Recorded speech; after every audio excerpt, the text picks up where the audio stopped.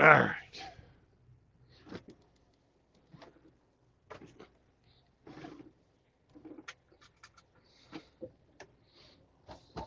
Damn fuckers aren't answering the phone there at the office.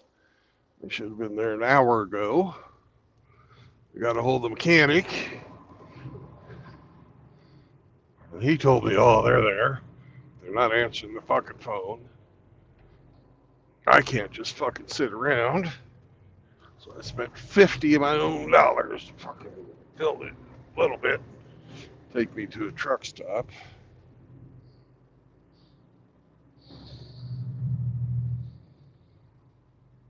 What's up, Grinch?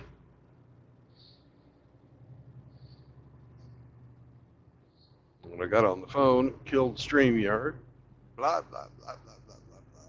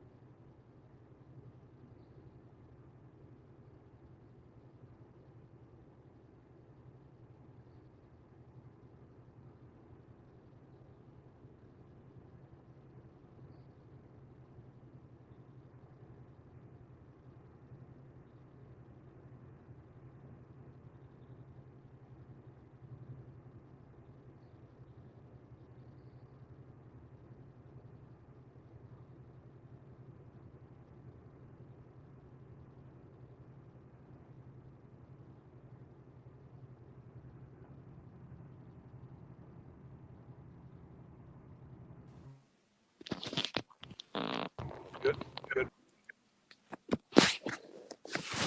Good morning, sir.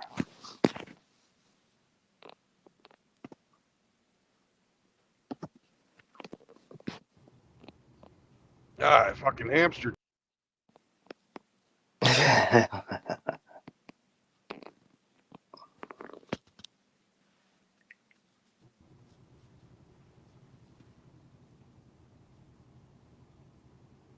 There you are. There we go.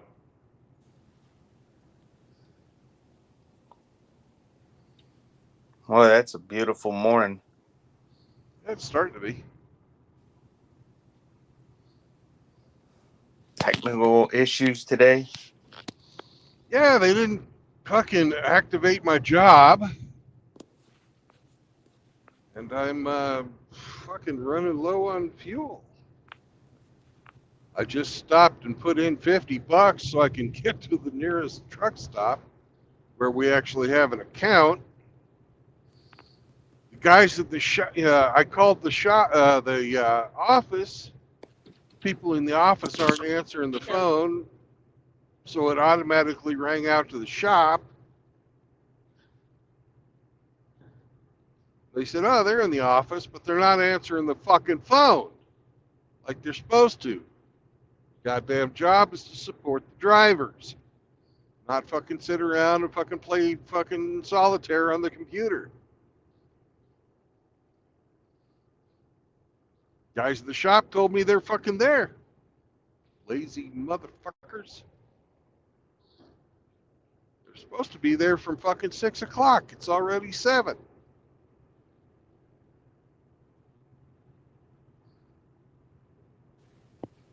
That doesn't mean they're not sleeping.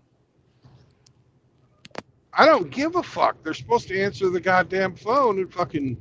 Well, first of all, they're supposed to have the fucking shit turned on ahead of time before I take the job. You know, take the truck out, fucking cross country.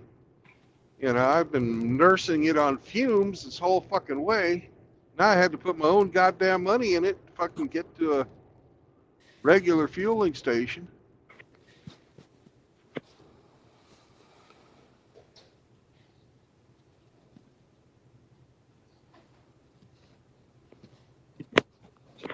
It's not like they didn't have plenty of time to get the job set up since you were on your reset.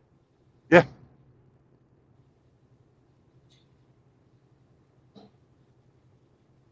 Sam, we were just outside. You're going to have to fucking hold it.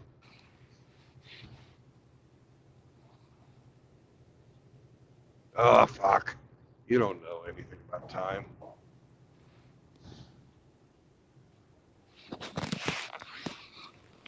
It's 1 fucking degree outside, and he wants to go out again. 1 degree. 1 degree. At least it's not blowing like it usually does. It was earlier. Had a nice crosswind earlier. It's like 40 here, and the temperature's going to be dropping to 20 all day. Just going to keep dropping. So now they're writing me. Now they turned it on. Nice. Fucking send me text messages instead of fucking calling me on the phone like a motherfuckers. Anyways, I'll be right back. I'm gonna walk the dog.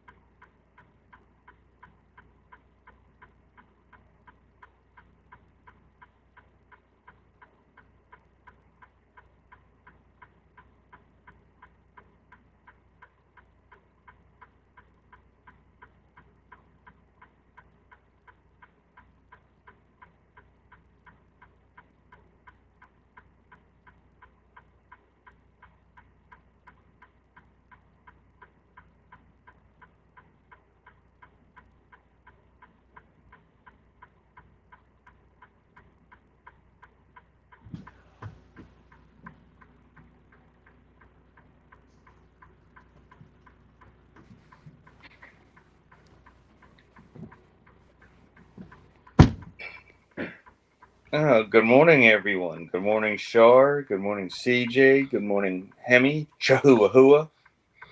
What's up, Ape? Good morning, Ape. What's going on? You got a heat wave, huh? You're at 1 degree? Yeah. Well, it's minus 21 here, and with the wind, it's minus 39. So you're going to be heading into some nice weather. Yeah. That's as frigid as my ex-wife. They call this winter, I think. You got a fucking 4-lane highway, you son of a bitch. Get over. Fucking wait till you get up on my fucking tail to hit in the other lane. It's called global warming. I've got about 4 inches of global warming in my yard. Fucking piece of shit Dodge. Ooh.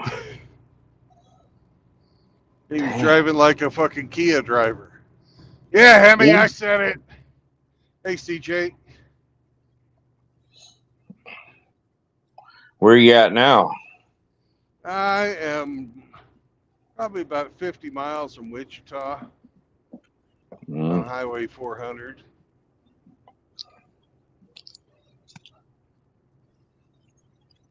Going across the homeland, huh? Yep. Passed my old high school this morning. In the dark.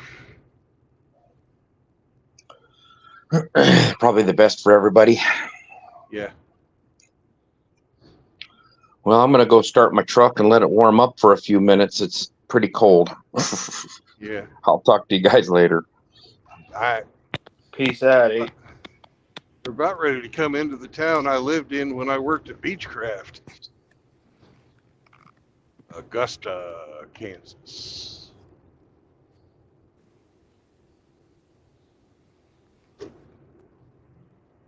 Don't speed in Augusta.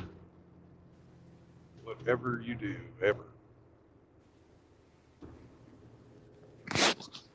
Somebody turned the lights on. Mm-hmm. Nice.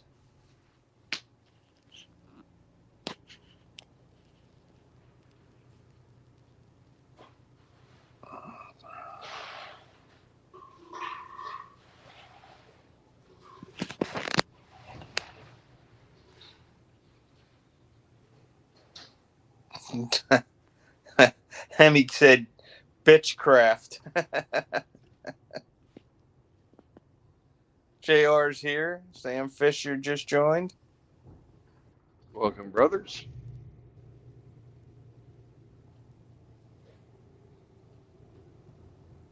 Hey, guys.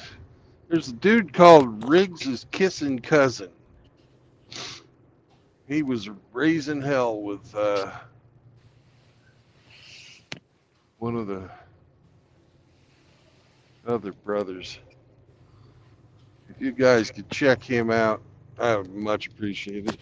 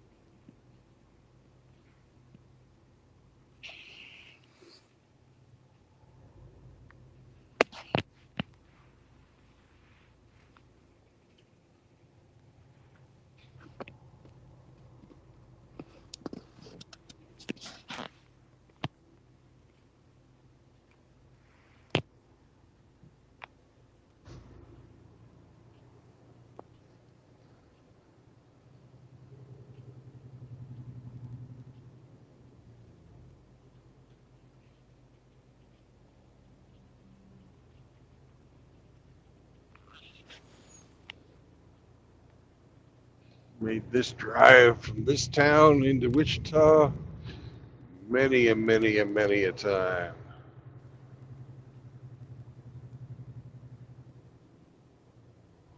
From Augusta into Wichita every day. 2005 to 2000, the very end of 2009.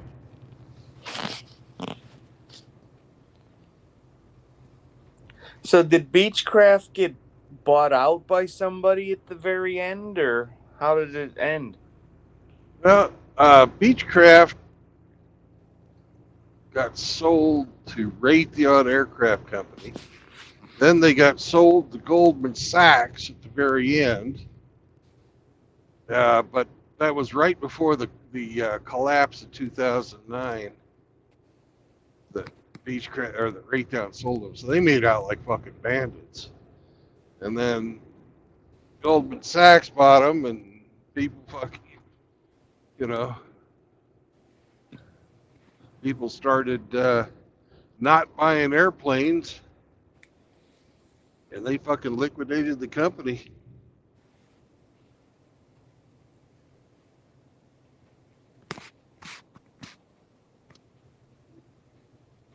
Well, that was probably their plan all along. Those hedge funds, that's what they like to do. We had a $30 billion fucking backlog of orders before the collapse of fucking 2008 and 2009. Then our main customer, NetJets, thank you, Warren Buffett, fucking canceled all their future orders. That's half of our business. So, and then we had a bunch of other people cancel. And we wound up with a $4 billion backlog. We worked the backlog and they shut the factory down. That was it. Boom, no more Beechcraft. Sad. Yeah.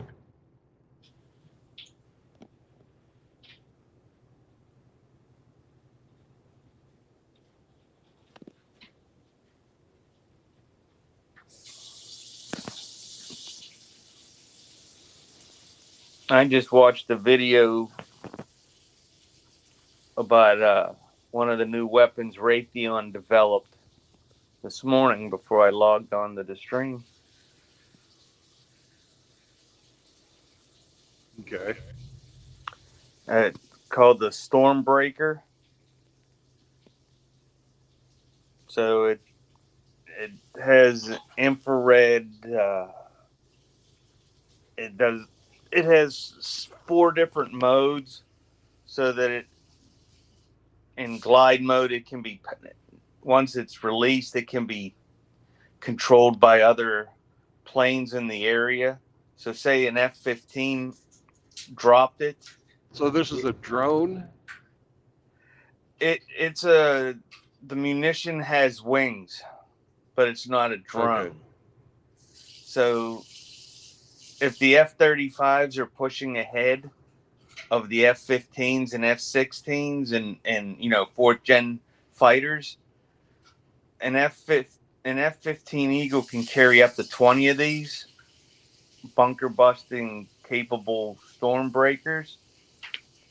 Well, once they release them, the F-15s can get out of the area, and the F-35s or F-22s can control where each one of them land. It's pretty impressive. All right, so it's a semi-autonomous guided munition. Yeah. That's pretty cool. So it can go by GPS coordinate, it can go by its own seeker, or it can be let in by communication or laser. So, all right, off to your left is where I had a side job business where I would do A&P work on the weekends and evenings. The Augusta Airport, I had a hangar. That's all right.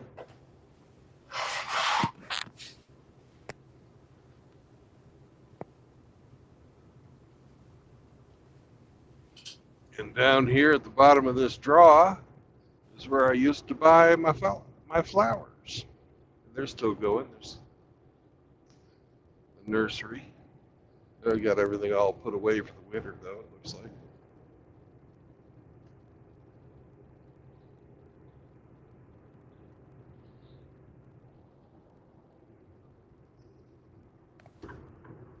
Home sweet home. The road pirates are all busy. Hmm.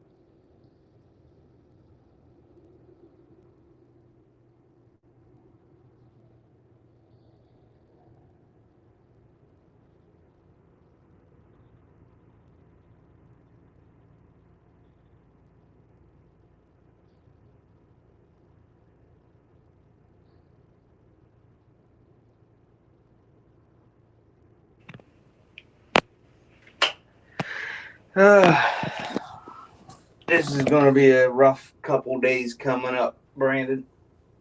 What's going on? Chloe's health has declined to the point where that if she doesn't turn around by Monday, she's sleeping 23 hours a day. Yeah. Not eating very much. It's getting to be that time. Yeah. Sounds like her cancer came back. Yeah, that's what the vet said yesterday. So she said wait till Monday to see what happens when all the meds get out of her system, to see if she perks up or not. But it doesn't look like it. She's just I'm laying. sorry to hear that, man. Yeah. It's life, you know? Yeah. I'm just grateful for the 2 years I had with her. But I spent an hour on the floor with her last night. She was happy. She can't hear anyways, but somehow she knew what I was saying. Yeah.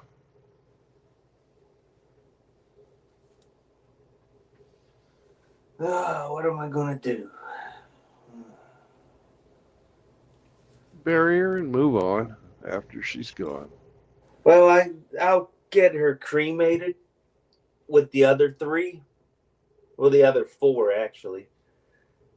I already have my plots, and I ordered a marble bench that they'll put a lab head, and then the 5 dogs will have their names chiseled into the bench, and their ashes will go inside the bench, and they'll be at the foot of my grave. Because if you think I'm going into eternity by myself with my wife, you're kidding yourself. I need backup. So, we have the other dogs in the game room with a picture of each one with their box of ashes. So I'll do the same for Chloe. Yeah. Me, I'm just getting thrown in a box and chucked in the mud. That's it. Yeah. Cindy wants to be cremated. I told her I'm not taking a chance of burning twice. No, not me.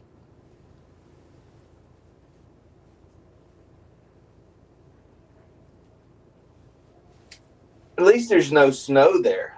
That's the nice thing. Nah. Might be cold, but there's no snow. No, it had a warm up between the last snow and today, and now it's cold again.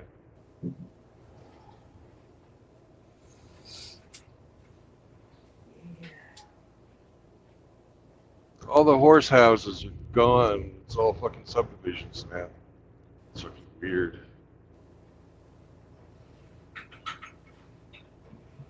Because it was pretty much just a rural area, all between this upcoming overpass and the town that I lived in, Augusta. That's not a Bronco. So It's not a.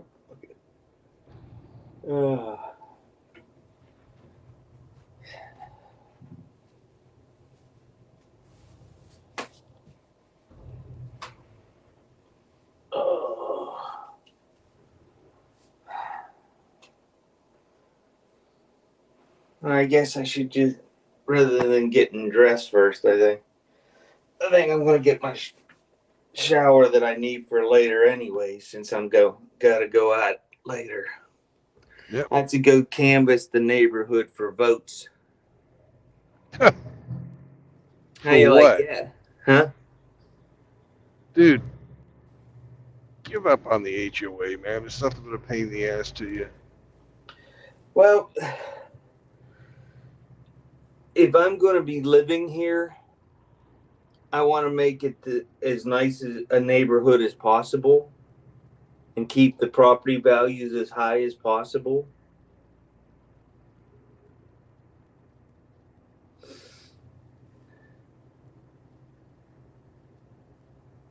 And apparently the last two groups of people that were running it could not do it sufficiently. And they spent a lot of money on stupid stuff. Who paints before doing repair to the wood trim? That just doesn't make any sense.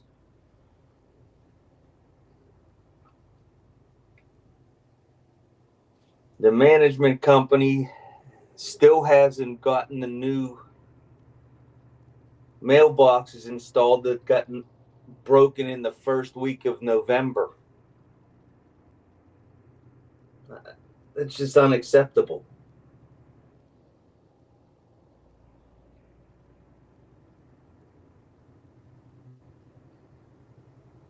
And sometimes, I would imagine that it's always been this way, that the weak have always had to be bailed out by the strong.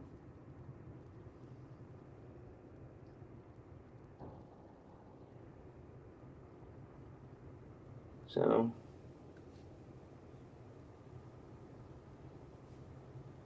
I tried that hands-off approach, and it hasn't turned out well for the neighborhood. I just want to get it back on track and then drop off again.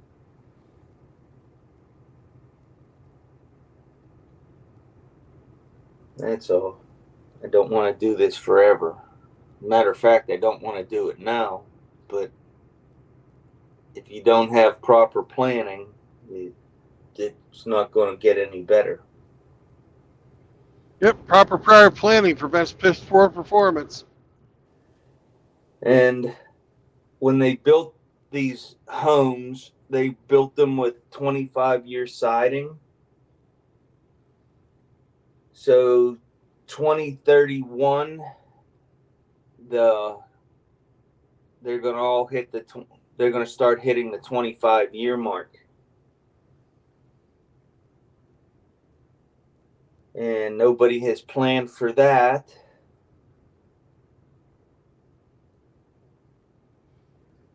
And there's just silliness. Grinch, sounds to me like you need to sell and get out to your homestead. Well, that can't happen soon enough.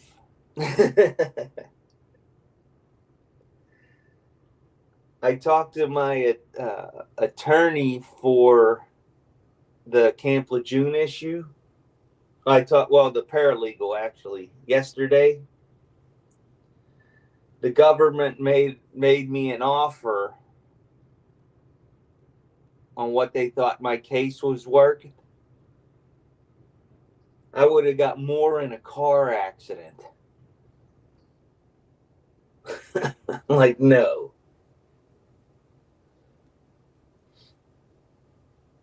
No. Ridiculous. So it looks like we're going to be going to litigation on my case, which I expected.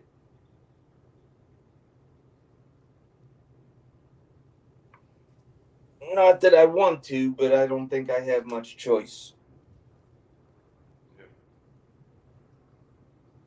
They have fucking all this off to the left used to be the beach factory, and it's all fucking apartment buildings and shit now. They have their own airport and stuff. Ah, so sad to see.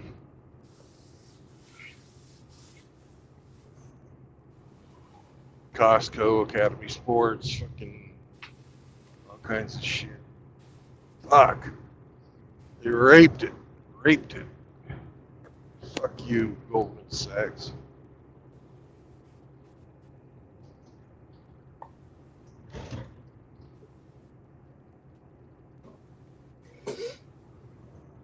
Cabela's. Bunch of other fucking shitty ass chain stores.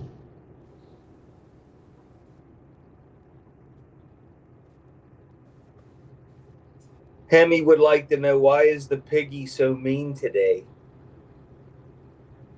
Hemi can get on here and ask himself. Okay. Oh, that's the mean piggy answer right there.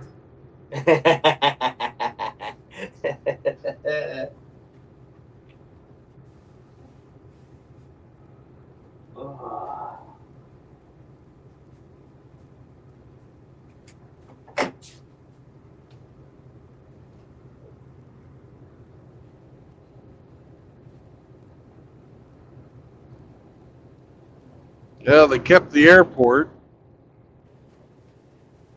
They've renamed it Chabara. Who? It's actually a famous engineer. One of the old school engineer pilots.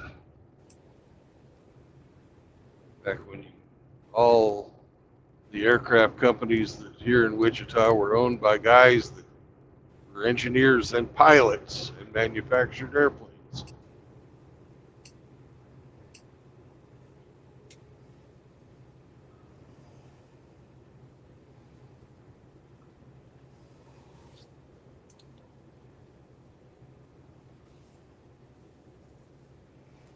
Well, it looks like a beautiful place to build an airport, considering everything's just so flat.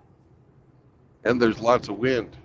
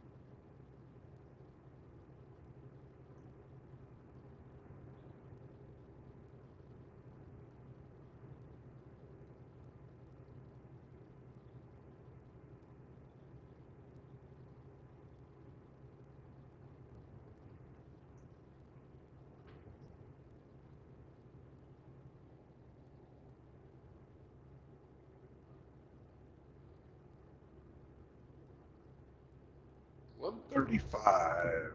So the next road.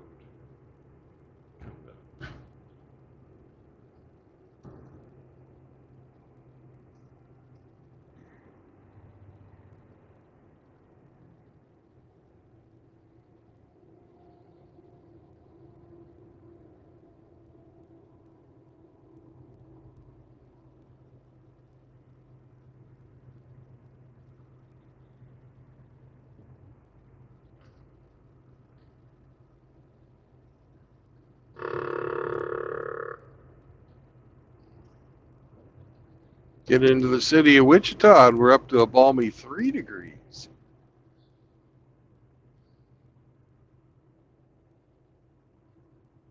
Who says there's not a thermal bloom over a city?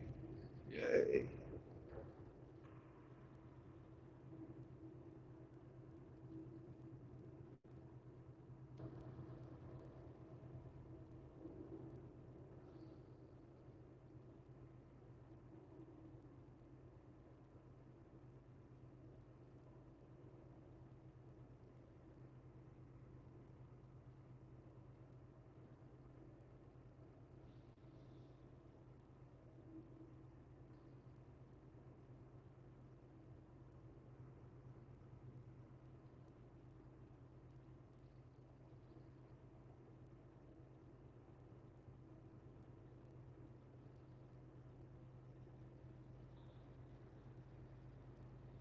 And I don't know if you guys can see the clouds up there, but that's the storm that's coming in.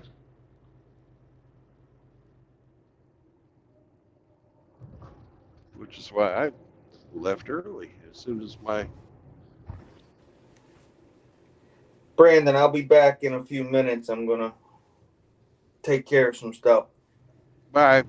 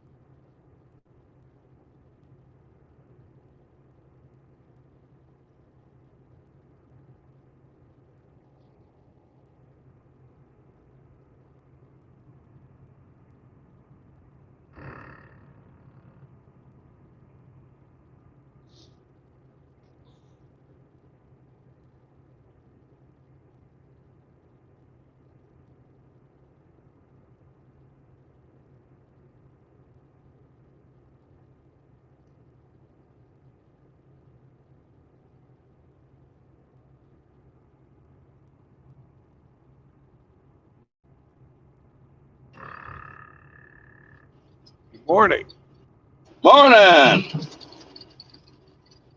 Morning. How are you doing today? Ah, it's a beautiful day. We're all above dirt. Yep. So, what state are you in? Say that again? What state are you in? I'm in Kansas. Kansas City. You see, be careful for the Wicked Witch of the West. Yeah. Yeah, she lives here. That'd be my ex-wife. Did she call you her pretty and get your little dog too? Ah, she would. She would. Luckily, my daughter was there to protect the little dog.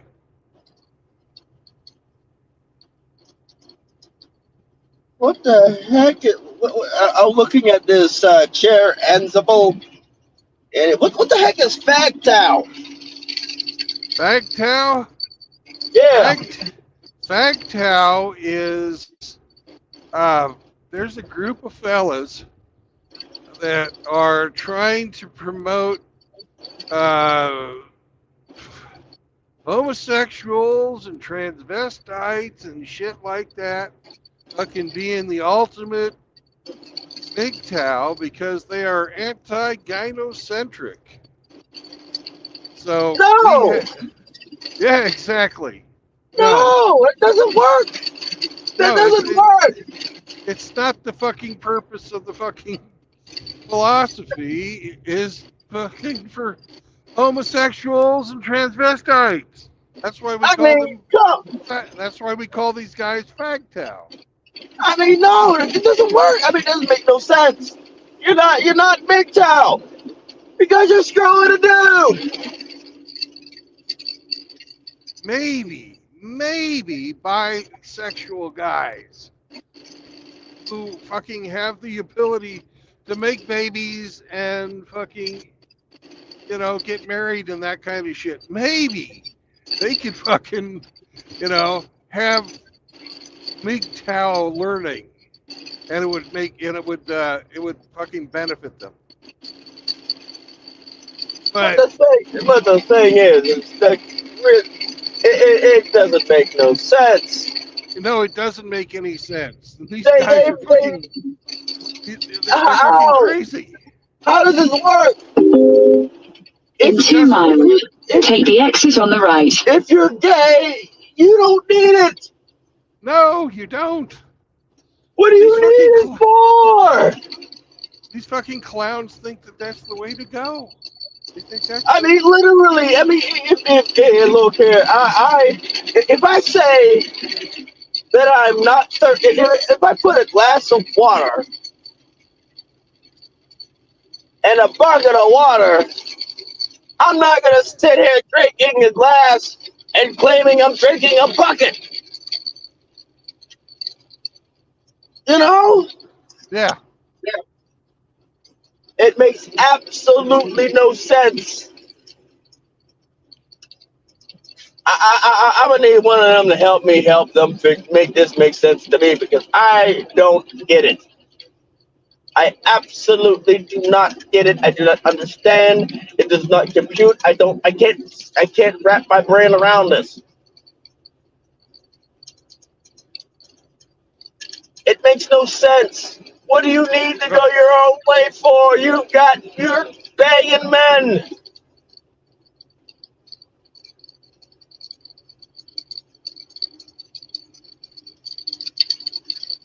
Oh. Can you hear me? Yeah. In half a mile, take the exit on the right. It just baffles me. It baffles me to no end. Who thinks of this? Well, take the exit on the right. we have a new brother out there making videos about it and fucking slamming into him pretty hard. by the name of Incel XY. And he calls them the Good Mother Gang. And it's basically everybody who orbits Good Mother is in on this shit. You know, yeah, a man told me something about Good Mother. You ever heard of Black Wolf MGTOW? No, I have not. I mean, he stopped making content. He stopped making content. Because he couldn't stand what was happening to the philosophy to MGTOW. And he mentioned something about Good Mother. Yeah, there really shouldn't be any females in the manosphere. Shouldn't. Period. There shouldn't. But the problem is certain ones, once they dig their heels in, they dig their heels in deeper. And the thing is that the more you talk about them, the bigger they get. You know? I mean, if you talk about them, saying, yo, you're not manosphere, they get bigger. They get more subscribers. They keep getting more support. Well, I don't see how anybody buys into this bullshit, of fucking trannies and fucking homosexuals being fucking the ultimate fucking MGTOW, and it's just fucking downright absolute fucking communist language these people use, instead of being, for men's rights, they're anti-gynocentric. You know what? That's complete fucking communism right there. They fucking make up these fucking big scientific sounding words to say what we've already, people have already been saying for fucking years. And then you have very vocal, very fucking abrasive people fucking leading the charge on this. I don't know if you've ever fucking heard of Bullets for Teeth, but this guy's a piece of fucking shit. Super prep. All I know is that they must know some Disney magic. This guy's a complete fucking piece of shit. He supported Taylor Made Man when Taylor Made Man was fucking talking crap about benching MGTOW after he died. He was all fucking hooked in with the fucking MGTOW fucking Bitcoin kind of crap with fucking MGTOW dictionary and MGTOW money. I thought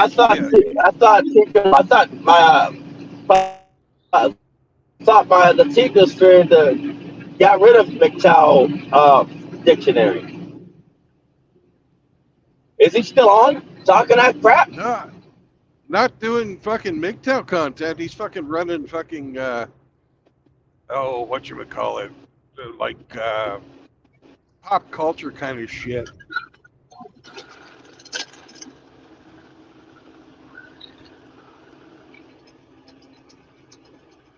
What the actual fuck? Yeah, it's fucked up. It's fucked up. And they've got a fucking cross-dresser and that's trying to fucking pretend like he's Mr. King shit, an OG.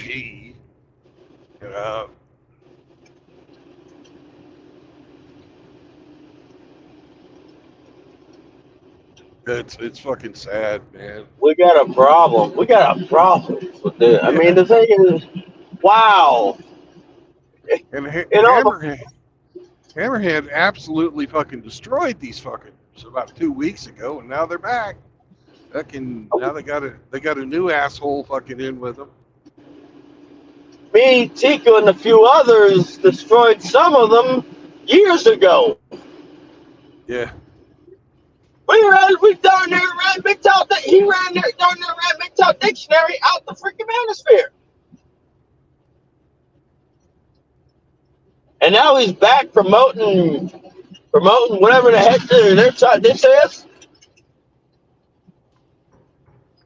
You know, we've I got mean- some guys on here that'll have women on their panels.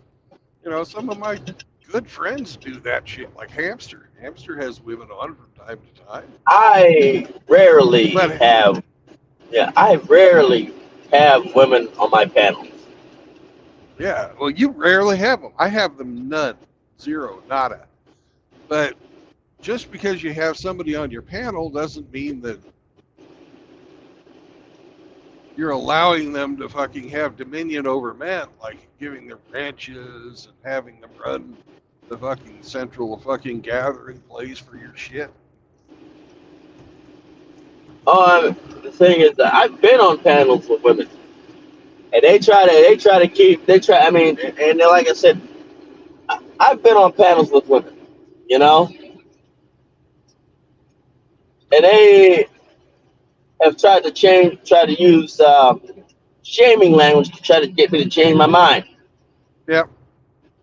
And I'm like, no, that's what you said. It's not what I said. You listen to the words and you break down each word and understand the meaning in the dictionary, you'd actually know what I'm saying.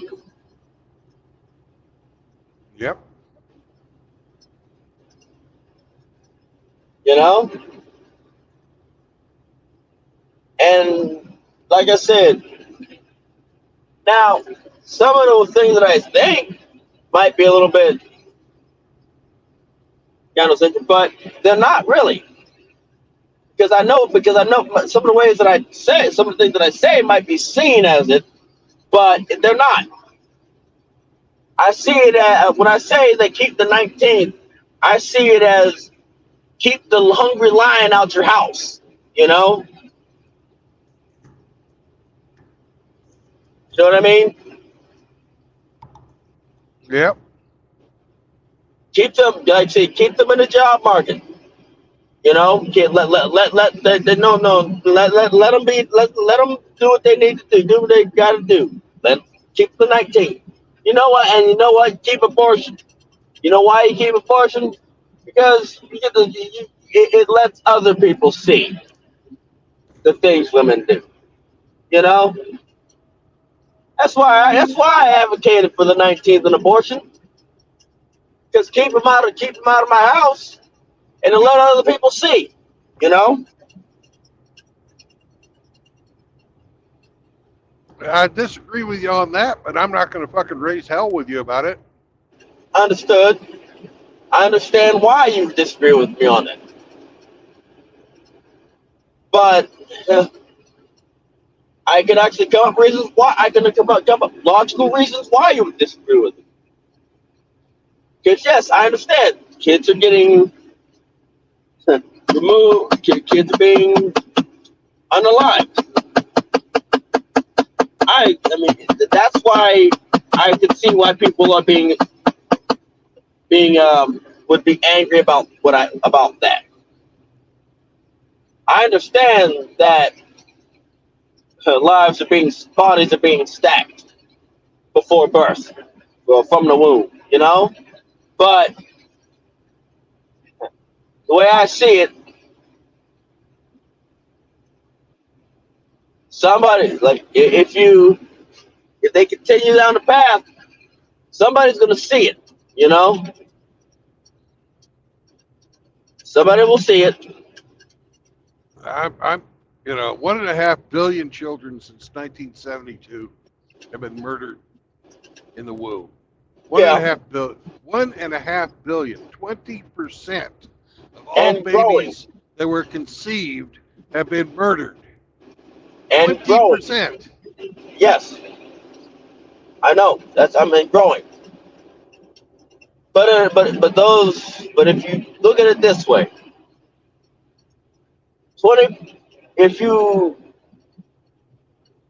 as a man, if you're seeing that, you should know that those women are not the one to deal with. You know,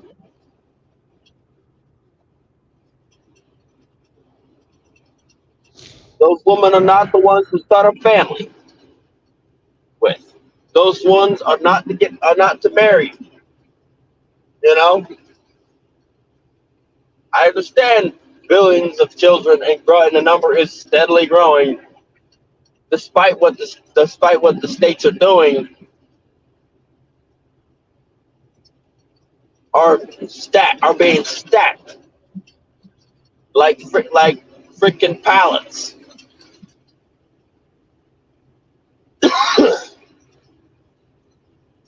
I know this,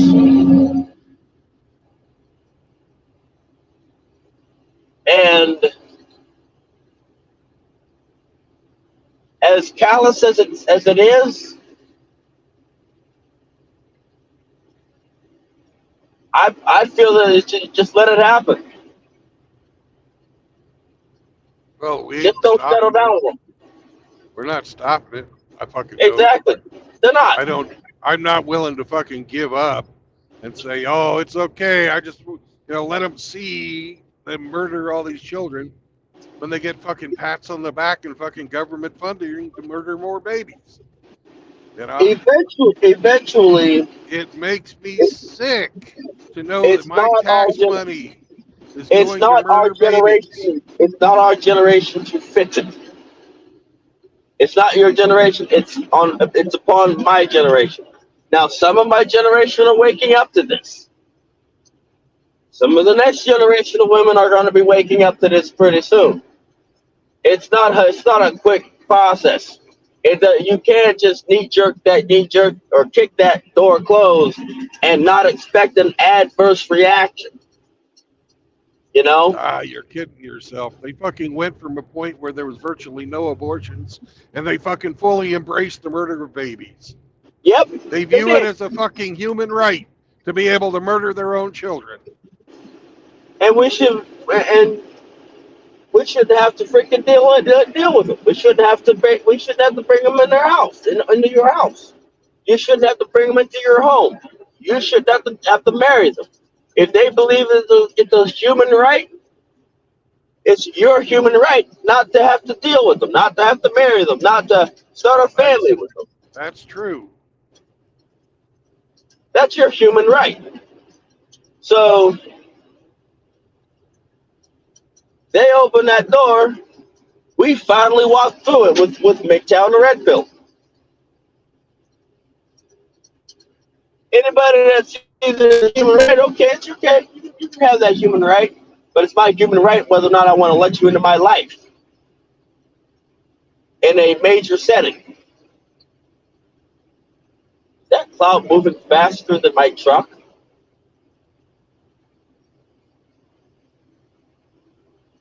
Yeah. You know?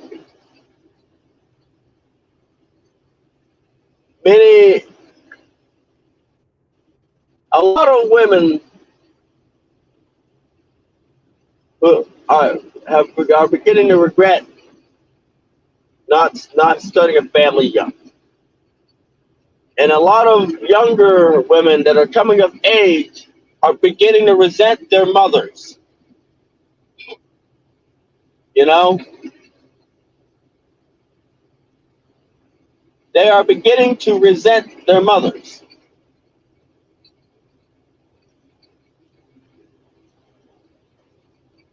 Everything that has been put in front of us, everything that we're looking at right now is a self-correcting problem. Believe it or not. We'll I see.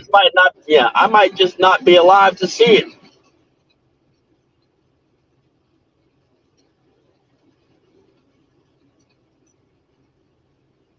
You've seen what happened with Alaska Air, right?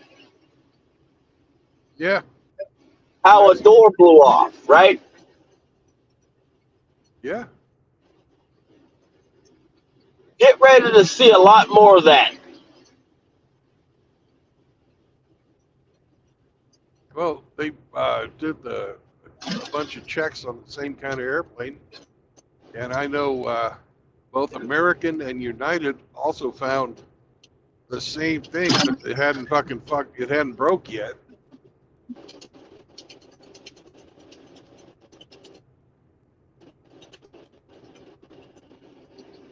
Are the planes still flying? No, they're grounded right now. Oh, interesting. They've got to fix them and make sure that there's 4 bolts. These bolts weren't torqued. Go up and down enough times, those bolts are the nuts on those bolts are gonna fucking wobble free. Yep.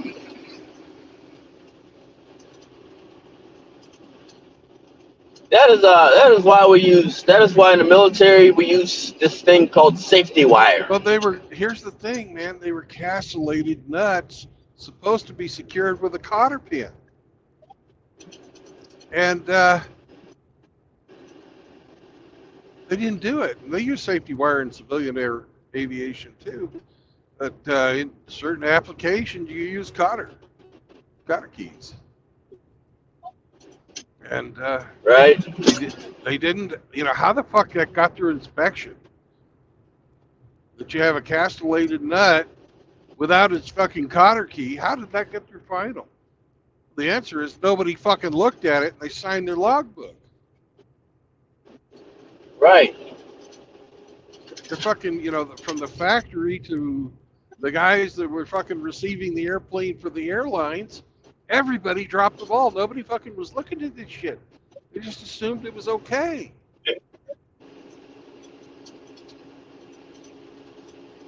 And now they made asses of themselves. Yeah.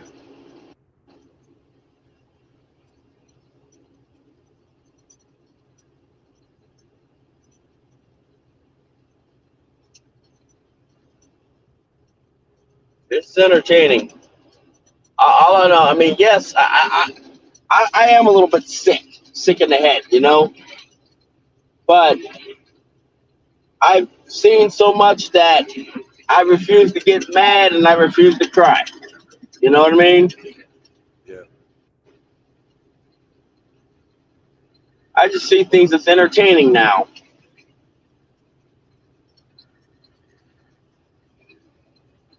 I worked in aviation most of my life, and I'm seeing shit now that never would have happened 20 years ago.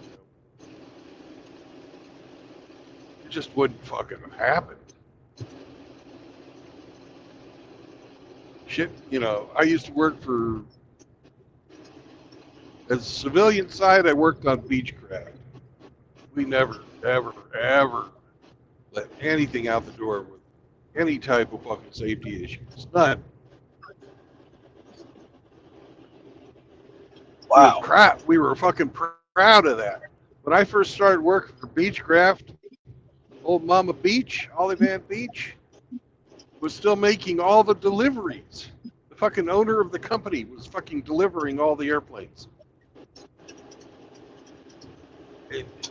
Nobody wanted to fucking,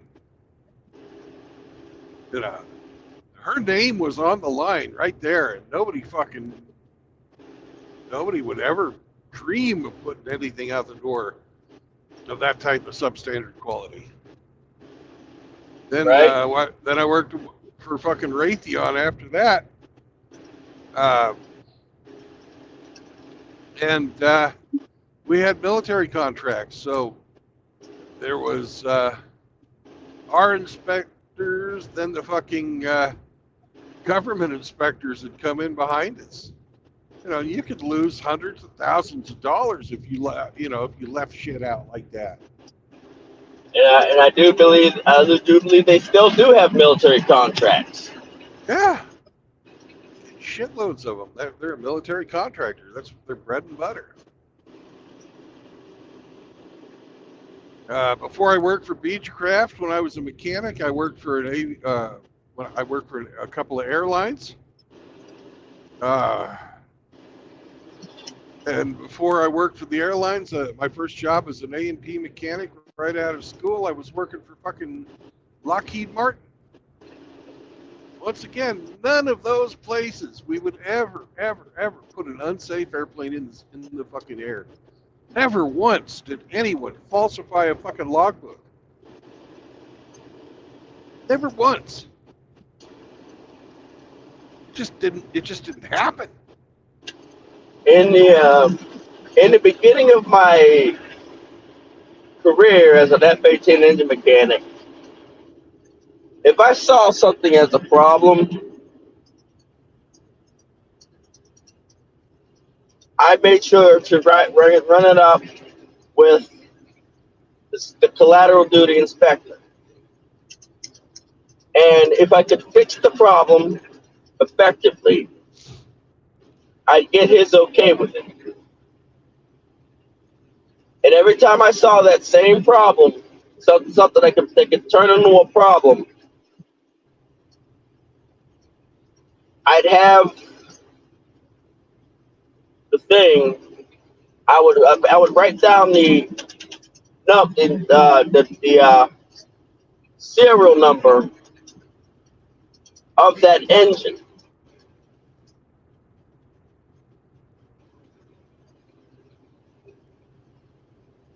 Yep. Every time I wrote it all up. Right. You know? You wrote that you. Yeah, when I was in the Navy, we did the very same thing. If there's a problem, you fucking wrote it up. If you thought you could fix it, you wrote it up, and you made sure that it was fucking flying on a ferry flight to a fucking depot center to get it fixed if it wasn't a standard repair. Right. Period. There was no fucking wiggle room. It wasn't cleared for fucking combat ops. You know? If I would have saw those castellated nuts without a cotter pin, I'd have told them, I'd have called it up, I'd have wrote it down, and I'd have put the cotter pins in myself. You know? Yeah, they'd fucking have an investigation. Somebody's fucking head would be on a block. Oh yeah, somebody's behind. Everybody's behinds are all puckered up. You know, whoever fucking signed that, because you know the mechanic sign in the Navy, the mechanic would sign it, and then the fucking maintenance officer would fucking countersign behind him, and that was fucking countersigned as well by the fucking maintenance chief. The chief actually fucking did the fucking looking. Couldn't pull anything past those guys. You never even tried.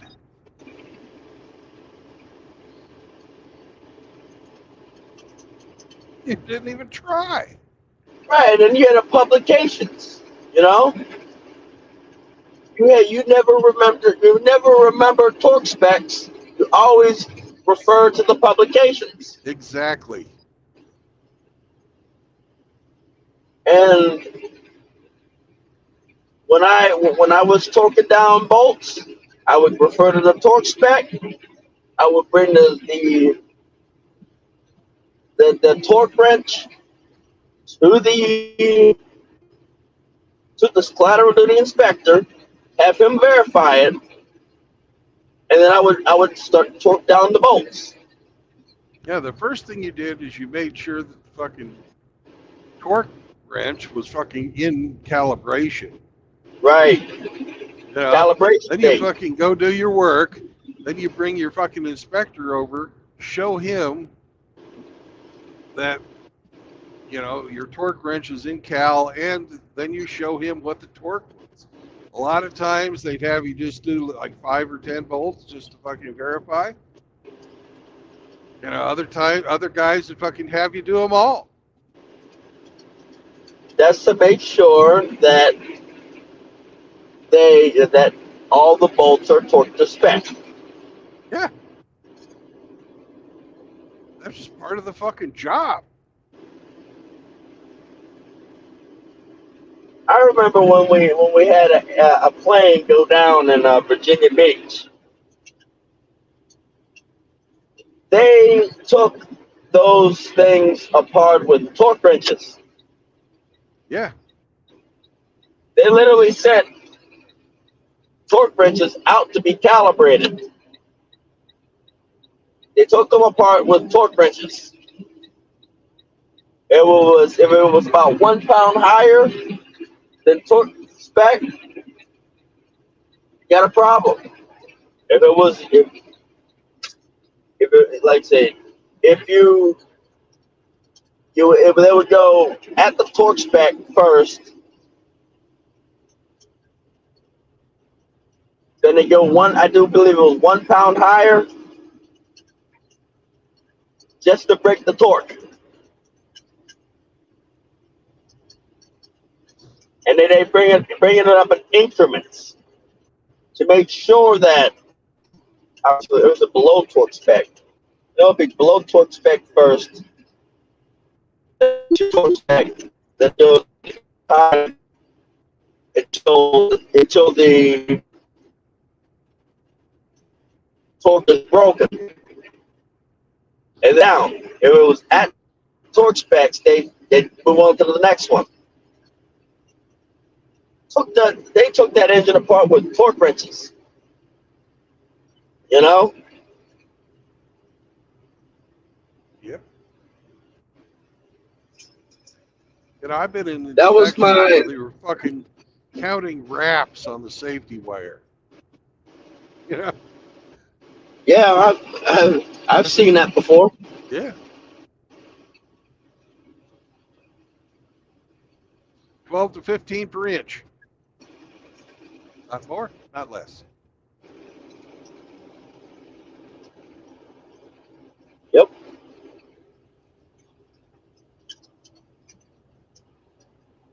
The thing is, a lot of these, I think it's because the airline industry doesn't have the same standards as the military. Well, the airline industry has started fucking outsourcing their fucking maintenance. They fucking offshore it to fucking Mexico these days. And again, they don't have the same standards. I mean, you're outsourcing it, you've got a problem. They started doing that back in the 90s when I was working for Lockheed Martin. Because at Lockheed Martin, one of their fucking side gigs is we had the maintenance contract for Japan Airlines. And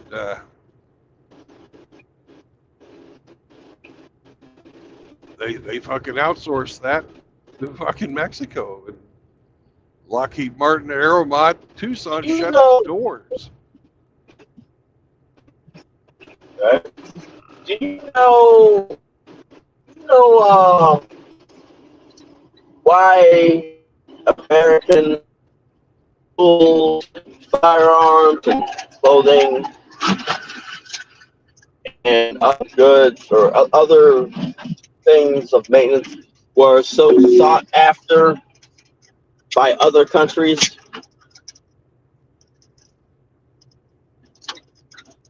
Do you know why? Why? Because we at one point were so at making things.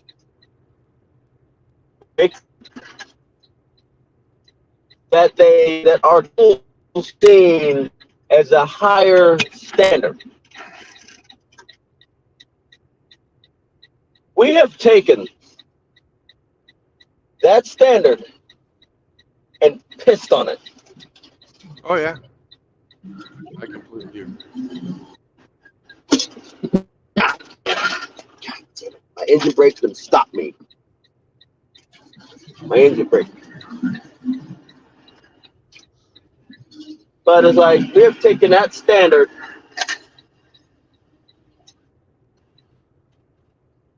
and pissed. It's like you're paying for the Kenworth and name.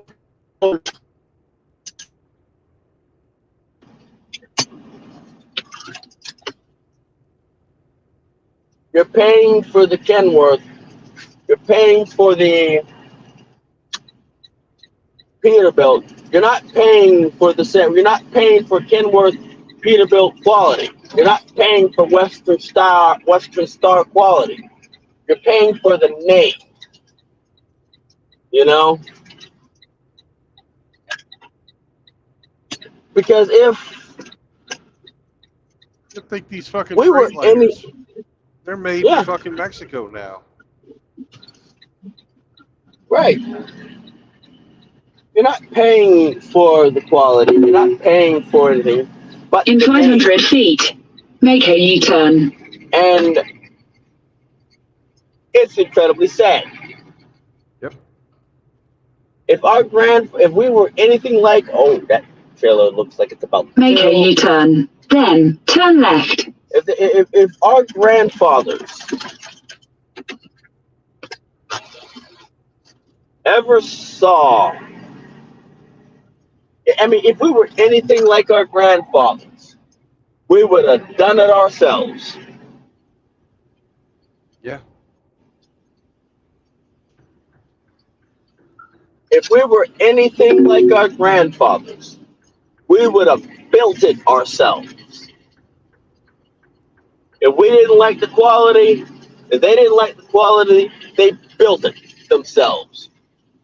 That's where most of these companies got their start. They didn't like so and so's. They didn't like Chevy's quality, or Chevy was started because Chevy didn't like Ford quality or something like that. Ford was doing something, so Chevy came about. You know, and Jeep came about during World War II.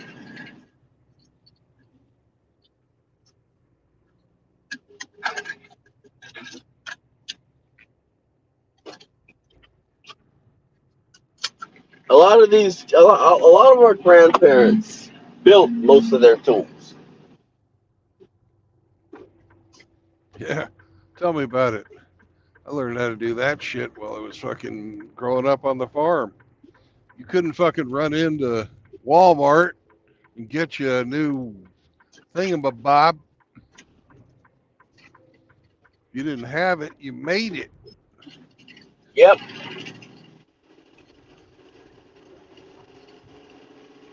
Craftsmen, when they were paired with Sears and Roebuck, I mean, you can get anything off of Sears and Roebuck, even a house. Yep. And Stanley Tools had a lifetime guarantee. If you ever broke a fucking Stanley tool, they gave you another one for free. No That was questions asked. The same bring in as your- Craftsman. Yeah. Now, and most of those tools were passed on to us. Good quality tools, still functional.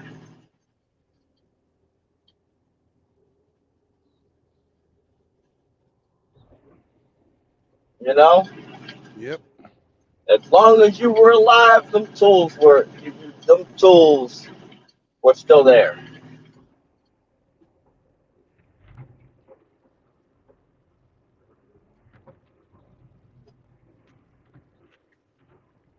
Now you need safety glasses just to turn a wrench.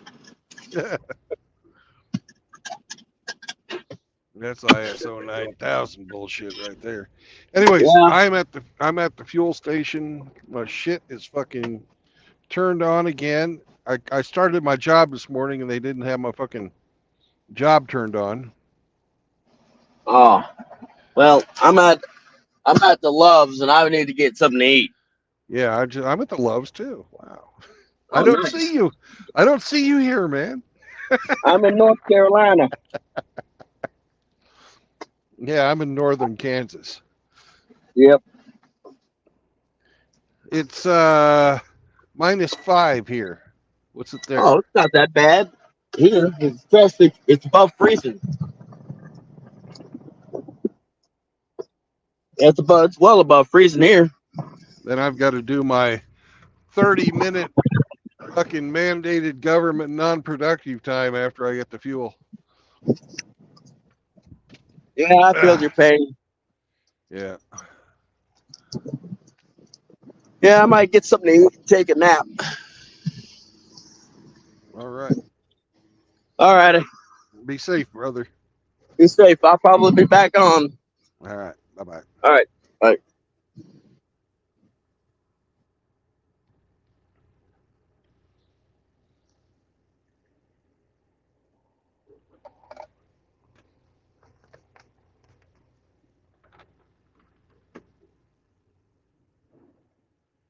I'll be right back, brothers. I've got to go and put some fuel in this pig.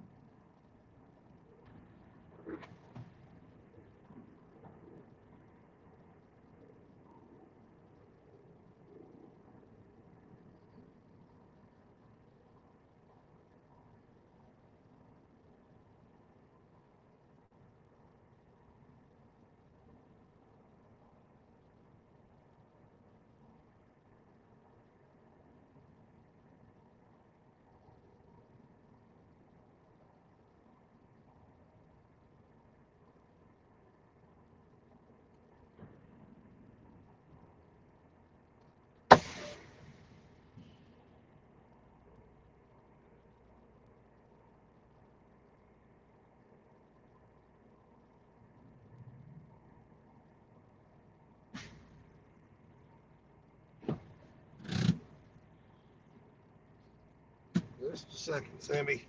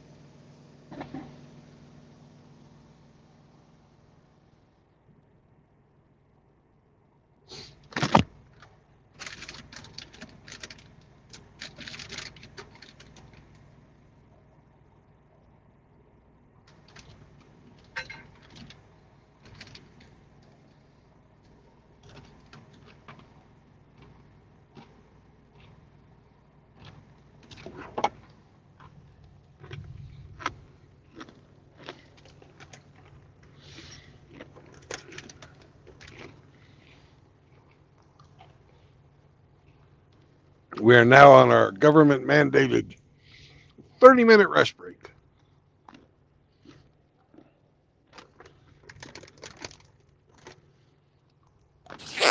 Do you feel rested?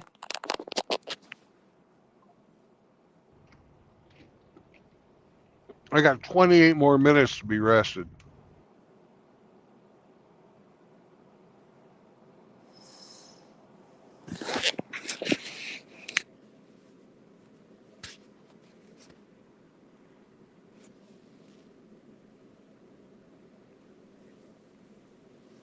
Ian Blade showed up. Godfather of Ramadi showed up.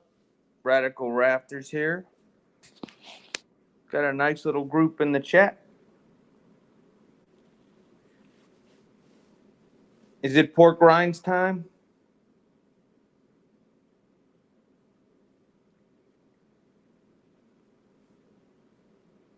Oh, trail mix. Okay.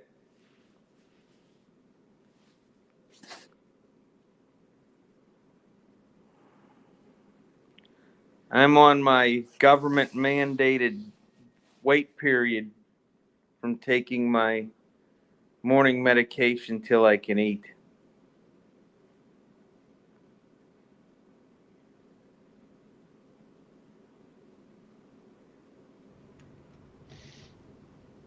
I'm glad I don't have the cancer.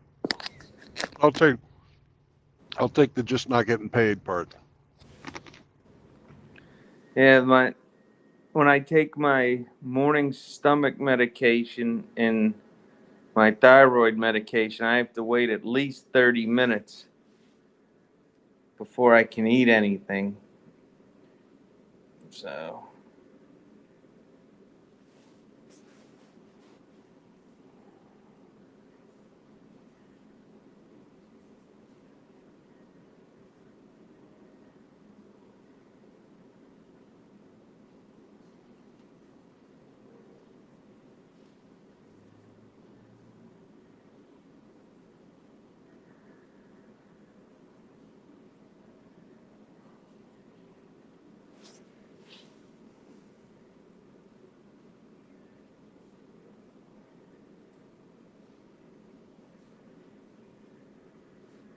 hmm.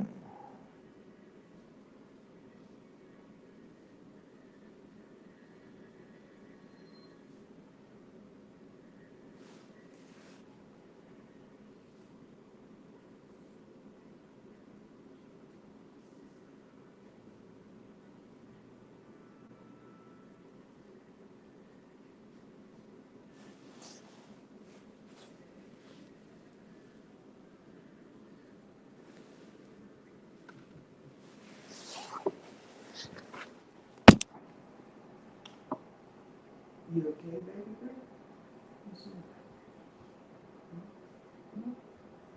Over down. Get comfortable. Yeah.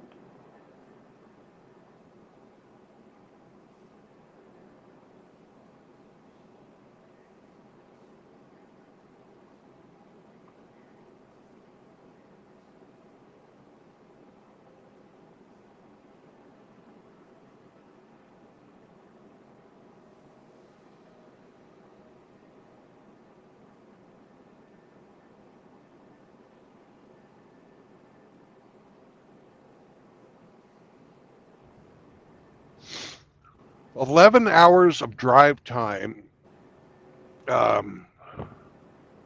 total per day if you can do it. Maximum from the time you make your first log entry until you shut down for the day is 14 hours.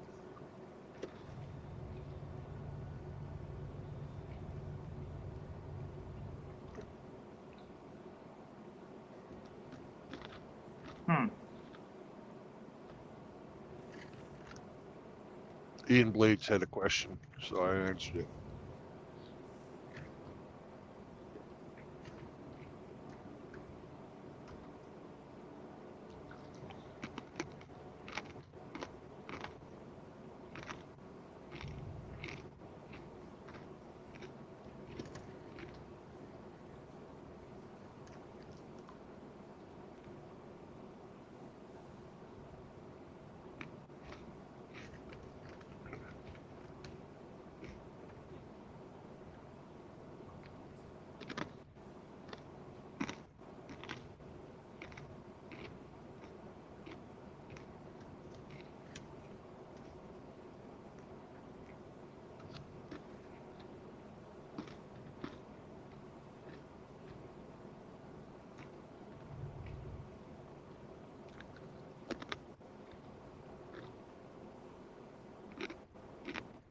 Oh, this is nice. The mats that I ordered for the winter mats I ordered for Cindy's SUV, Yeah. they're in Yuma, Arizona. They're stuck there. They had to put new shipping labels on them, on the box, because the old ones tore. So they delayed it by 2 days. With labels.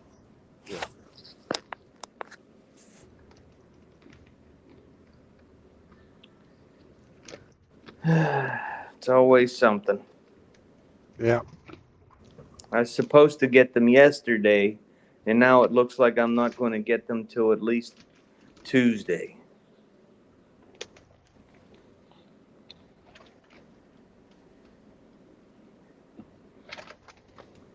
Oh well, nothing I can do about that. Nope.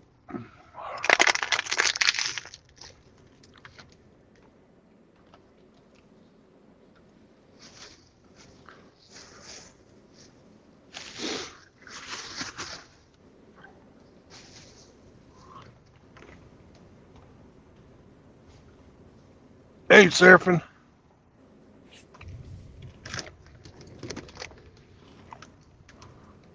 That's a daily occurrence. You wonder why my streams are 12 hours long. That's why.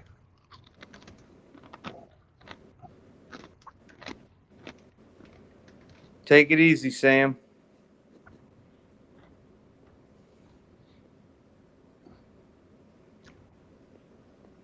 Good luck on your stream, Sam. No, and Sam, post a link. Post a link to it. Maybe some guys will want to go watch. I'll be on when they get back. Are you doing your D&D stream today? Oh yeah, but Good. that's not till 12:30 Central. Nice.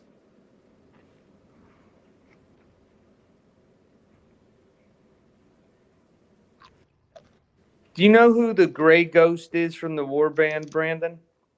Yeah. Well, ever since he started streaming for the Warband, and even before that, I've been a subscriber to his channel. He plays the craziest video games I've ever seen. I don't understand, because I don't play video games, so I don't understand what's going on half the time. I'm like, what is going on? He was a red blob in an underground tunnel system eating nuclear waste in one game. I'm like, what the hell is this? Yeah, I've never been a gamer. No, neither have I.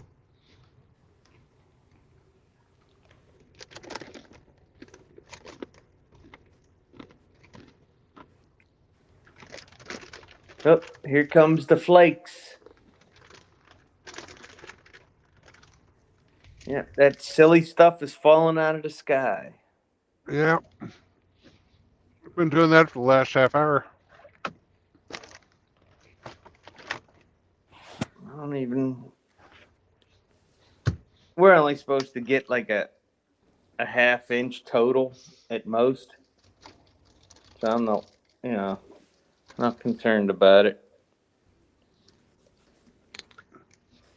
But it's supposed to get 35, 40 mile an hour wind gusts today. Yeah.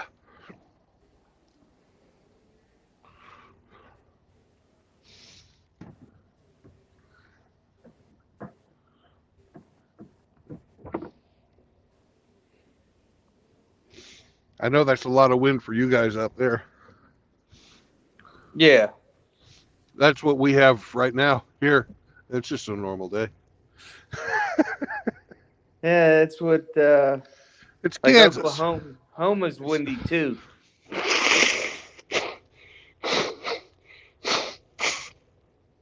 Yep. Parts of it. Western Oklahoma, definitely. Probably from about OKC to the west, it's pretty damn windy.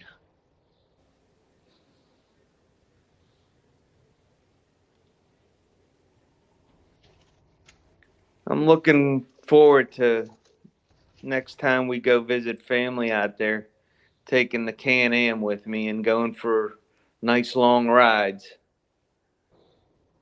Lots of stuff to see.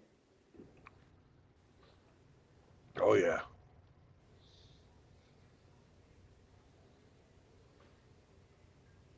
We have family down that lives in Dallas, Uh-huh. so You might could have day to. trip it.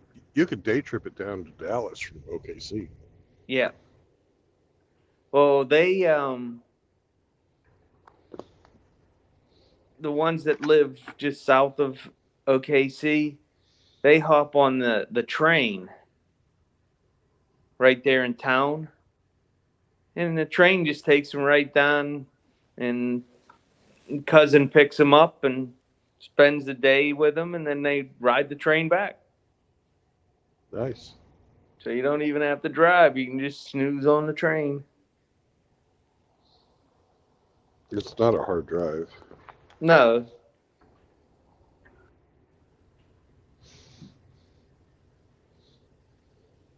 But they have a lot of nice places down there. A lot of, those man-made lakes and parks that they've made down there that are very nice. Yeah. If I was a fisherman, I would like it even more, I guess. But I don't fish. You should start. I did it. I fished as a kid. And I don't hunt. I'm not opposed to it. I spend enough time outside every day walking as a mailman. I didn't want to freeze my ass off on my days off. Holy moly, look at the size of this fucking lot lizard coming. She's looking for her pink flip-flops. Well, she ain't dressed for the fucking weather, that's for sure. You'll see her in just a moment. Do I have to? There ain't no fucking getting around it, man. You can't miss this one. There she is. That's a big bitch.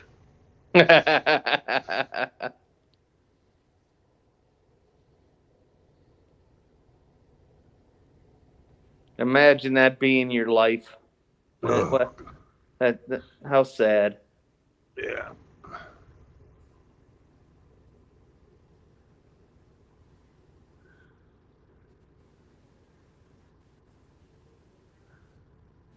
How's the picture look?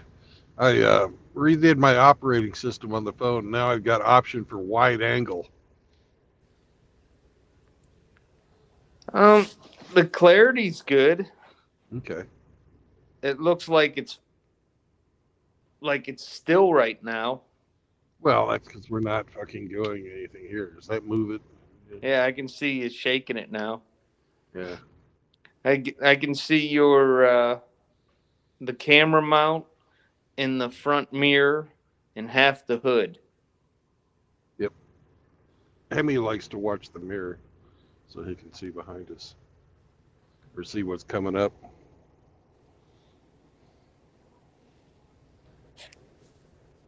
Sammy, stop licking my fingers.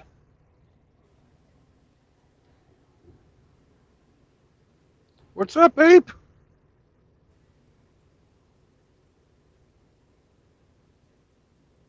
A Boone and Crockett lizard.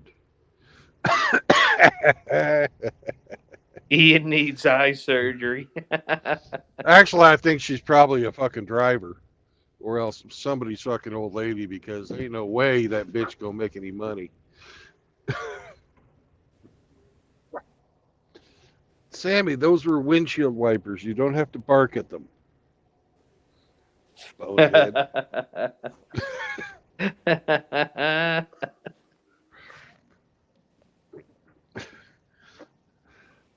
You know, sometimes I think he's smart, and then other times it's just like, nah, not so much. No way, doggy.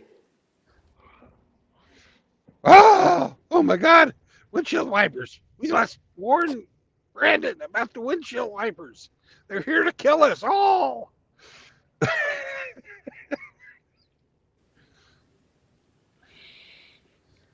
Yeah, you're right, Ian. Some people do have weird tastes. Fuck.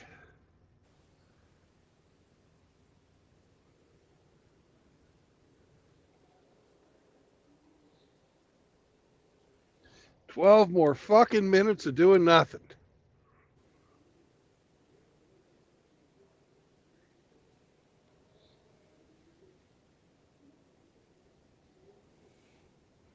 Now, see, if you were a former Marine, you would have taken a nap. Well, if I didn't have the stream going, I would have. Yeah, almost every Marine I know, if you tell them, well, we're gonna not do anything for a half hour, they nod right off. It Yeah. don't matter if they're sitting, standing, laying, nothing doesn't matter. They just take a nap. Later, ape. Have fun playing in the -20. It's only -5 here. He's in a much more awful place. Yeah, it sounds frozen. Yeah, western Nebraska. And that's warm compared to fucking what Dak had. Yeah, Dak you- was what, almost -40 Something up in like that. Edmonton?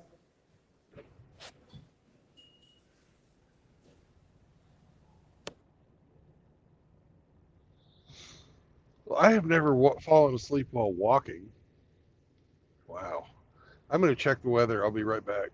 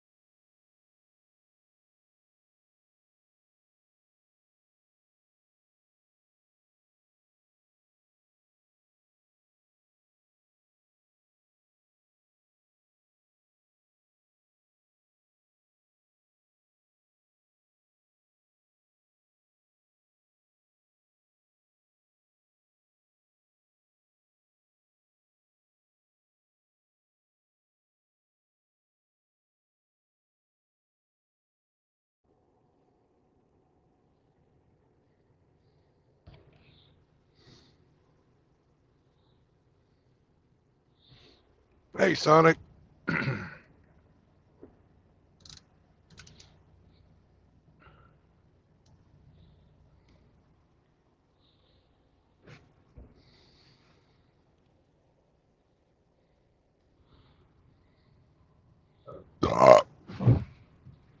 So half the screen is a clean windshield, the other half is snow. Some people would bitch if you hung them with a new rope.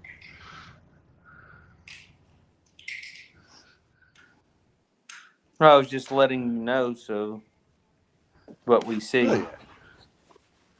Oh, I've got a camera here. I can see. Oh, Hi. Then on the other side of the phone, it's got a screen. nice. Hi.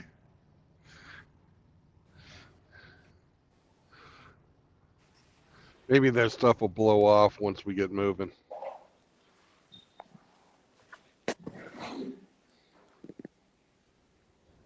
I have the heater set for the fucking 3 ways, so it's going to defrost, vent, and floor.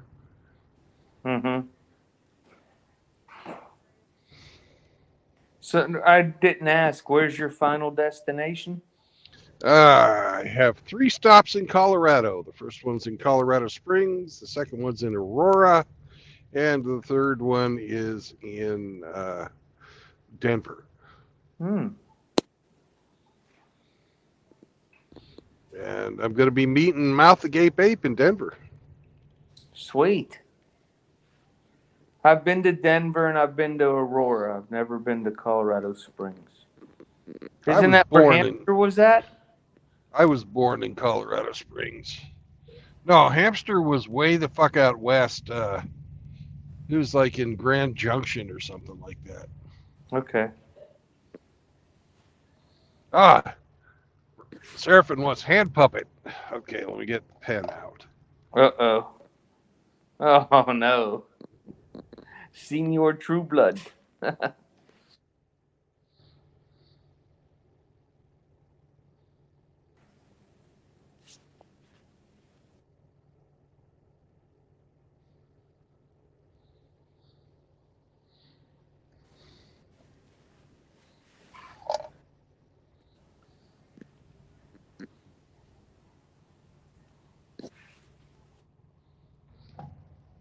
Hello, how are you doing?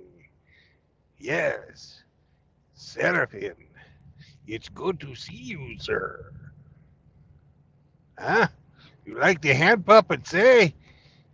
I must say, I'm rather fond of them myself. Ha ha!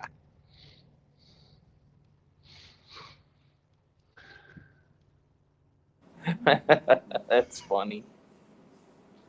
What was that? I just- Senior Wences? Was that his name?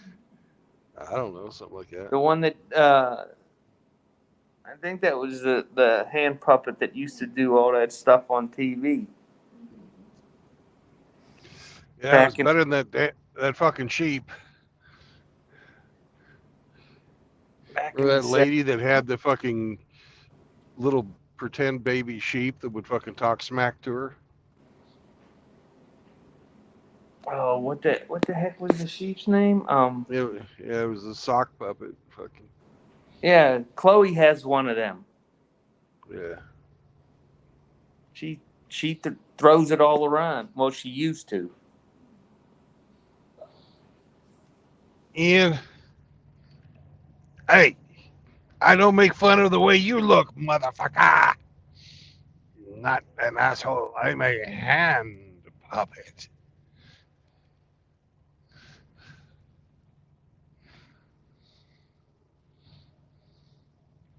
Fucking Scotsman. Always seeing assholes wherever they look. You may not fuck me, sir. No.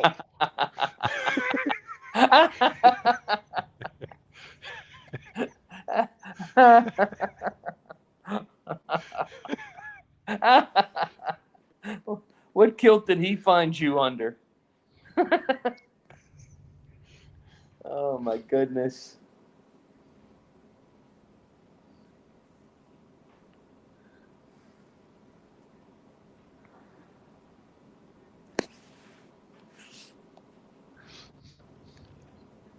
break out the whiskey, mother.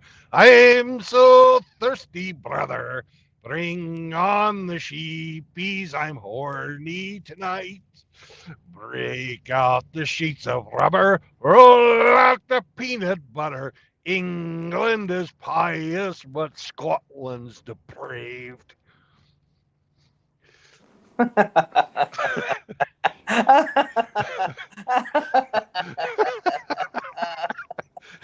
Oh my gosh. Oh.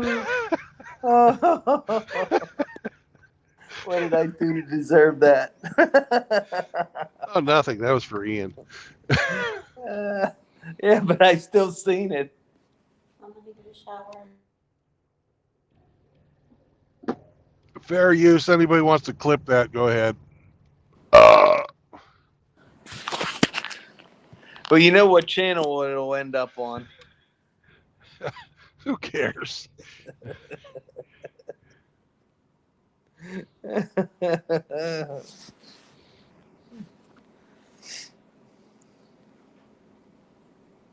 Oh. 2 more minutes of government mandated non-productive time. I don't know if it's non-productive. You had us laughing. Yeah.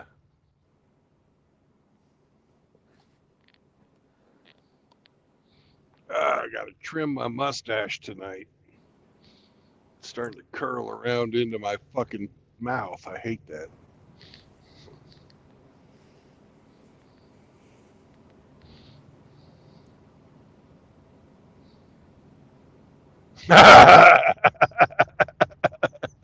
Went to school with a dude who got cut up with a sheep. Yee! I went to school with a guy that got caught getting his fucking cock sucked by a baby cow. Oh. Oh, no. Yeah. I'm sure his parents were proud.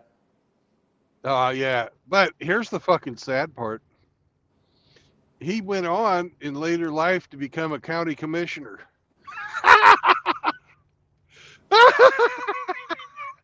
Wow.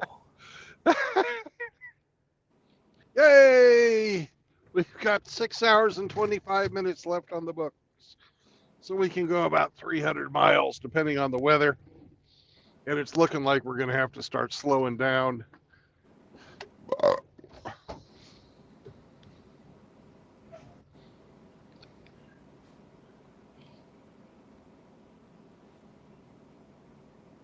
What highway you taking to Colorado? I'm going to be taking 70.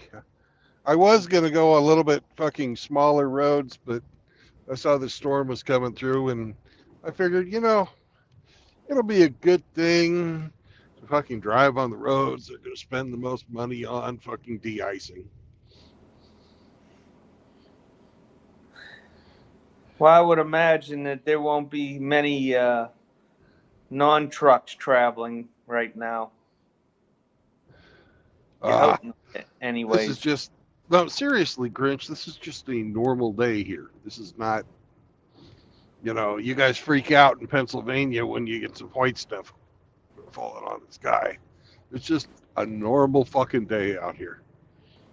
I mean, when you get further west, the traffic shouldn't be too bad. The only thing that's going to get me is the fucking wind. Because right now it's probably about 30 miles an hour. You can see the fucking snow blowing across the road. Mm-hmm. Right? So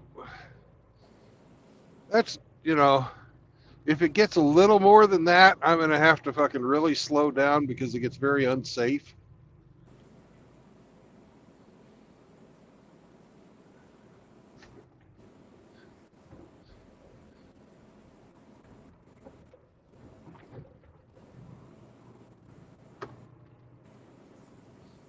The wind is the big danger.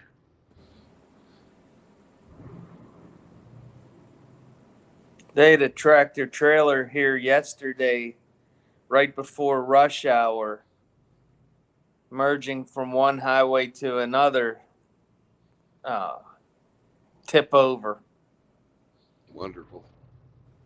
right in front of the Channel 4 news station. So How guess where convenient. that was? That was on the news instantly. Oh, yeah. Hell, they probably have a live traffic cam or something set up. They probably caught the whole damn thing. They had a guy walk across the street with a cameraman standing on the ramp as they were putting out cones to block the ramp. Yeah.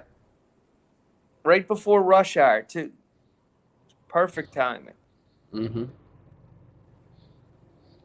How to inconvenience the maximum number of people.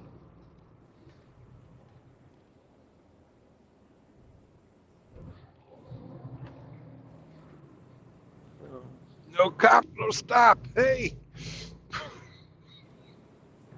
Not on the ice, anyways. So is the truck heavy or is it light? It's pretty light. I wish I was heavier. Yeah. You get paid the same when you're paid by the mile.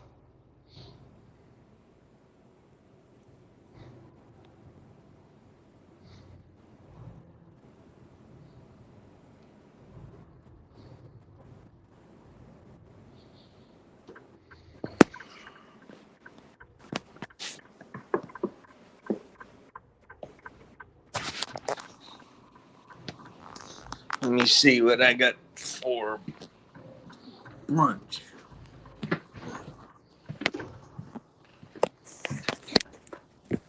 Huh.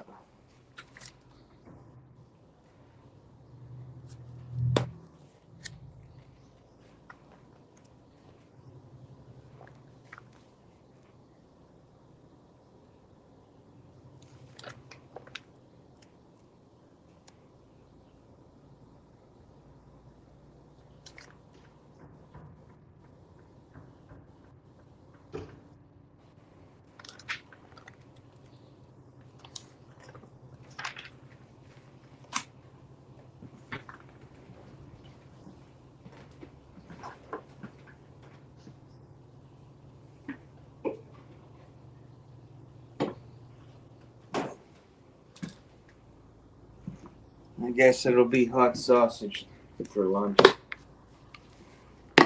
Or sweet sausage, I should say.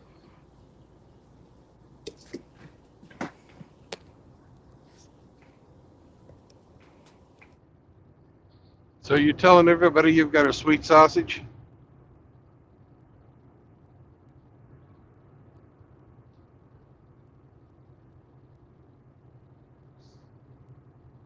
It's in the microwave. Doesn't that hurt?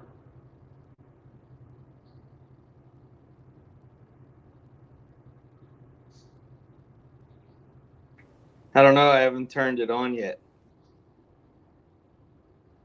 I mean, just having it detached.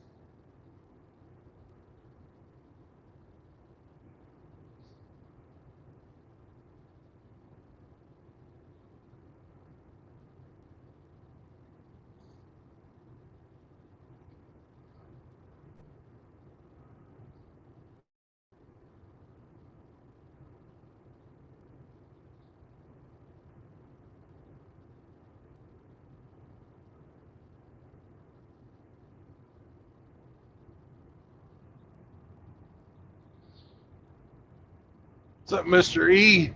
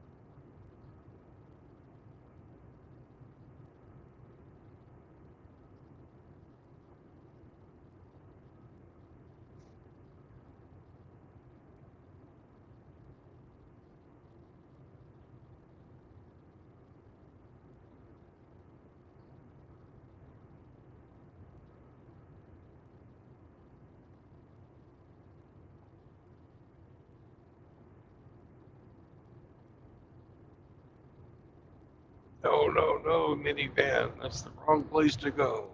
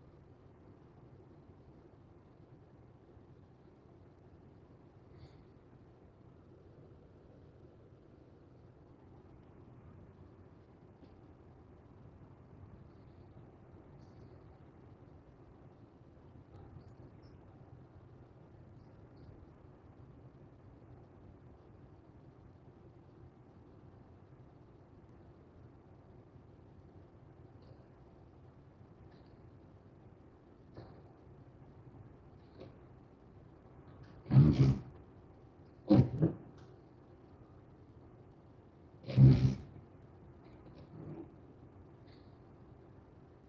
appears my windshield wiper fluid is frozen. Wonderful.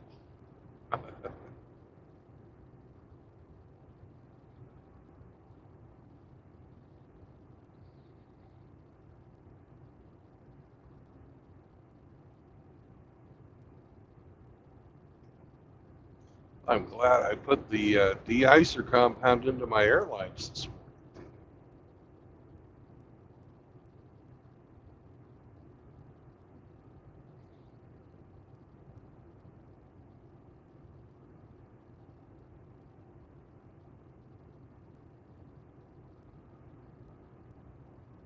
It's getting sort of hard to see. Let's slow down some more.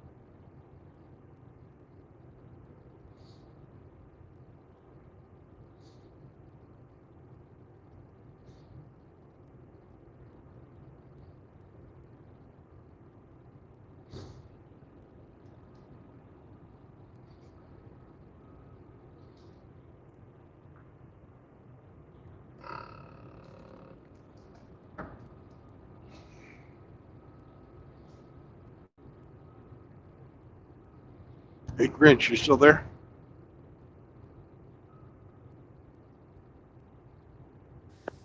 Yes, I just come back in from helping my neighbor. What's up? I was just wondering, how's your dad? He's okay. He has COVID. Oh, COVID, yeah. So he's home already. He spent a day at the hospital regaining his strength.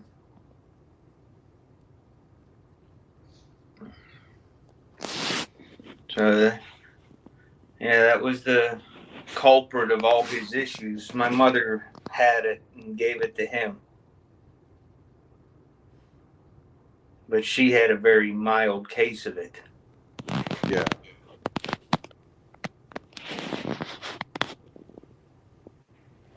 It got so bad they had to call my brother to help get him out of the chair at 1 o'clock in the morning, so he could go to the bathroom because he lives about 10 minutes away.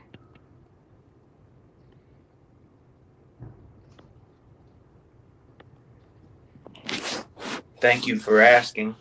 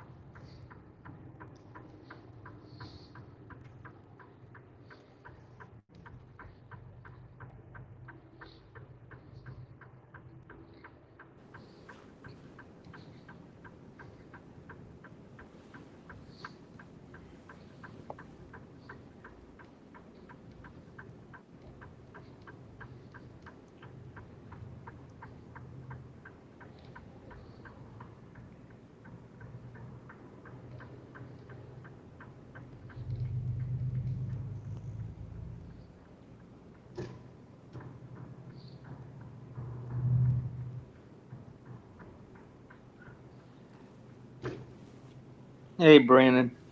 Yo, So yesterday on the news, they had a report about all the permanent chemicals that are in the drinking water system by the local news. Isn't that nice? yeah.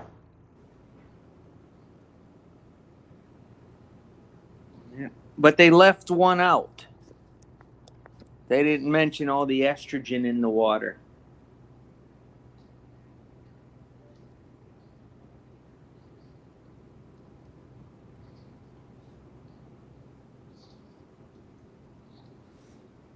Does that surprise you? No, no, because everybody's getting in filled with it, male and female.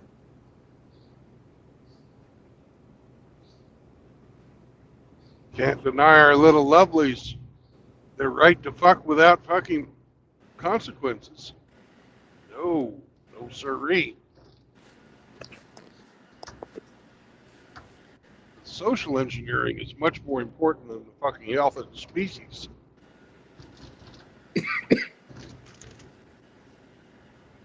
You know that little short comedian Rob Schneider?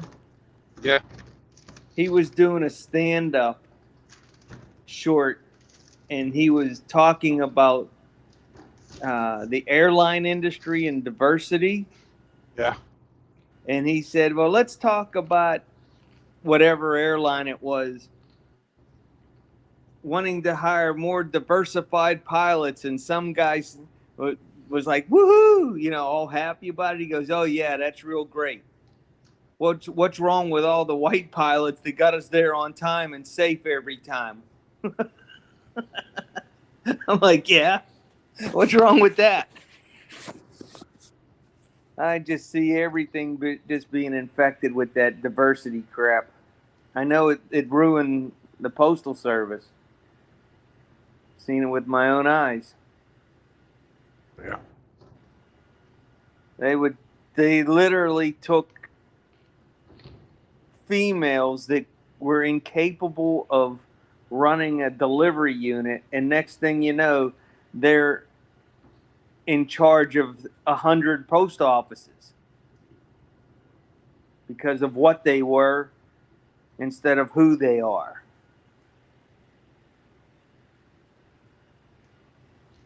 It's a shame.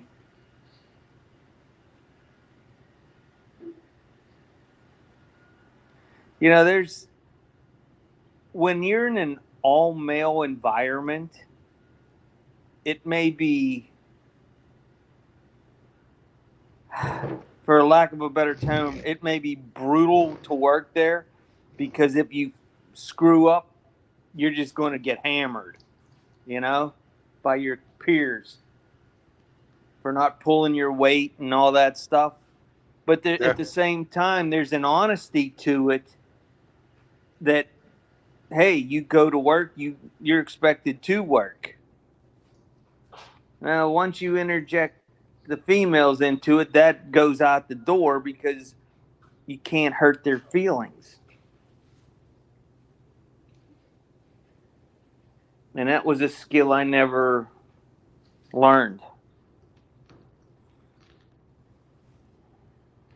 Just horrible.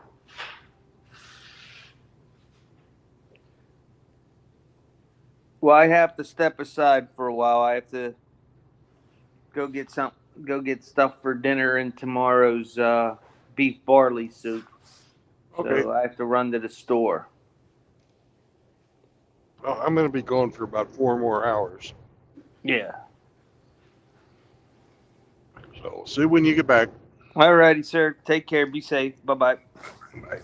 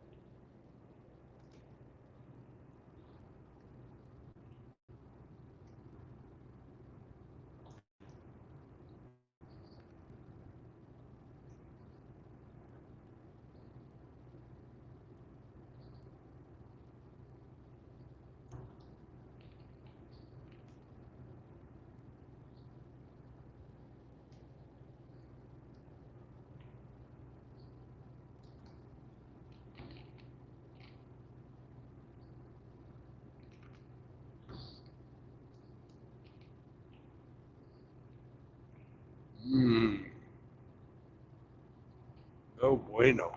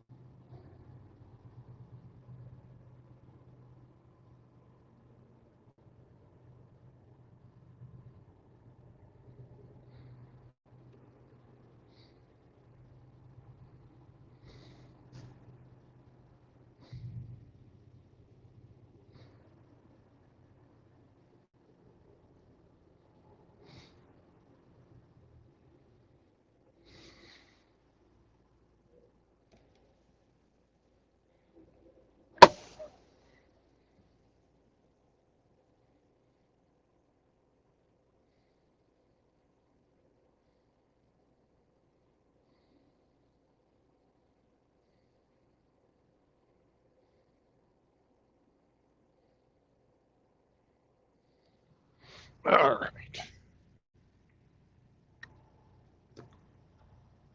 Chemicals that turn the frogs gay. All right. I'll be right back. I'm going to check and see where I'm going to stay tonight. I'm probably going to take the dog out for a piss, but he's going to hate it.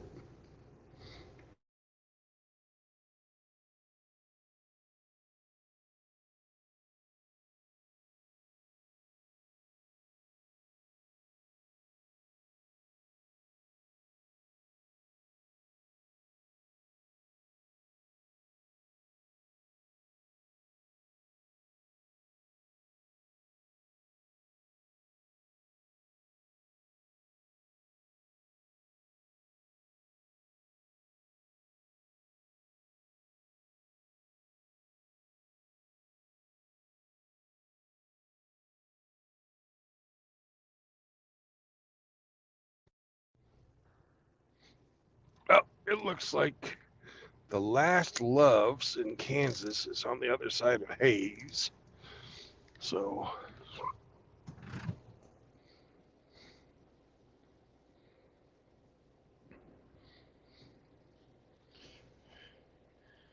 got 381 miles to go to get to Colorado Springs.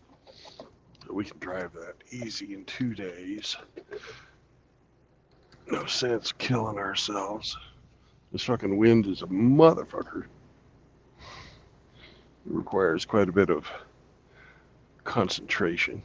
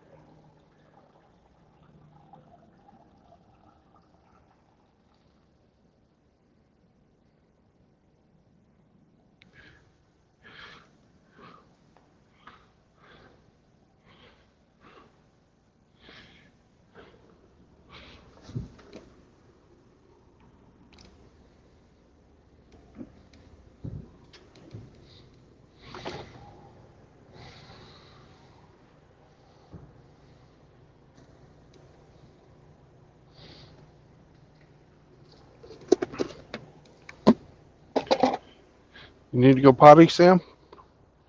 You go? No? You need to go potty? No? Okay.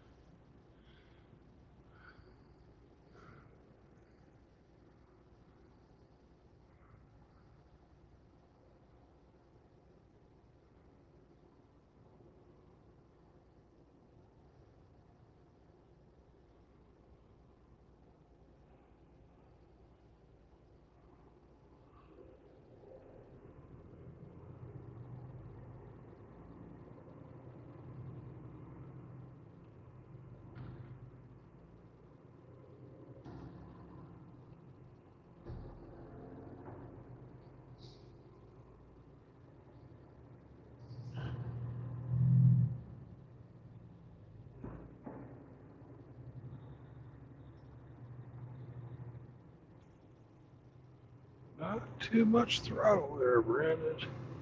Don't want to get all squirrely on the ice.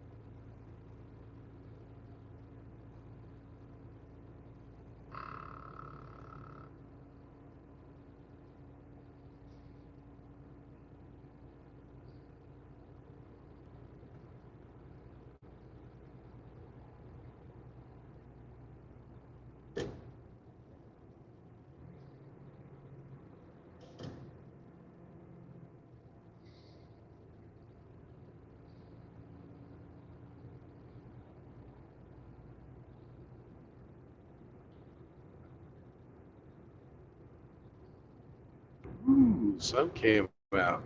Yay.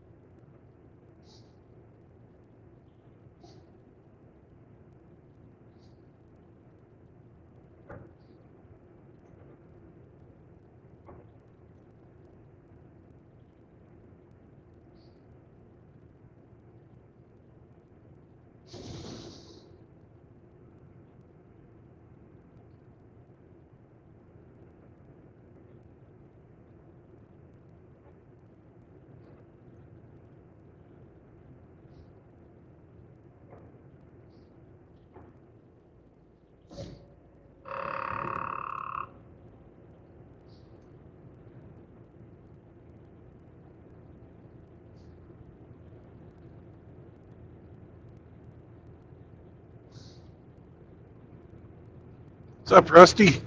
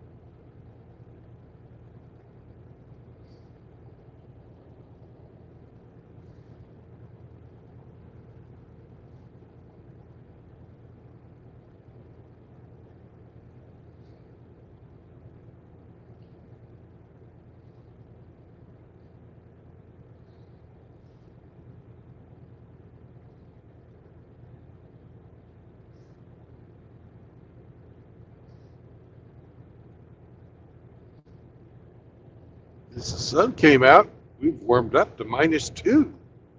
Yeah. I got my shorts.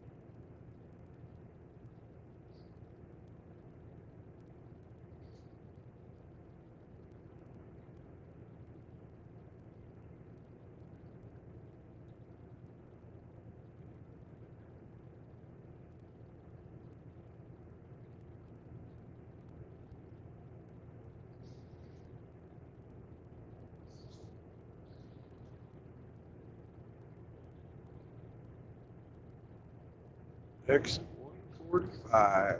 That's the one we're going to take. It'll be the last Loves in Kansas.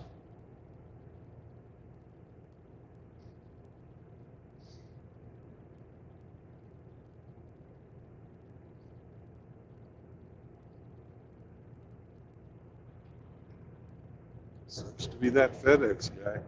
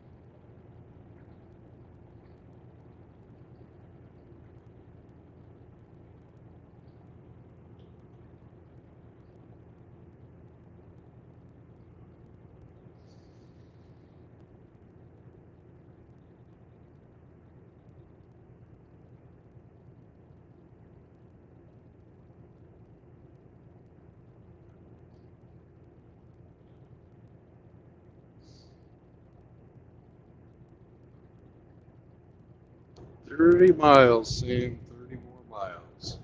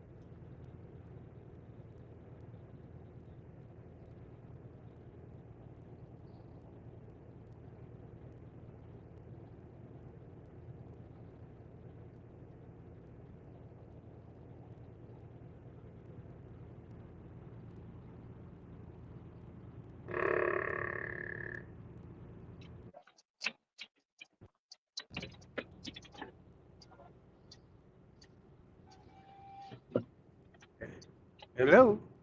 Hello, hello.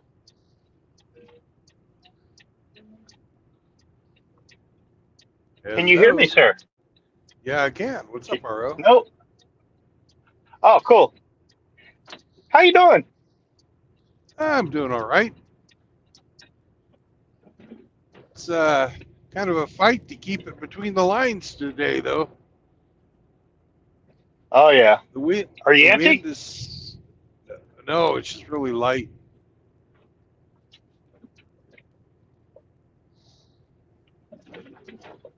Very light.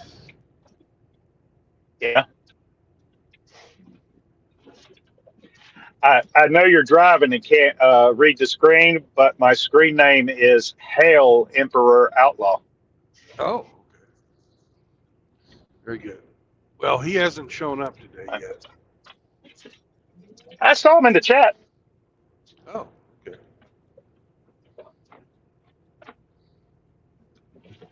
I got so much glare coming Yeah, off the snow, I can't even see the icons in the chat.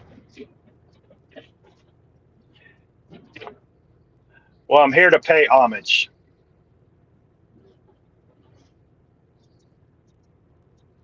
Who's homage? How much do you owe him?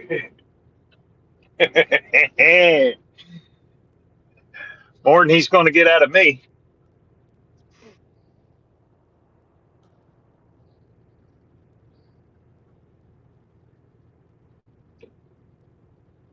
Oh, the beautiful thing about the Great Plains is this wind will die down overnight. If I drive early in the morning, I can get all the way to Colorado Springs before it really starts blowing again.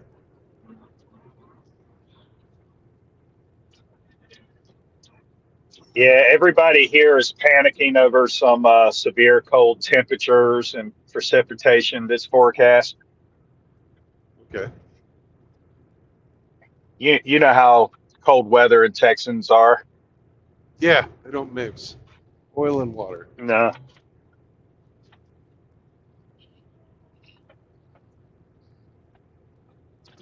Well, the last time y'all had a cold snap, the fucking power went off.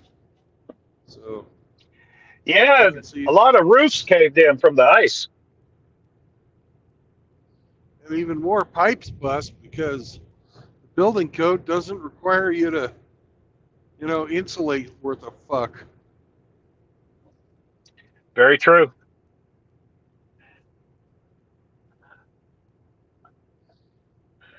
I Hell, have a water. Go ahead. in in Kansas, you're not even allowed to have a exterior run water line except for your fucking like your hose, and that Hmm. has to have an internal cutoff that you can blow out.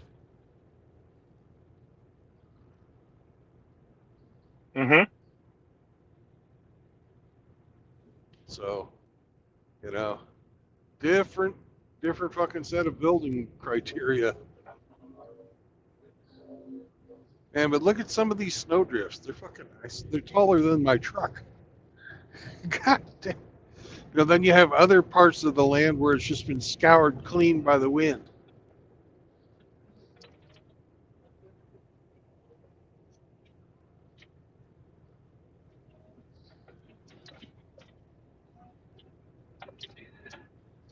Well, Outlaw, if you want to Those are get just.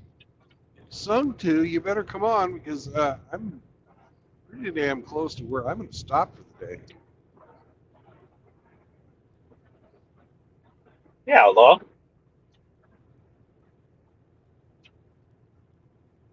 Come mingle with your subjects.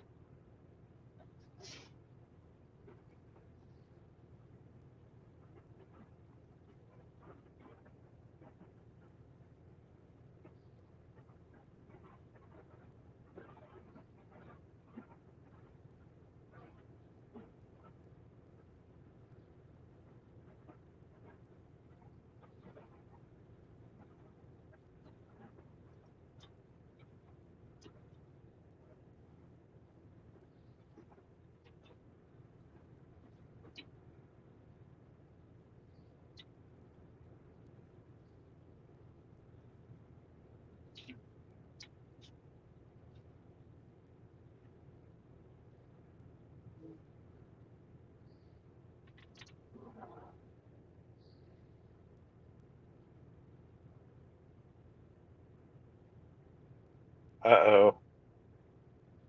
What's going on? My battery light came on for a few seconds and then went off. Uh-oh.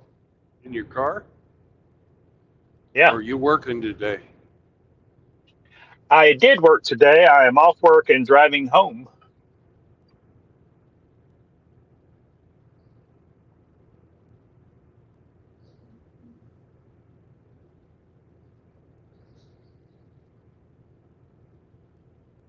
Well, when you get home, give everything a little tight. We just got a loose wire. Yeah, I got a 10 millimeter socket around here somewhere.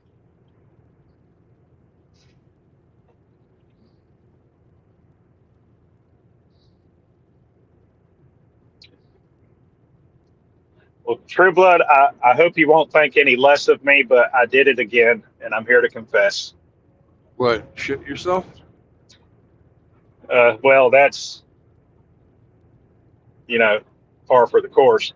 But no, I white knighted for a female I don't even know. Oh.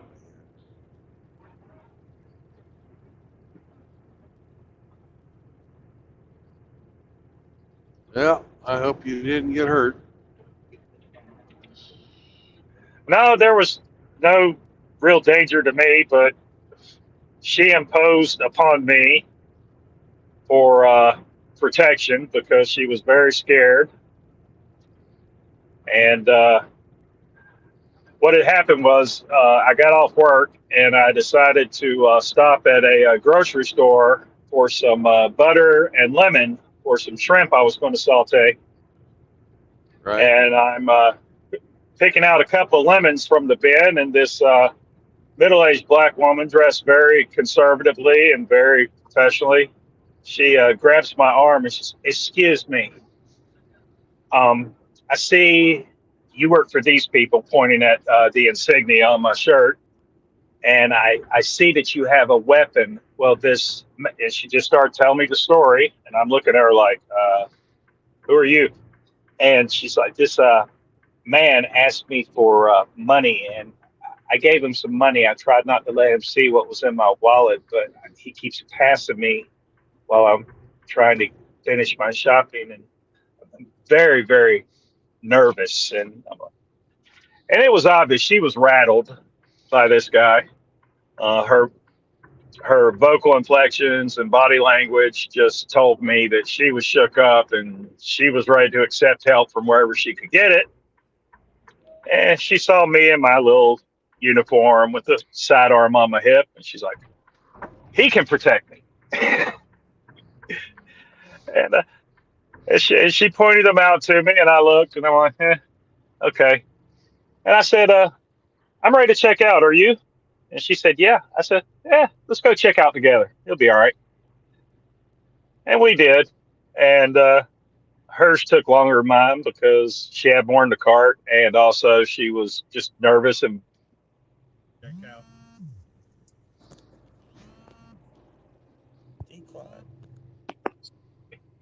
Uh, anyway, got her checked out, got her to her car and loaded, and she drove off. And we parted company, and no harm came to her.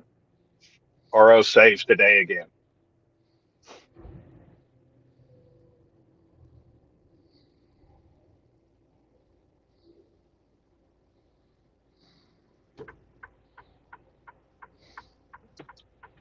Wonderful.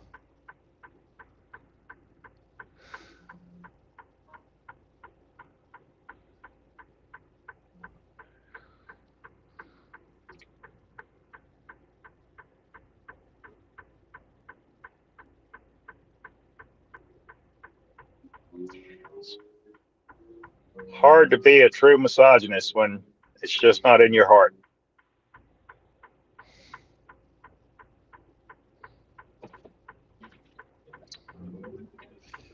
Yeah.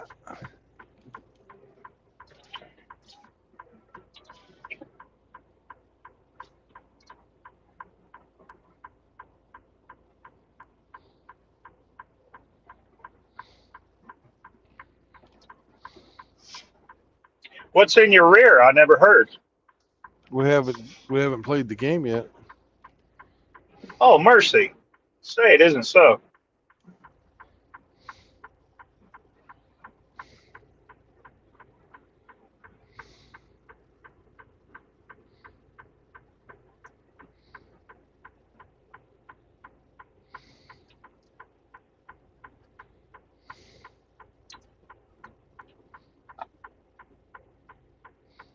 And where's that rapscallion Hemi 4-speed? He's been in the chat, but he didn't come on the panel.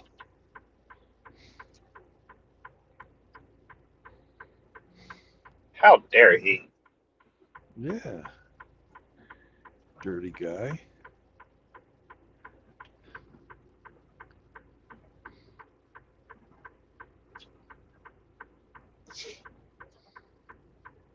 I'll give him a pass.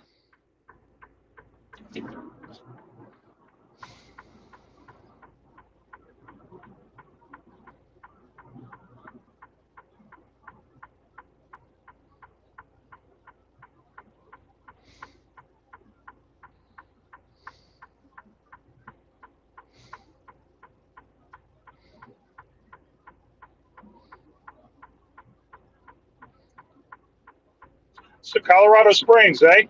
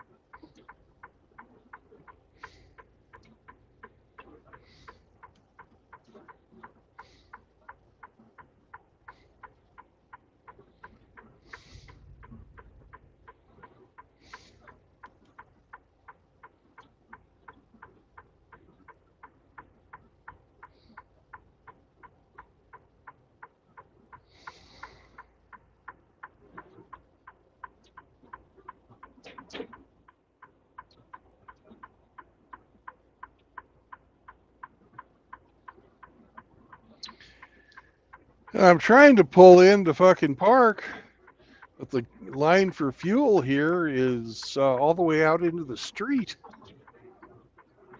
Hmm. And of course, they're blocking up all the exit.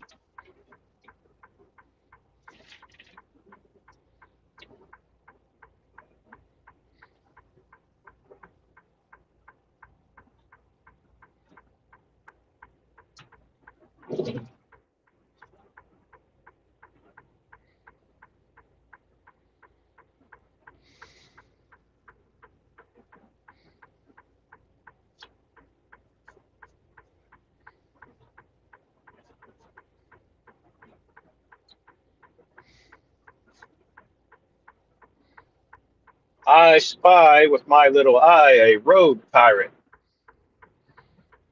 Yeah, I'm sure you do.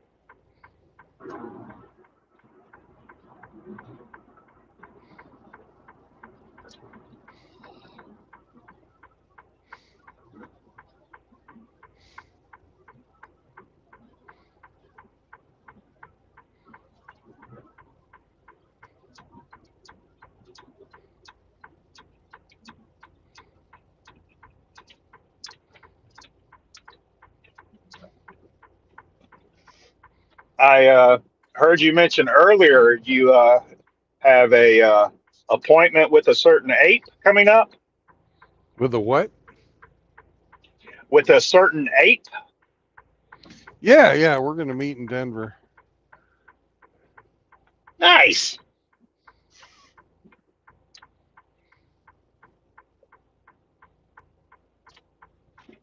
Have you had the pleasure previously? Yeah, this will be the fourth time we've met up. Oh, cool.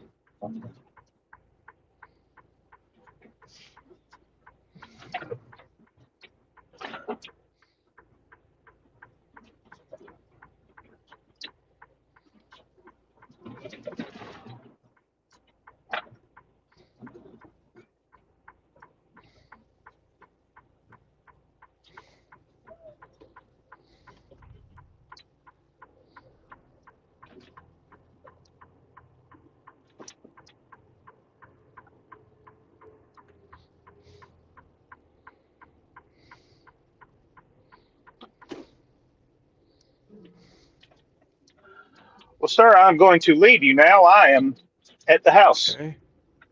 Oh, congratulations. I'm going to go survived another work week. Mm-hmm. All right, safe travels to you, sir, and I'll be Yeah, tuning in as always. I'm gonna go about 50 more feet and then park. Right on. Take care of yourself, brother. All right. Bye bye.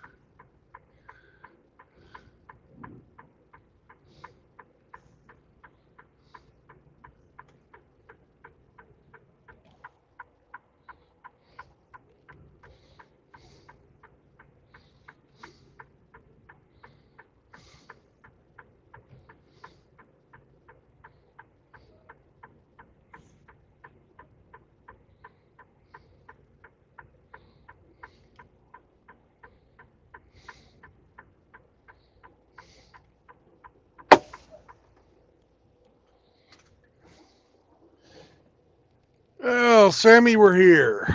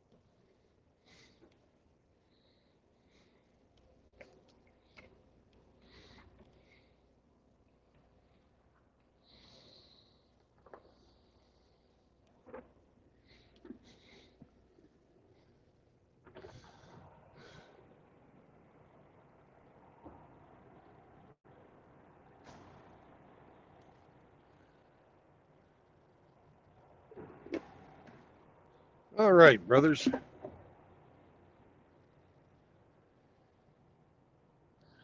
We have come to the end of the second stream of the day. What's up, Chaos? How's it going? So did 3 hours before and then another 5 hours. That's 8 hours. We only have 300 more miles to go to get to Colorado Springs. And we'll do that in the morning. 6 hours there. And then stop for the day. Probably be a little longer than that, considering the weather and all that. But I appreciate y'all coming along for the ride. I'm going to leave the stream up because we're going to start playing D&D here in a bit. But I need to take care of a little business first. But the dog needs it, and then I need to take care of a little bit of me. So it's going to be kind of boring for a minute or two, and I will let people on when they get here.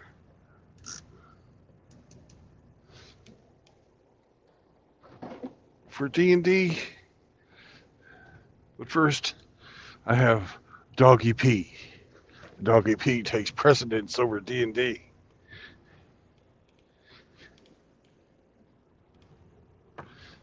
It's true.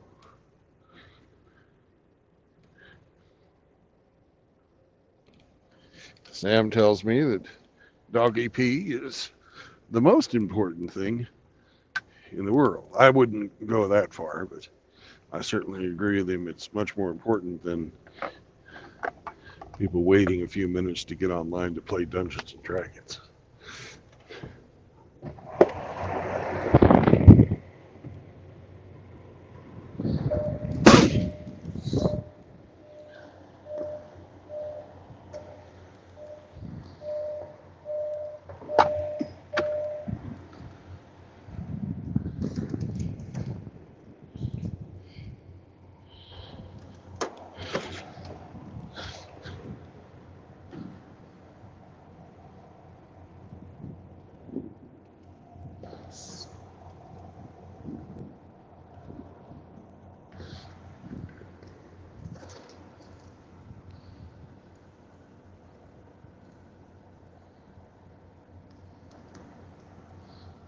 All right, Sam, let's go.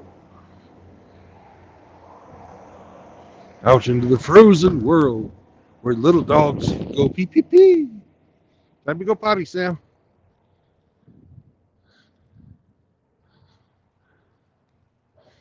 Come on, bud. Oh, you're just going to go right there? It's kind of cold, isn't it?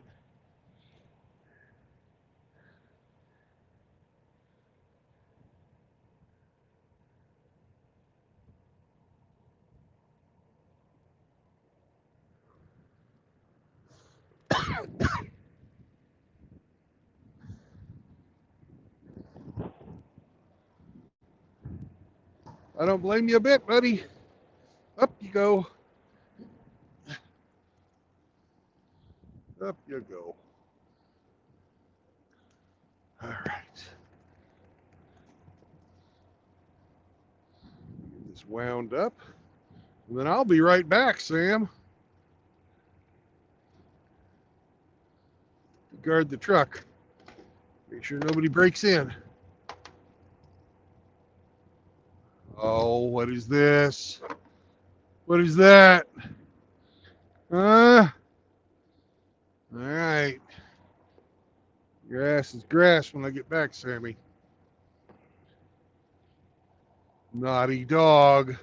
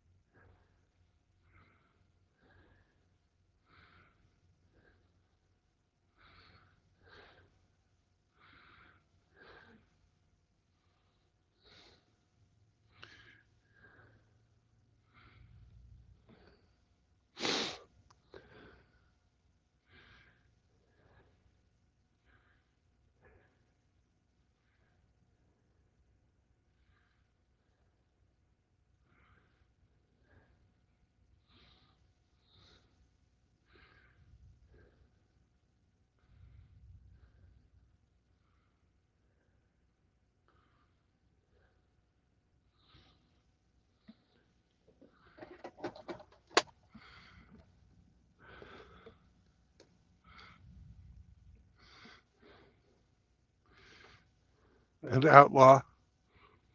Moist, moist, moist, moist, moist. No song for you today.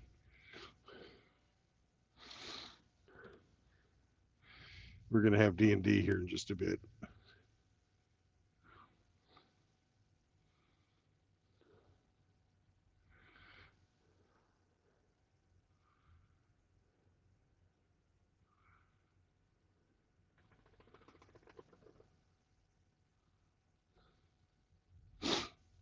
Ah, scare y'all. Boo.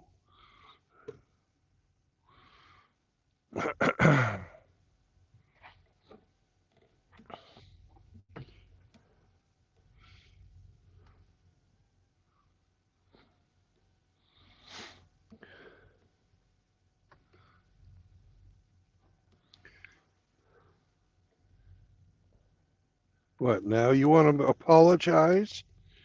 Huh? I stopped when you need to stop, but you still, because it's cold, I don't want to go. No, you're not getting up. You're on my shit list. Shit list. Shit. I've got to do some cleaning. I don't want you guys watching my ass. Look, there's the culprit right there. Making messes.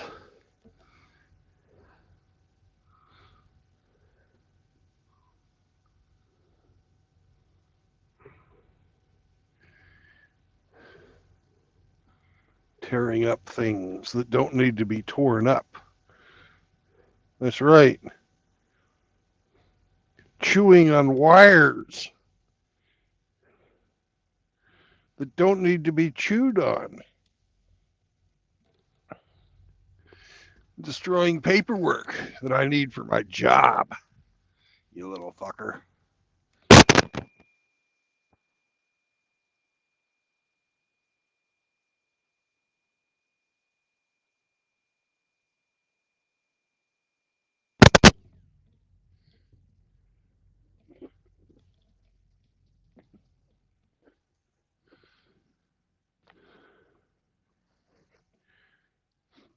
Of course, people are coming.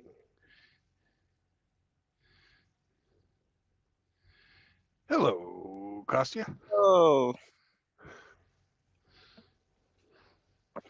how's it going? Where are you, man? I'm in Ellsworth, Kansas. Hmm. Do you know it? I know it's somewhere middle. It's not in the middle of nowhere, but you can see that place from here. Yeah, there you go. You know all my lines. Yes, and you know It's mine. actually very close to the center of the continental United States. So it really is near the middle of nowhere. Hmm. And I sit and solve maths. Yeah. And I am done driving for today, so I can roll my own dice. Oh, it's great. It is. I'm happy about it. Hmm. And I'm a little bit tired with all that much, because worst in that situation, not that much is difficult. Hmm, more or less. It's more or less normal. It's not a big deal, but it mostly because they not give us enough info, and you must find in internet, check it twice that it's correct way to do that stuff, and so on. Uh-huh. And it's so annoying. 'Cause why you just not give us option to examples, Oh, option how to shit. do it? What happens? Got a guy trying to back out over the top of me. Oh, fine. You're alive. Yeah, I'm fine. I can move pretty fast for a fat man. Fucking Hi, guy didn't Sammy. even look. Sammy's in the doghouse right now. Oh. Okay, why? He was chewing on some things he shouldn't have been chewing on.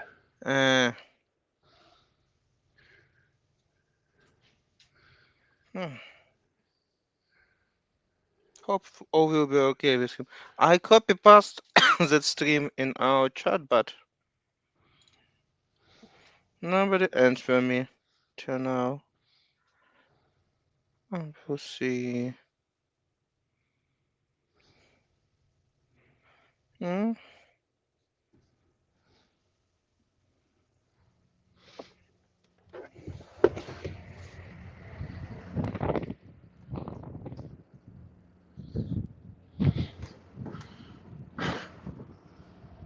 See if I can get this finished cleaned up before the guy moves again.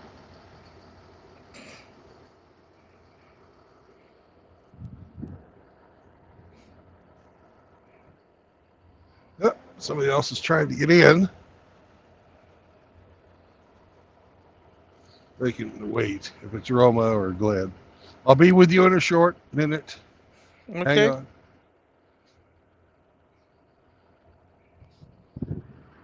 If it's anybody else, I'm not going to let you in anyways. Ha ha.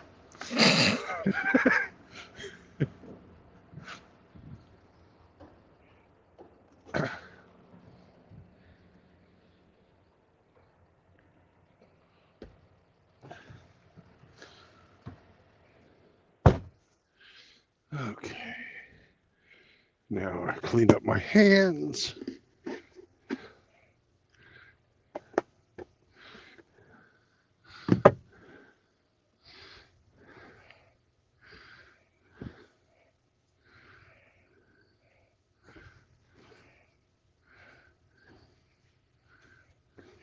It's freeze outside. Oh, big time, yeah. Okay, we have the same weather here. It's pretty cold in my apartment, but with some extra heating. And I figured out that I already comfort depends on comfort, because where it was cold, it's going much more with much more. Hey, dude, you almost ran me over when you were backing out. Yeah. Why the fuck did you do that? Did you look in your mirror? Yeah, you did. I was standing here with the door open, washing. You didn't fucking honk your horn or nothing. You just started backing up. You know, you can kill people doing that. You got to put your head on. Dude, you almost fucking did. Yes, you did. You fucking clown. Yes, there's a lot of idiots out there.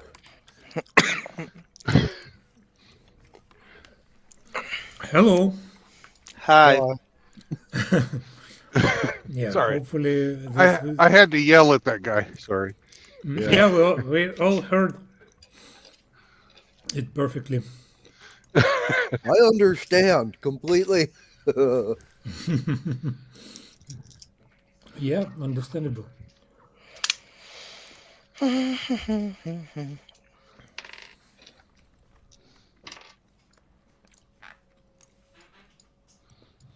right.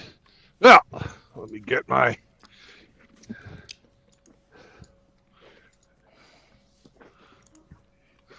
dice, because I can roll my own dice today. Oh, cool. I'm very happy about that. Yeah. Hopefully your rolls will be better. No, they're never better than when you do it for me.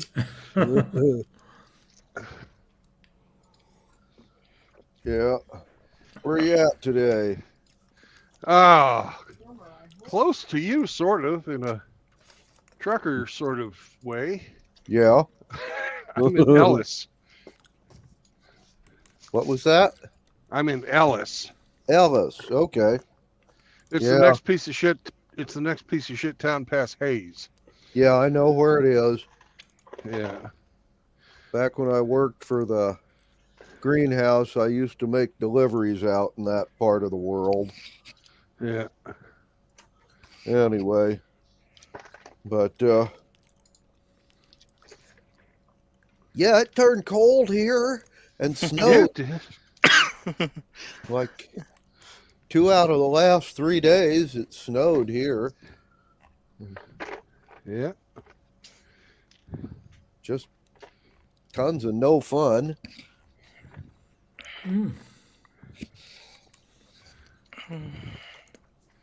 I think you'll live. Yeah. Yeah, this is typical winter, Yeah. at least as they used to be. Well, I got heat and I got a blanket to wrap up in, and I got, stuff to Yeah. eat. So I don't. Something to warm you up from inside. Yes, I do. That's Mhm. wonderful. Yeah.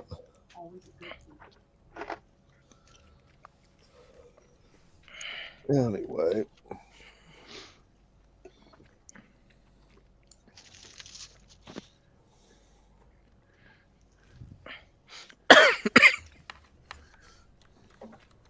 Anyhow, well, last time we played, you guys had flown up north and taken part in a battle. Mhm. The hill dwarves showed up with rangers and druids backing them up. And you guys, in the middle of a storm, and you guys didn't see the castle, but you found the cloud giant that was making the storm and blew him up along with 6 or 8 frost giant bodyguards.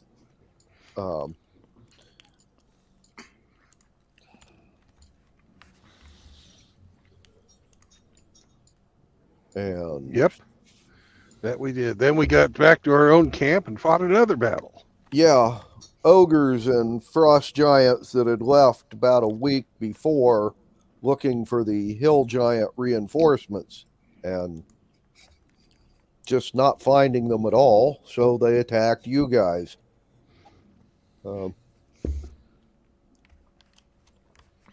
Anyway, and then you guys, after 2 battles, decided it was a good time for a long rest. Mm-hmm. Practically every time is good time for long rest. Yeah. Well, if there are no immediate enemies around. Right. Well, after our first long rest, this time round, we're going to have to relocate our camp Yeah. Mhm. because, well, they know where we are now. Hmm. Yeah. Probably they send somebody to explain where we are. Hmm. We will not hope that nobody survive and nobody told them No. how that happened. Yeah, the ogres, they left in quite a bit of a fucking disarray, but the frost giants, except for the one we killed, will be able to go back. So 19 of the 20 of them, and they're all wounded. Yeah. Hmm. They got burned, and they hate that. Yeah. Oh, yeah. Anyway. I don't. Somebody roll me a percentile. And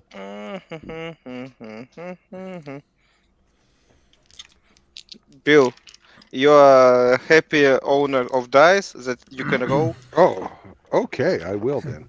yeah. I will Dice offer you to start. operator. Yeah, because it's not so common for you to roll dice. That's why. Yeah. 17. All righty then. And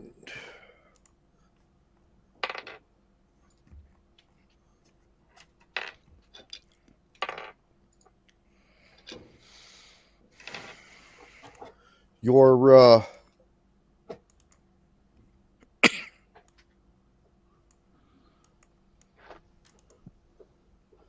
you guys had a long rest. which would have put you more or less in the afternoon when you woke up. The soldiers are preparing to relocate camp. You can still march, 4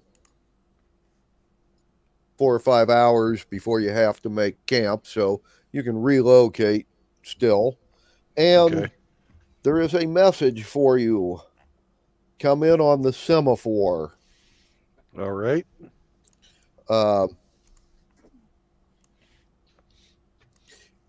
The dwarves said about noon or so on this day, frost giants came, a pair of them, I should say, came to the bridge and asked for a parley, a formal parley between their leaders, the dwarven leaders, and they want you guys there. The giants requested it. That's a sign of an honor. Or trap. Or a trap. Yeah. Or both. Yes, exactly. One is not. However, does not exclude another. Mm-hmm.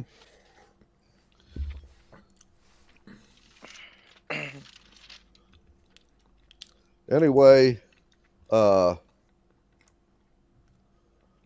would like a reply by semaphore, and if you are going to attend the meeting, it will be basically at dawn the next day. Okay. So we get to fly all night again. Yay. Mm-hmm. Oh, just half the night. Okay, half the night. But yeah.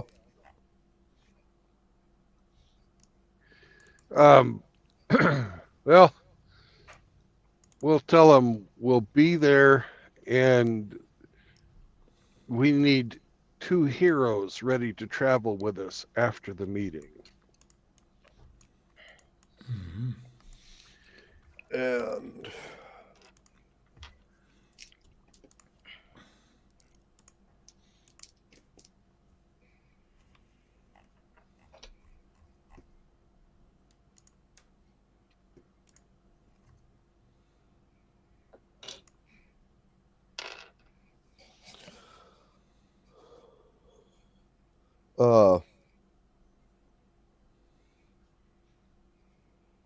Dwarves says they got just the pair of them for you. All right. Very good. And we'll instruct our colonel to the following day to go and get himself an encampment on some type of a plateau or something that would be super, super, super duper defensible, with places that people can hunker down and hide from incoming boulders, as well as repel any type of a land attack. Gotcha. Don't fucking try and hide anymore. Get someplace that would be the easiest to defend in the direction of the Dwarven city somewhere on your way. Okay. And for God's sakes, don't go anywhere with an overlooking hill. Right.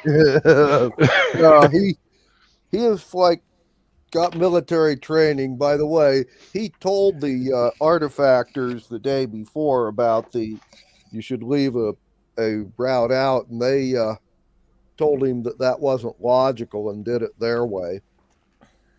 Yeah, well, I'll have a word. We'll have a word with the artifactors and tell them that he's in charge. Yep. Anyway.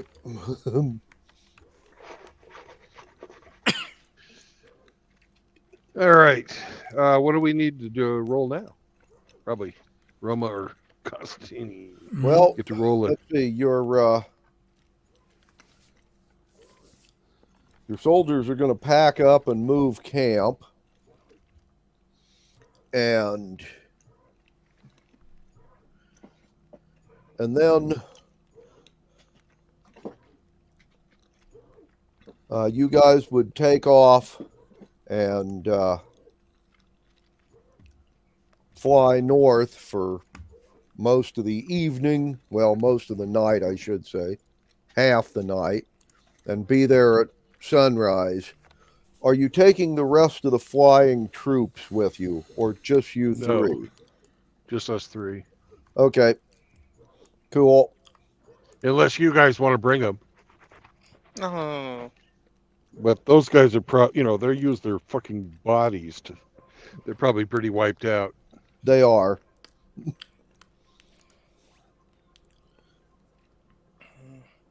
Okay, well then give me a percentile for the flight north. 17-2. Okay.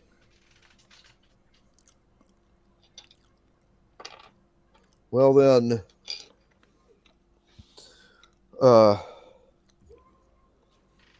you will head up north. You will arrive a bit before sunrise. Be greeted by the dwarves. And at sunrise, a pair of frost giants, along with a human, will come to the far side of the bridge on the chasm and lay down a giant bear skin on the ground and basically stand there waiting for you. This is their etiquette for a formal parley. It basically means nobody gets killed until they take the bear skin up, and that's technically what it means anyway.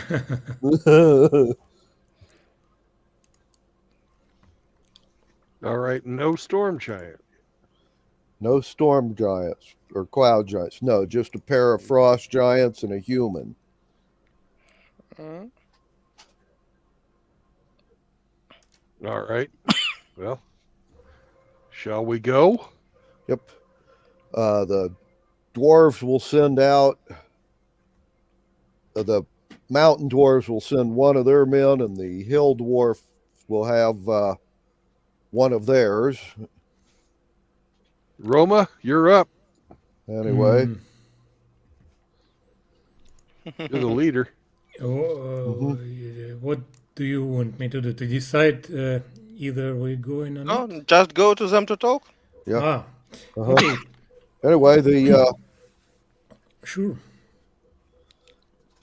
the leader of the frost giants will introduce himself as Carl of the Blue Glacier, and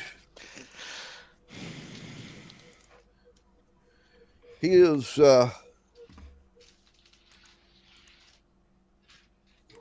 just yesterday was made aware of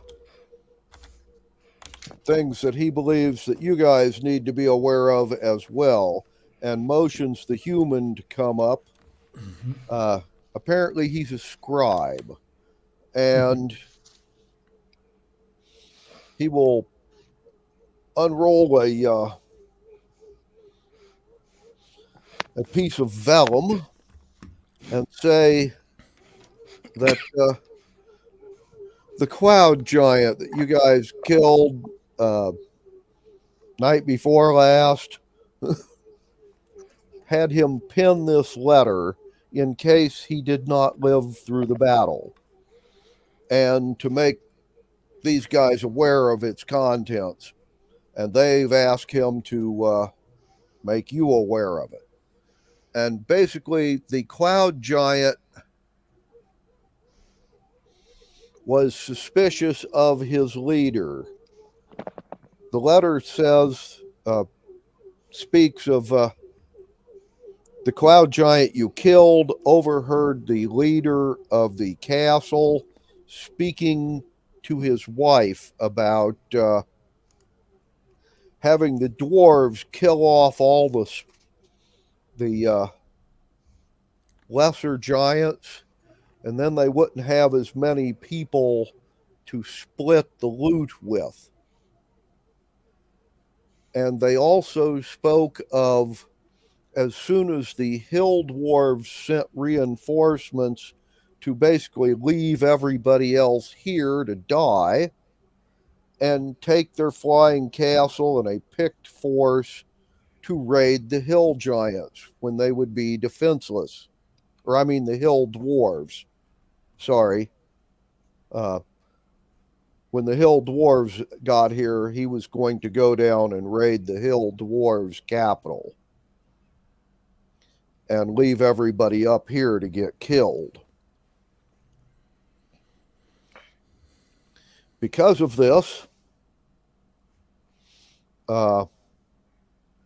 these frost giants believe that they were betrayed, and they want to negotiate terms with the dwarves so they can quit fighting them and go hunt down those cloud giants and take revenge. Apparently, revenge takes precedence over conquest. Mm-hmm. If you're a frost giant.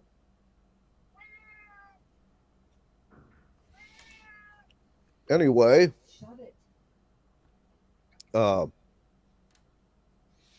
so they wish to negotiate terms with the dwarves, and as an addendum, they have requested you guys to come here for the negotiations because this frost giant will tell you that the cloud giant that died since he didn't trust his boss had stashed his hoard of loot around here. And these guys know where. And they are willing to pay you that cloud giant's loot if you guys can fly around and find where that damn flying castle is, so they could then go and take revenge there. So he wants to hire you to find his former boss. Mm-hmm. It's hard to track flying castles. Well. Yeah, this could be totally be a trap. Mm-hmm. From what I heard, but anyway, the negotiations between them and the dwarves is a separate one between negotiations between you and Carl.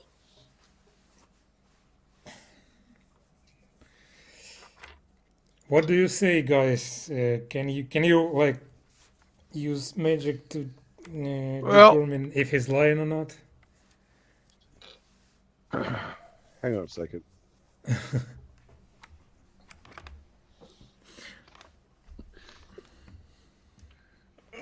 First of all, if they have agreement, then we in any case have a peace deal between dwarves and hill giants. That means our service is not necessary. But if it happens, then we can try to do something like that. Because negotiation is negotiation. If we win campaign, and that will be fine. But maybe now they end negotiation and we will start killing each other again, and that not make any sense. To work with So Carl. you mean we should wait until the Yes. Oh, sorry. The end of negotiations between dwarves and giants. Okay. We still working on dwarves. Yeah, sure.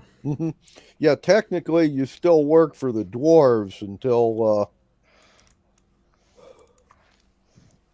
the city is.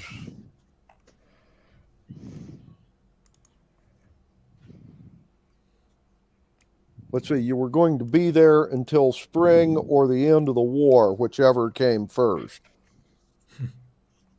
So you're still under contract with the dwarves until spring, which is basically about 2 months' game time from where you are. So.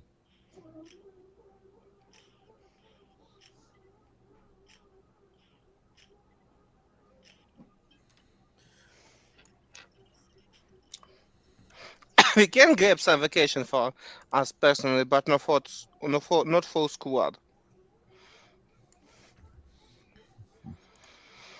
But we'll see.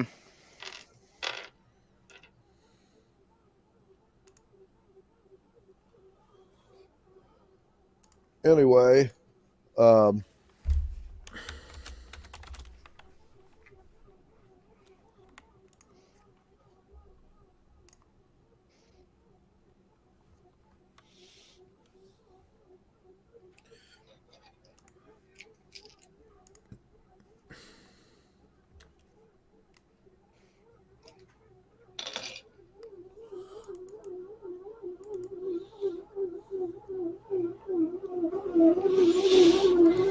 anyhow,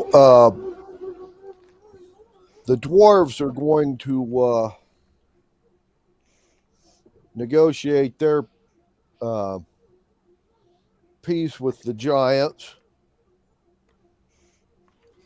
Basically, they want all of the frost giants out of their land and all of the hill giants, and they wanted them to free all the slaves they've had with their armies. The frost giants said that, well, quite frankly, they have no. The hill giants are a mob. They really don't have much control over them. But if the dwarves will consider it a done deal, they will release all the slaves and then either kill or drive the hill giants out of their land. And any of the hill giant slaves that they can take from them while they're doing this, they'll send to the dwarven city.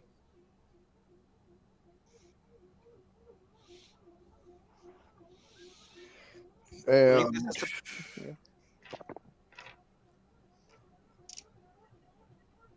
okay, I'm gonna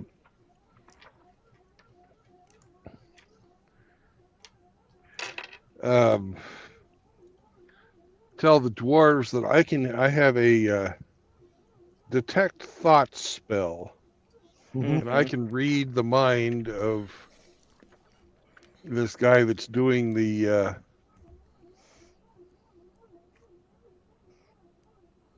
anyway, the one that's doing the talking. Yeah. It's not a zone of truth or anything like that, but if he thinks, about how he's going to fuck us over, I'll know. Yeah. No, it's a detect thought spell. I had a character that used that one quite a bit. Right. But I think because we're in a parlay situation, we ought to ask the guy whether or not we can use it on him. Actually, in this case,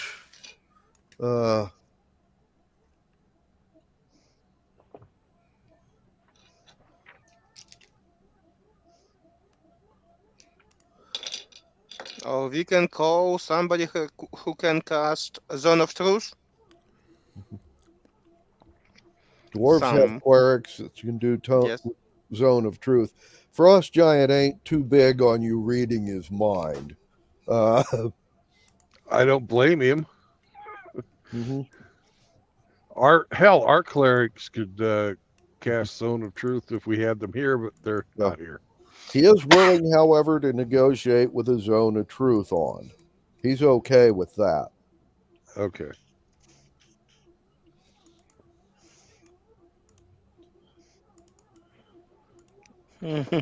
Anyway, and he is telling the truth, by the way.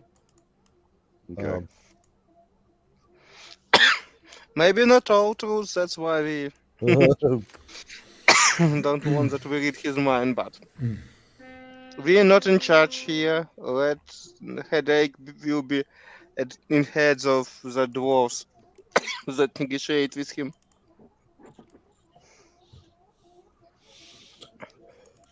And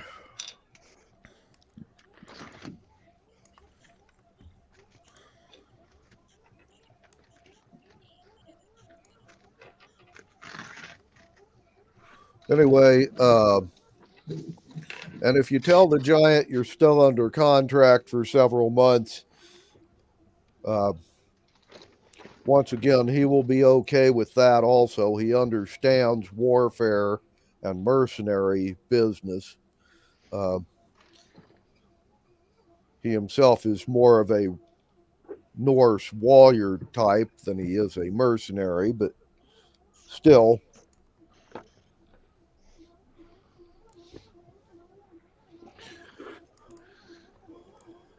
He will tell you that once you're finished with your contract,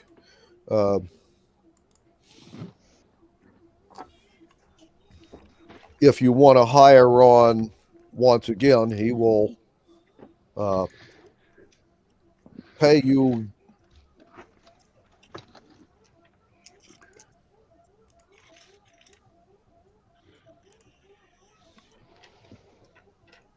the Cloud Giants Horde, which, by the way, is right around 100,000 gold piece value worth of stuff. And all you got to do is locate the Flying Castle.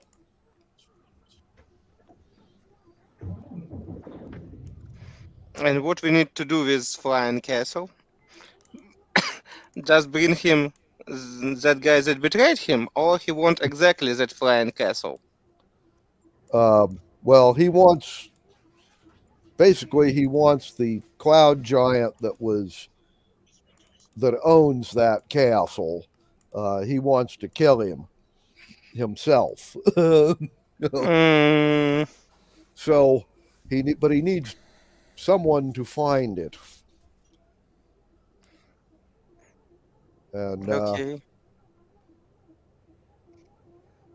But if not you, he will hire others. Well, let's see if we can negotiate with the dwarves to have a scouting mission for the hill dwarves and allow us to do this side contract at the same time. Mm-hmm. All right. Well, we know where this guy's supposed to be going. We can go and make sure that the hill dwarves are okay. Mm-hmm. Sort of kill two birds with one stone and make 100 grand. Right.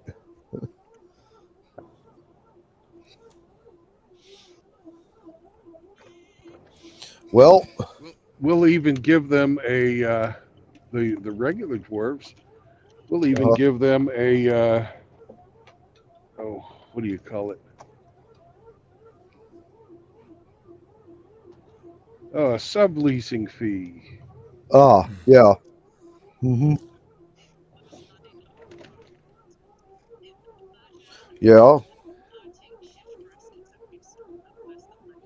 Okay, give us a persuasion check. Okay. Whoever's persuading. Well, let's see. Who's got persuasion as a thing? I have only intimidation. It's not working in that way. Yeah, I I get a also have intimidation, but not yeah. persuasion, I which don't is have either, but I do have a +3 I will check now. because I've got 16. My charisma's 16. Oh, I hang on a I sec. have +2. We roll 2 20-siders. We have a 7 and a 19. No? Okay. Oh, For my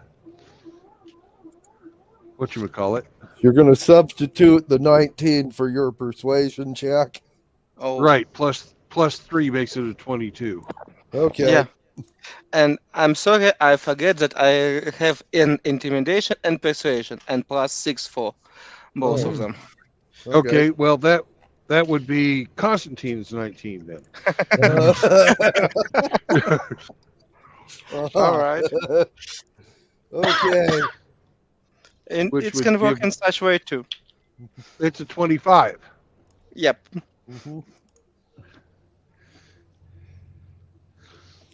Okay. Well then.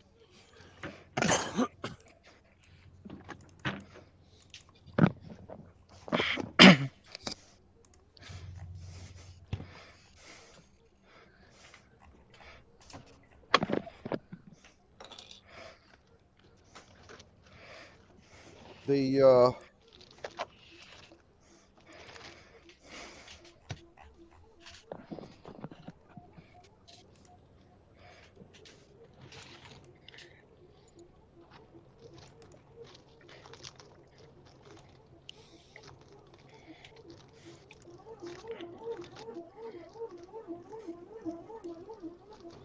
Okay, well, the dwarves will agree to subleasing you to the hill dwarves. The mountain dwarves will turn your contract over to the hill dwarves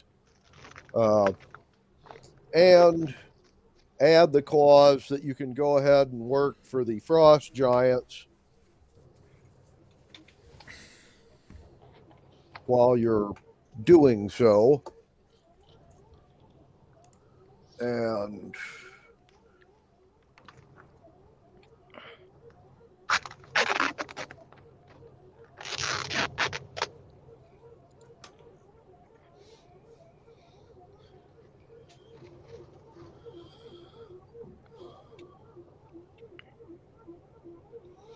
so basically, they would like you to fly down to the capital and scout.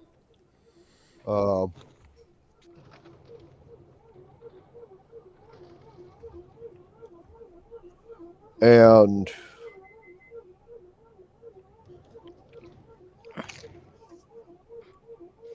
have the rest of your troops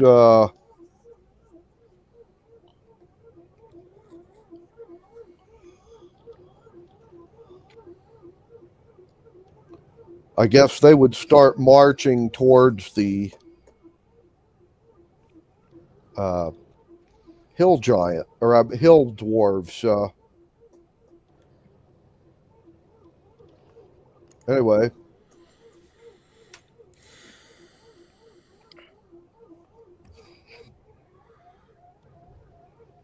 And you guys, they would like you to go ahead and then send messengers back here to let them know what's going on.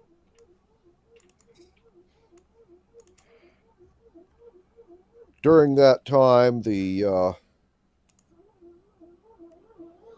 frost giants will be breaking camp and chasing the hill giants out of the local area as they're leaving.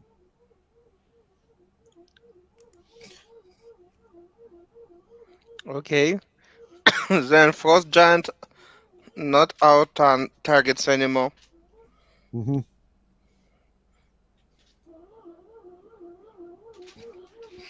Anyway, they will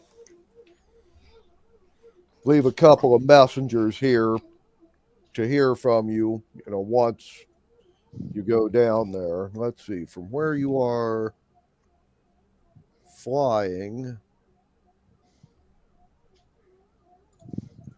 be about a day and a half, 2 days flying from the Mountain Dwarf capital to the Hill Dwarf capital.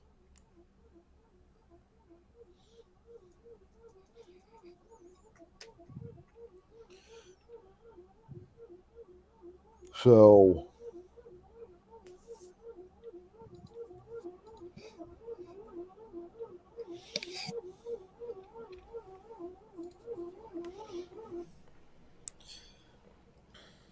and assuming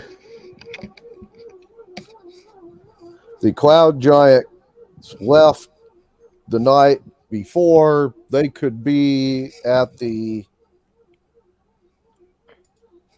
Hill Dwarf's capital about now.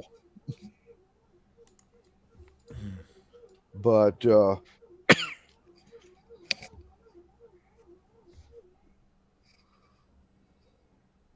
for your original scouting mission, are you going to take the flying troops or just take the 3 of you? 3 of us, probably. Or you Okay. think in different way? Mm-hmm. Well, yeah, as a scout Okay, well, action, I think we would be less noticeable if we will be. If there And we're will be taking less of us. we're taking the 2 dwarven heroes too. Yes. Uh-huh.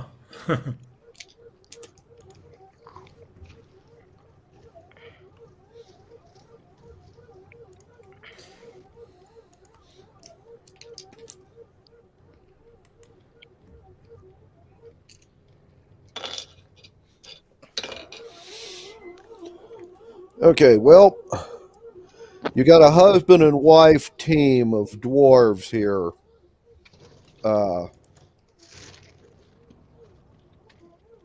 And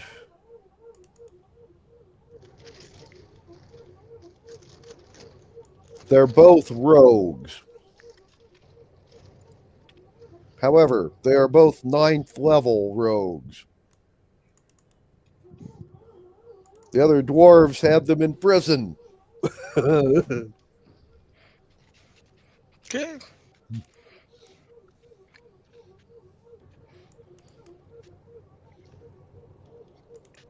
As always, in worst case scenario, we just kill them. Anyway, they inform you that they are quite famous, at least amongst dwarves.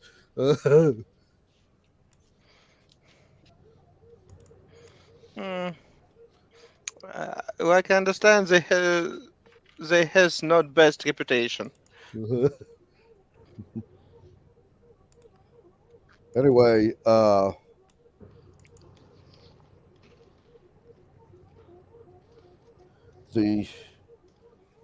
let's see.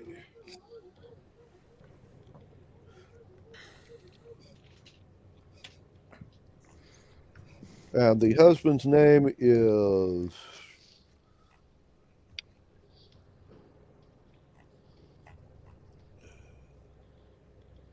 Dern, and the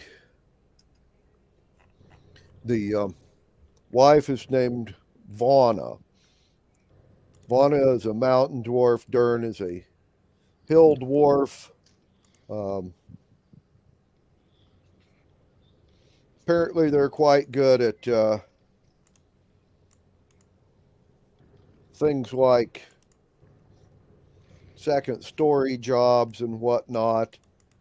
They had apparently stolen the scepter of the hill dwarves and almost got away with it when they were caught.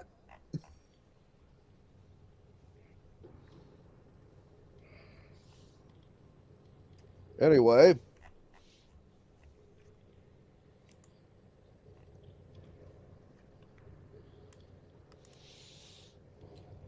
They have just handed these 2 dwarves over to you and told them they got a full pardon as long as they cooperate with you guys.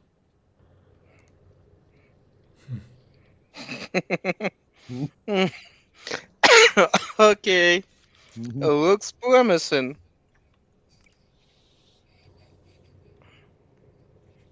Hmm. Yeah. As long as they want to come back, as long as they want to come back here. Yep.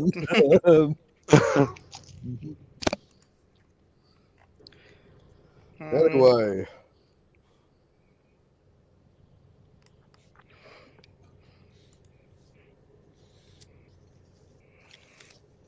Hmm.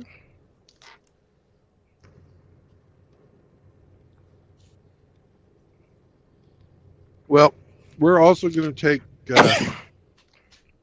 a squad of flyers with us to be messengers for us. okay.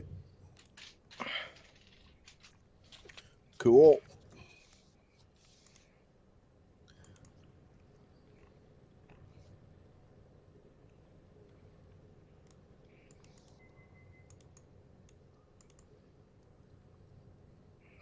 Excellent.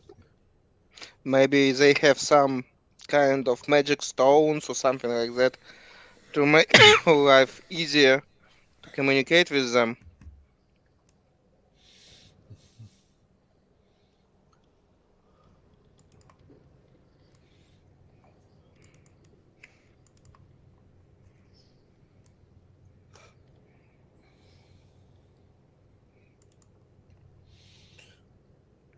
Glenn, do the dwarves have a means of communication for the Hill Giant capital? I mean, the Hill Dwarf capital?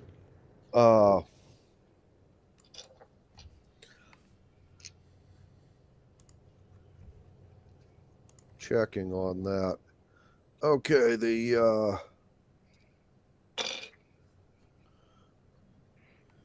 basically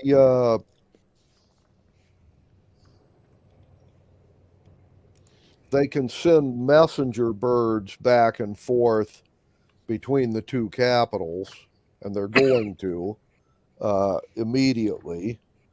But that's about it for communication between them, aside from sending messengers. Hmm. Not really warm diplomatic relations. Mhm. Okay. But no, the mountain dwarves and the hill dwarves are friendly, but they don't have any, like, semaphore system or anything like that set up. Okay. All right. I have the spell sending. Mhm. Right.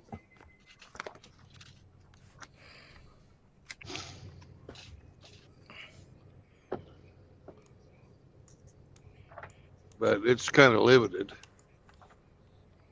Right.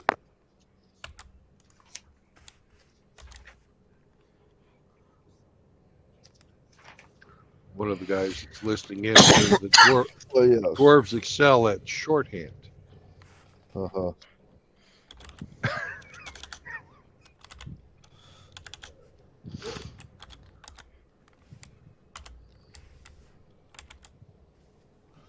Okay, sending allows you to send 25 words or less to a creature you're familiar with. Okay.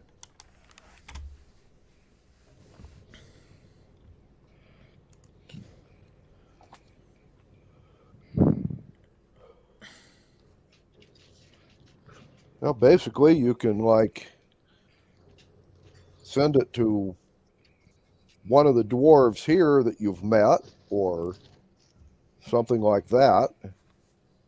Yep.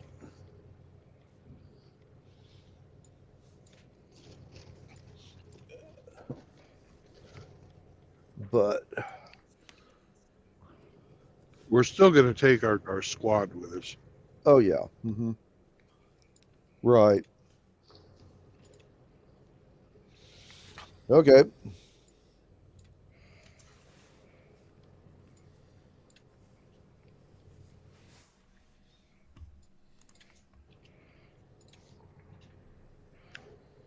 What do we need to roll? Basically, you and the squad that you're taking with you will. And are you taking the dwarves with you? We're taking the two. Yeah. Right. Yeah. Okay. Then basically, I'll need a couple of random encounter checks for the 2 days of flying to get there.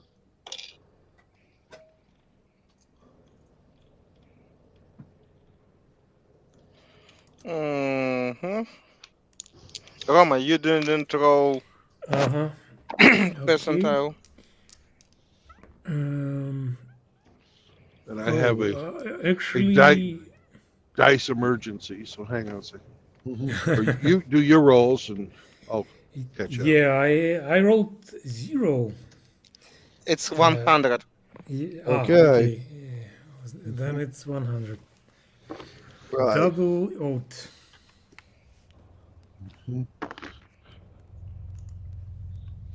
You rolled a double lot? Yeah. Mm-hmm. Yep. Lovely. Mm-hmm.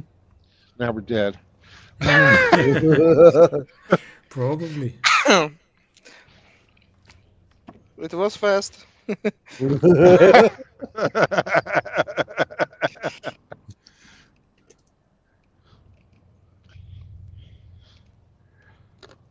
And yeah, it was It's fast. just But where did the random. 8-sider go?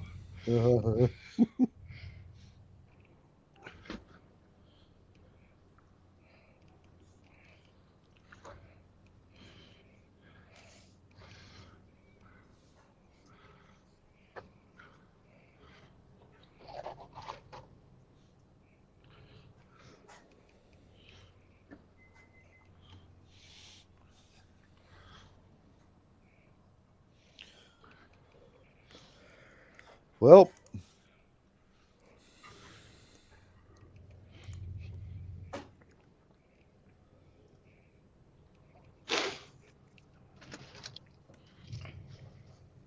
you will have flown for about 2 hours.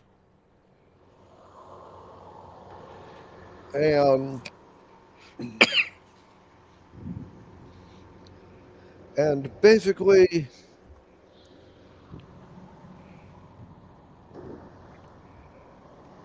riding on a cloud that was maybe 10 foot in diameter and a couple of foot thick is the Monkey King that you have met in your travels. Oh, God. Not that guy. Fuck. Oh, yeah, in person.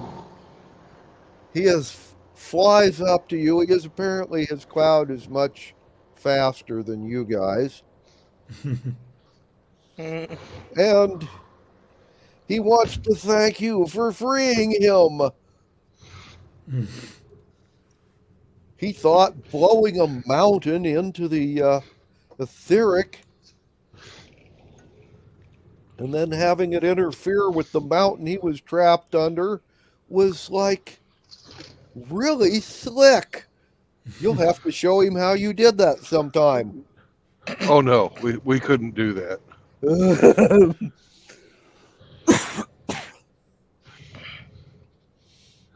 Anyway, according to his hobbit servant, you wanted his servant's weight in platinum, so he's here, and he will then hand you a ivory and platinum bathtub.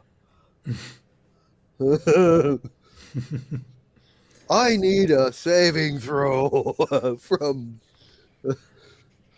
Well, whom is he handing it to out of this crowd? Roma's the strongest. Good, because that's the one he rolled. Roma. Okay, yeah. He has just handed you a halfling's weight in platinum, not counting the ivory. And I got to check here if there's a weight limit on your cloak. No, it's daylight. He's using a fly spell. Is there a weight limit on a fly spell? Oh, you betcha there is. Okay. I'm pretty sure you have just exceeded it, whether you can hold on to the tub or not. Just fly down.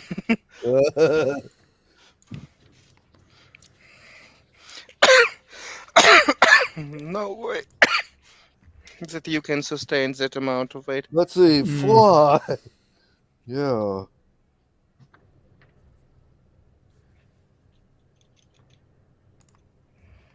No, there's no fucking weight limit. Okay.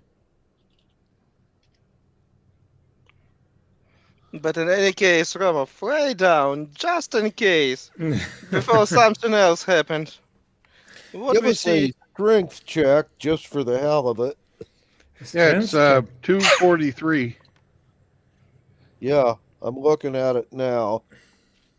Real short.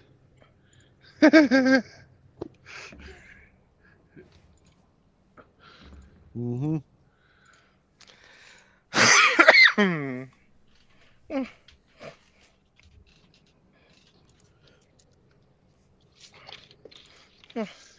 There used to be a weight limit on fly, There but used to No. be.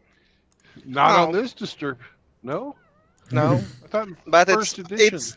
it's time limit mostly. Yeah. Mm-hmm.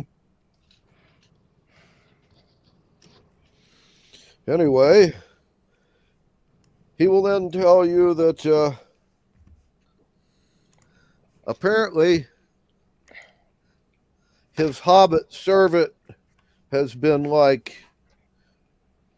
killed twice and is now a vampire. So he's got to deal with that next. Oh. What the hell did you guys want a vampire for in the first place? Yeah, At we least didn't. it will live longer. But Yeah. we'll need to change work shift to night one. Anyway, the dwarf was actually the halfling was actually trying to have you get a platinum coffin away from a vampire, but apparently he tried it himself and it didn't work well.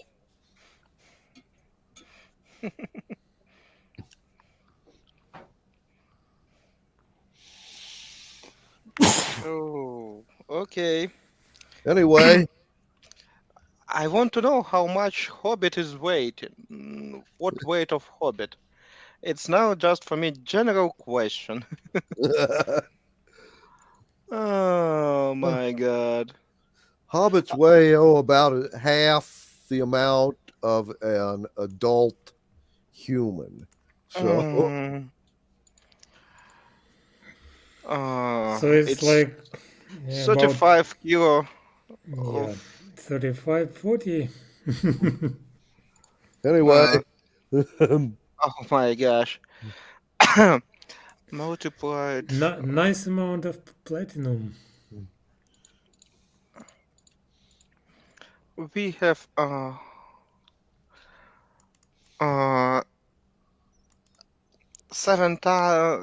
77 by 100. What? We have 78 pounds of platinum. right. And now I just want to remember how much coin in 1 pound. 100 or 1,000? I gotta look that one. It's in the handbook somewhere.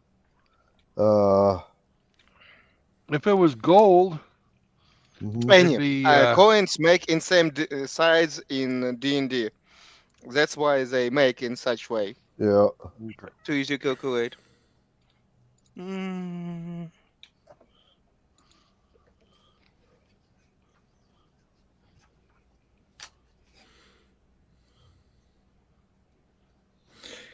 Well, maybe we don't need to hunt for this bounty anymore.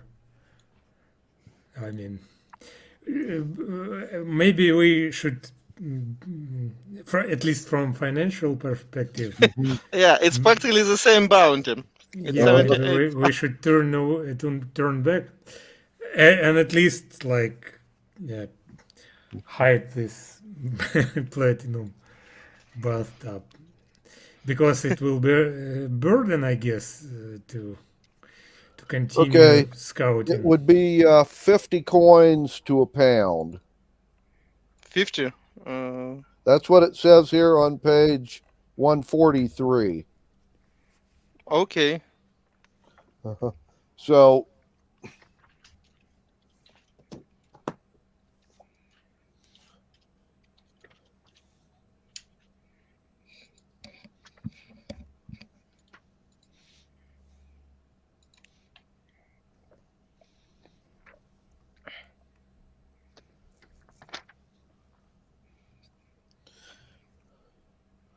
anyway,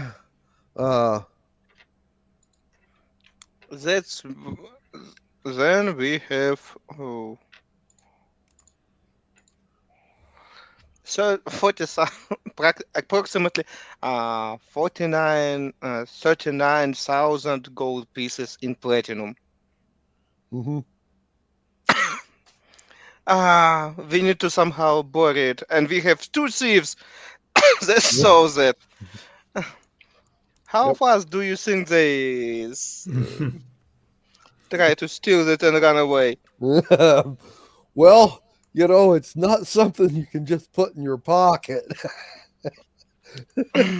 It's a bathtub, human sized, Yeah, thin but still human size. Yep. Anyway, and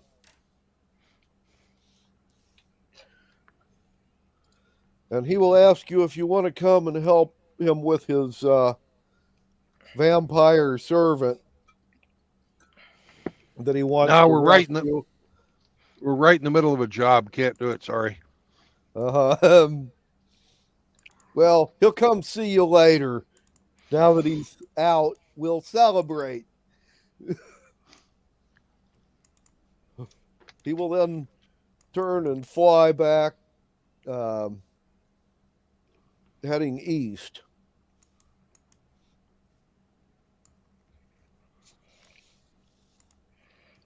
Okay.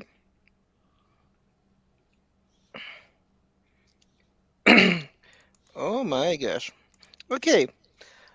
Somebody want to dig a hole somewhere here and put a point where you want. Okay. Ah, And are we going to make a map of where we're burying our treasure? yep. It will be pretty expensive. Goddamn map. Oh. Okay. I say I hit the damn thing with a fucking tension floating disc, and Take it we with bring you. it with us. I Okay. don't want to fucking leave treasure behind us when we have thieves that know we have buried it someplace. Mhm. Mm. Yep. Okay. Well then, that's your encounter for the first day's travel. Well, yeah, at least we're alive. Actually, I'm stupid. Hmm. We have 2 squad members. We can rig a harness up to this Yep. bathtub and have them fly back to camp with it. Oh, do you have something that can? Do you want it? Keep it like it based up or want to split it somehow? Well, I don't know how to split it until we get someplace that we can melt it down. Or, fuck, who knows? It might be worth something as a platinum and ivory bathtub to the right person. Mm-hmm. Yep. I still prefer Vandal's option when we just sew it on the part or cut it on the part and just split it. But okay, because it's just too much in one piece without a lot of guard. Oh, okay. Well, we You have want to send we it have back a to military. camp then? Yeah. Okay. And I need to put it write it somewhere Mm-hmm. that we have bus stop worth of 39,000. God. This is Yeah. important. Mm-hmm. Oh,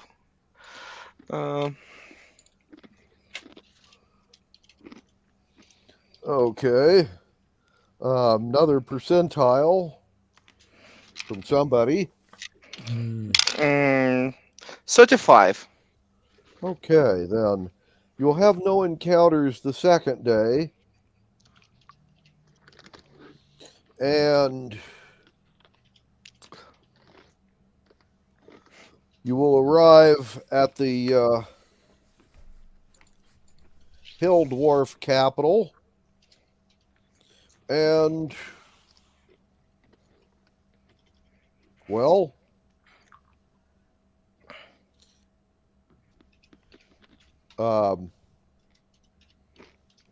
everything seems fine. There's no flying castle here. The dwarves that are here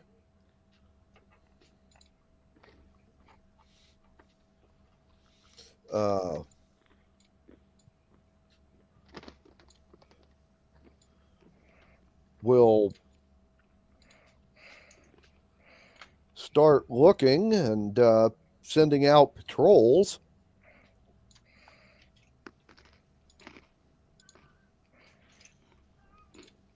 Oh, we need to find portable hole or something like that to keep such kind of stuff. Okay. Oh, okay. Somebody speak a giant language. Well, there would be several of these of the dwarves that could speak the giant's language. Yeah. Okay, I expected somebody from our team because again, I'm not really believe in the dwarf, but okay. Well, no, actually, none of your troops know how to speak it. Okay. Let me check real quick.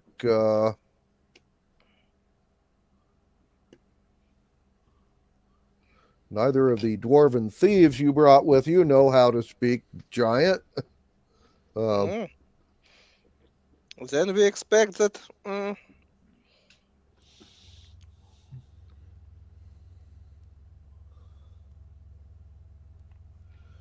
Anyway,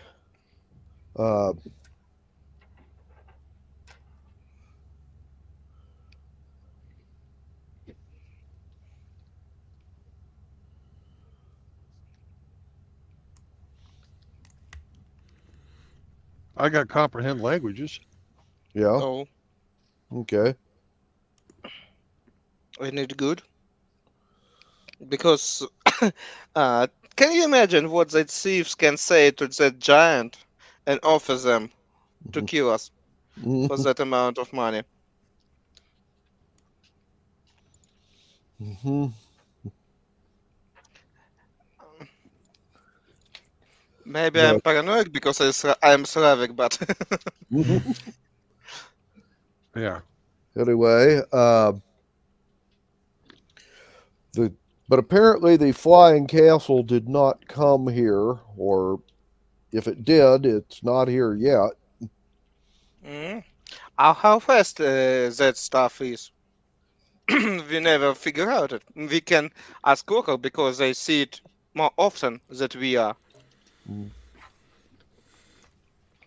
Anyway, That's my question. We ask locals if they know about that flying castle.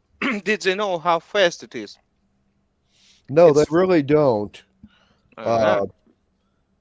And for that matter, the frost giants don't know either. They left that up to the cloud giants. They knew about that stuff. Mm. Okay. Mhm.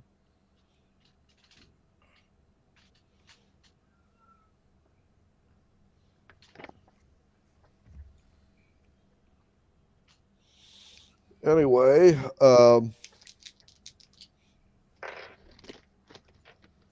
somebody roll me a percentile. Bill, your turn. I'm going to cast Ascending back to the dwarves. Mm-hmm. Right. Okay. Castle's not here. Be on alert. Mm-hmm.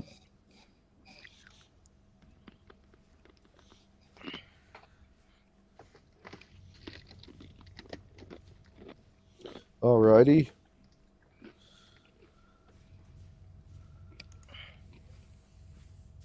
And a percentile. All right.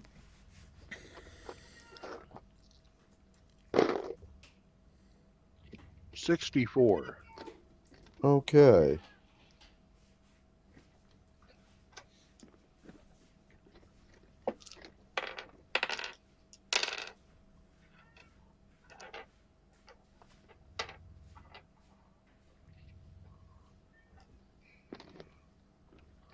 The next day, one of the patrols the dwarves sent out will come back and say they ran into a group of treasure hunters that were looting the old city of Lotus Eaters. And they said that a flying castle had showed up there 2 days before that and ran them out. And that they seemed to be looting the ruins of the deserted Lotus Eater city. Apparently, after the constructs stole all their lotus, everybody in the city went crazy and left. It's been more or less deserted since then.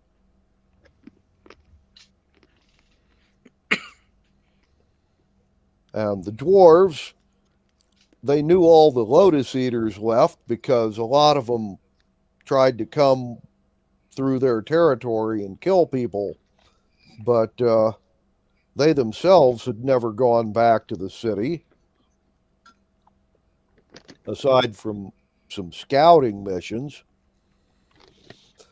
But according to them, they have what is now a 3-day-old sighting of a flying castle at that city, or at the Let's go. ruins of that city.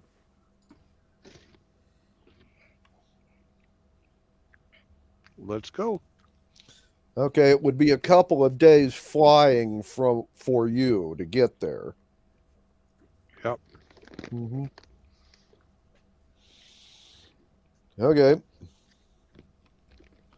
Well, give us a percentile. Whose turn is it? Yours? Mine? Yeah. Mm-hmm. Well, it's 20 this time. Okay. You have no encounters after on the day after you leave the Hill Dwarf city. percentile for the next day.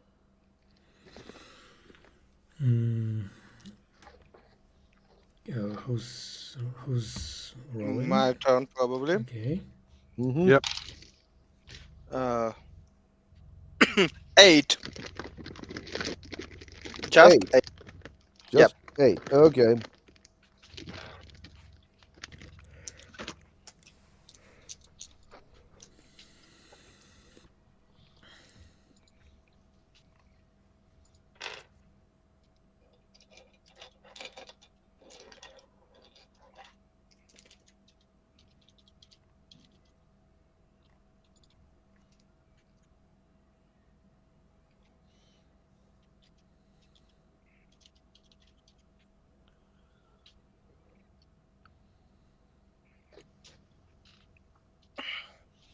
Well,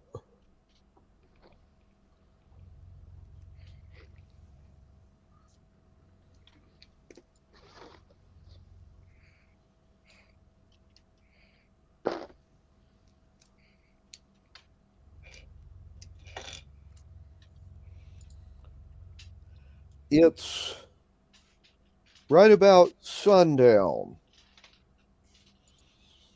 And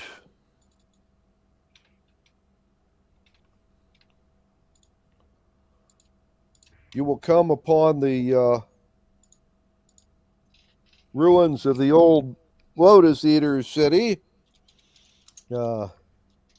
And there is a battle in progress.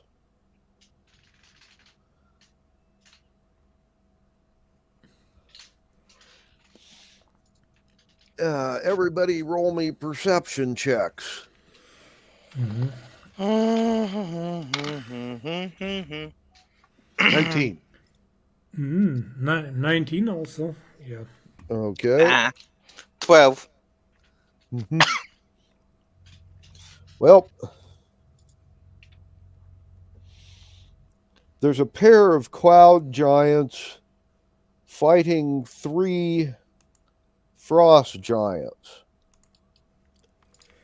One of the cloud giants is using a fly spell and is currently dodging, well, large rocks being thrown at him by one of the frost giants. And the other cloud giant is basically fighting the other 2 frost giants on the ground. And they seem to be, well, just each of the 3 on the ground seems to have just picked up something large and heavy and are trying to beat each other with them. Clubs or broken masonry, street lamp pole, whatever, you know. Okay, they're huge enough to doing that. Anyway, this is what's going on when you fly individual, and it's basically in the ruins of the city. They're basically running around trying to kill each other, knocking down buildings. Do we see the castle?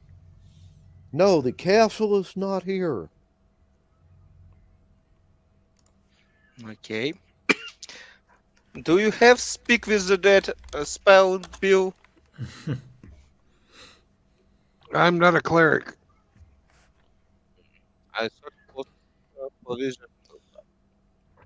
Let me check. I don't believe I have that. Okay.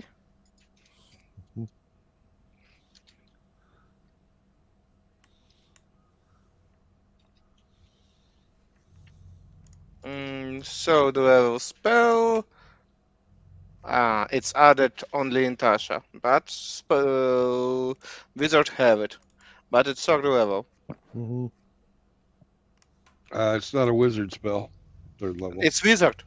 With Tasha, it's wizard. It's now after Tasha is acceptable for wizard. Oh. It's for bard, wizard, and cleric. Mm-hmm. I need to And get Tasha's.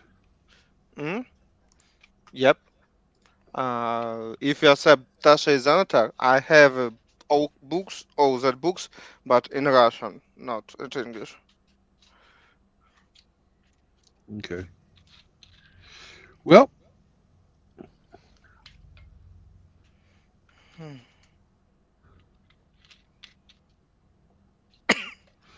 It's just idea because we can just help Hill Giant kill him, and if we have the spell, that we can just ask him. But yeah, we can do that. But why should we help? just wait. Okay. Yes, I understand. We don't have experience in that campaign. That's fine. Okay, so basically you're just going to like watch the proceedings. Yes. Right, and if it looks like the Hill Giant is going to win, then we can sort of fuck him up a little, I guess. But No. Yeah. Hill Giant or not Cloud the Hill Giant, Giant. but the Cloud Giant. There's Cloud. 2 cloud giants and 3 frost giants. Yeah. We're on side on Frost Giants, but just in case. Let's see something. True strike. Da-da-da. What is the range on True Strike?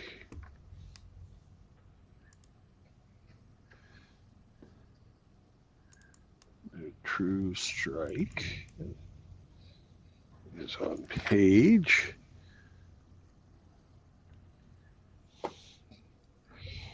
284. Range is 30 feet.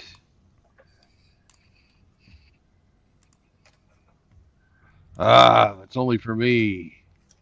Oh, I can't give it to somebody else. Too bad. okay.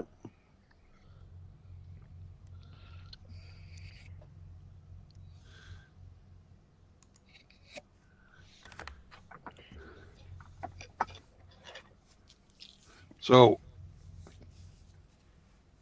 shall we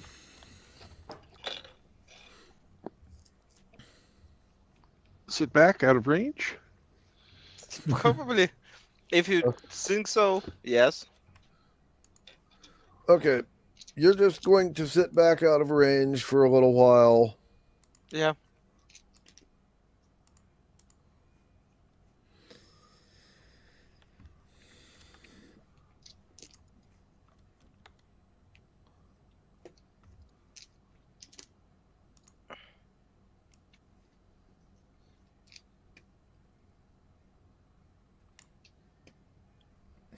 Unless the way I would step in is if the guy that's flying around tries to leave,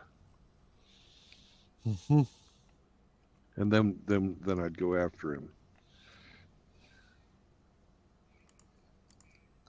Yeah. Well,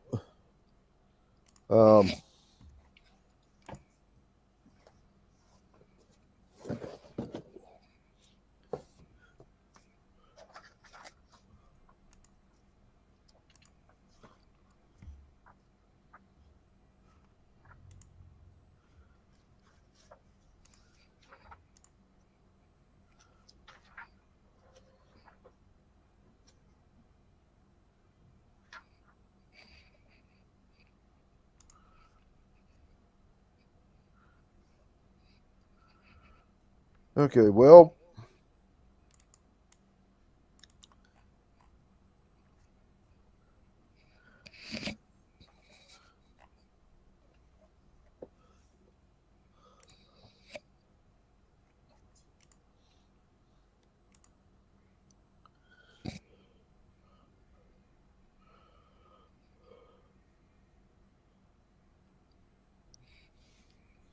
basically, there's kind of a running, flying fight, and the flying guy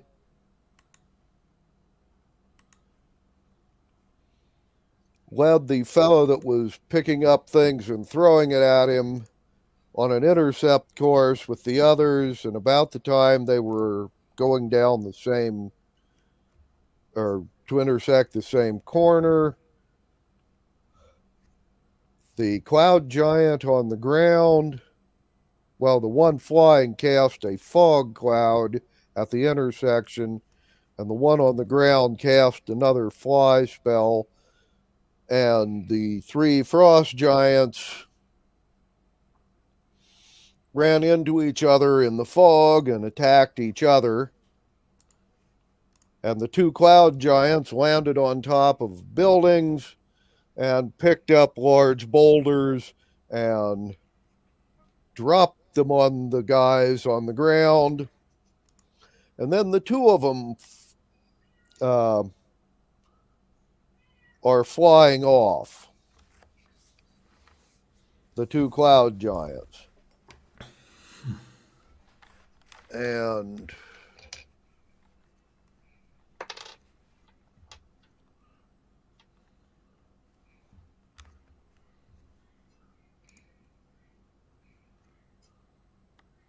Do we get an attack of opportunity when they try to leave?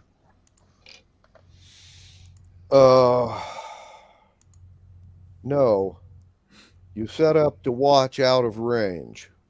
Yep. You'll have to do movements to get into range. Yep. And that will take up your attack of opportunity. Okay. Well, let's do movements to get in range. Okay.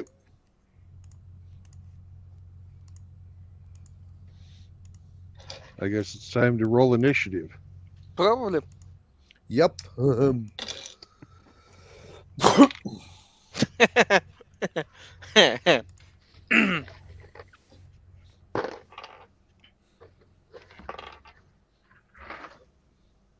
6 with pluses. 5 with pluses. Huh, very good. Yeah, I also have 6. Okay. Not For me, it very- was natural 1 because +4 to initiative, but Okay. I had a 3 plus 3 is 6. okay.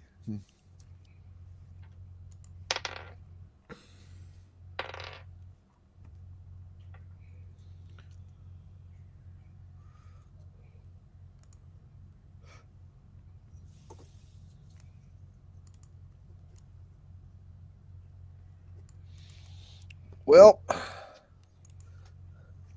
the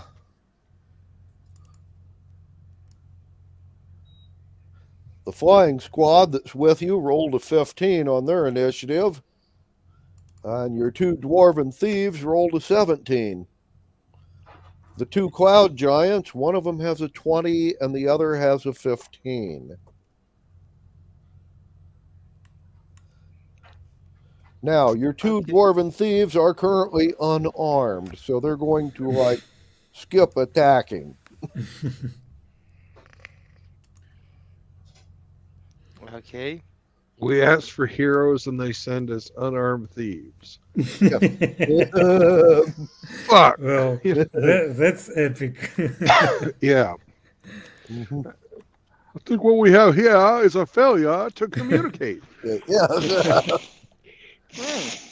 Anyway, Great movie if you guys ever want to watch it. Cool Hand Luke. yeah. But anyway.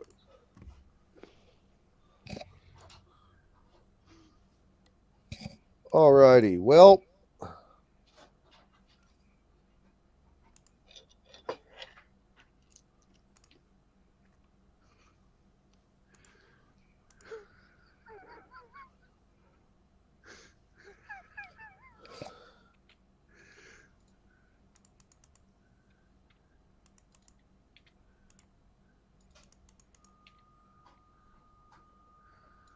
right.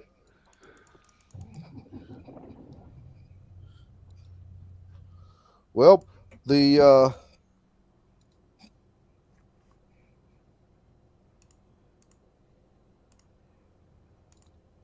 one giant is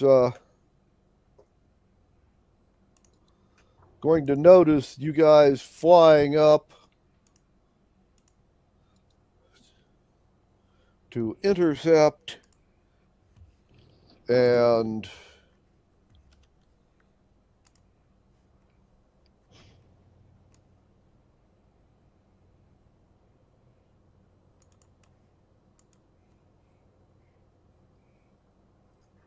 he is going to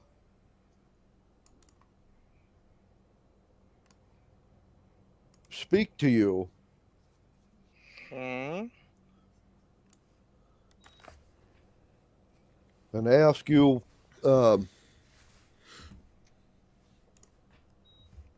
what your business is. We're trying to find Flying Castle. So is he. Mm. Interesting. Can we talk a little bit? Yes, he wants to know what your interest in his castle is. It's your castle. It used to be. Mm. Interesting and more interesting. Apparently,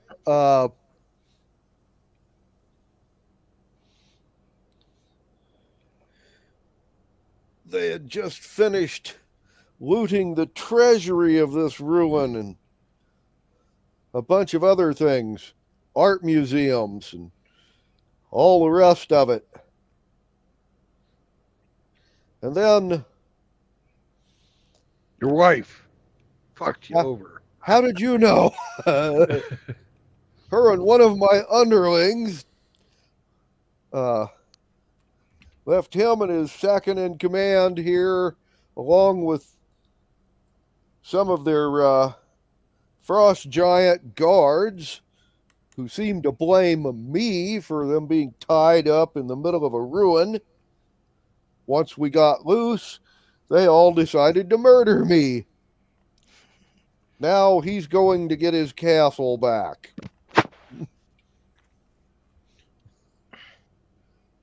Anyway, wants to know what your interest is in the castle.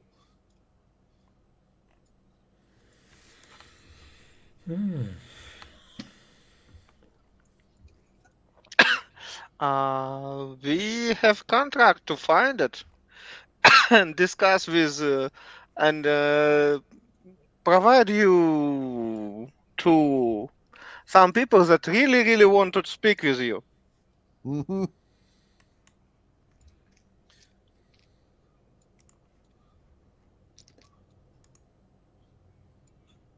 Right. I said truth, only truth, and nothing except truth.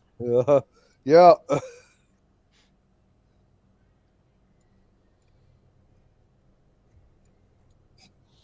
Well,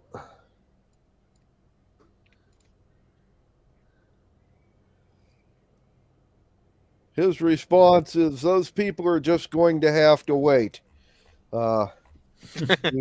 He needs to leave now and try and catch up with the castle and his wife and treacherous underlings.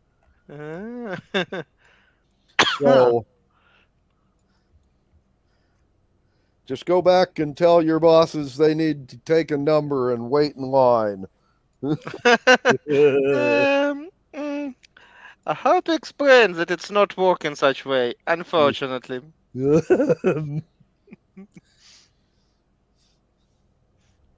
And we're already on strike range, like I understand. Yeah. Mm-hmm. I'm sorry, but it will be in good way or bad way. Your preference.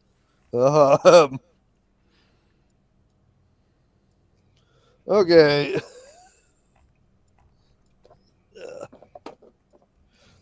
Can I have an action before you guys start fighting? It depends on them. What's your action? I'm going to go invisible and trigger my ghostly form and fly into the body of the storm or cloud giant.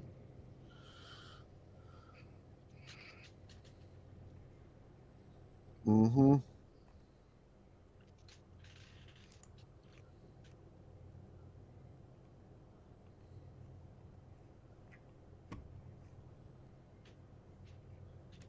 Okay.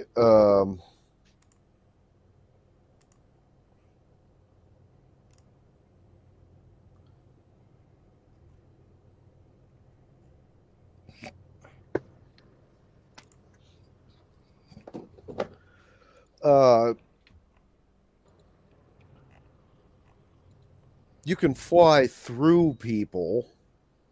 Well, Flying. you've let me go into people before. Remember at the island Yeah. where we had.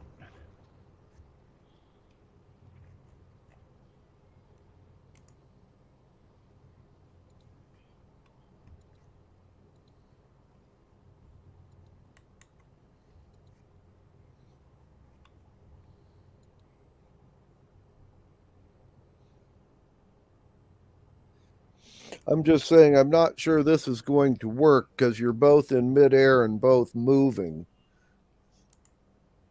Right, I've got to match his flight. Yeah.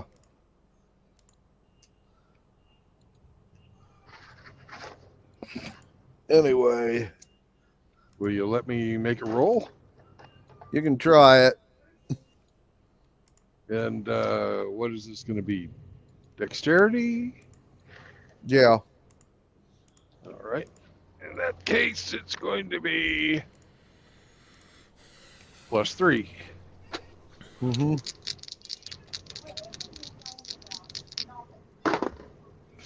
I have a natural 19, so that makes it a 22. Okay.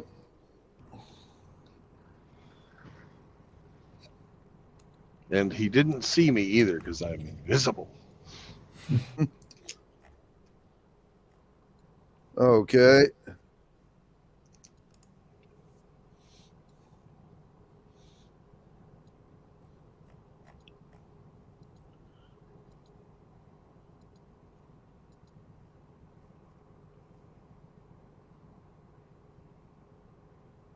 Right. Okay, then I'm assuming at this point in time, Constantine, you're going to like take a shot at him. Yep. Why not? I don't know what shenanigans do you want to do, but from my Yeah. point You, of you view, didn't see me either. No, Yeah. he's invisible.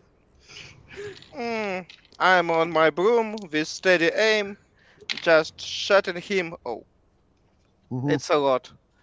Probably I hit 19 on dice, and it's probably +7, 26. Probably it hit. Yeah, that hits.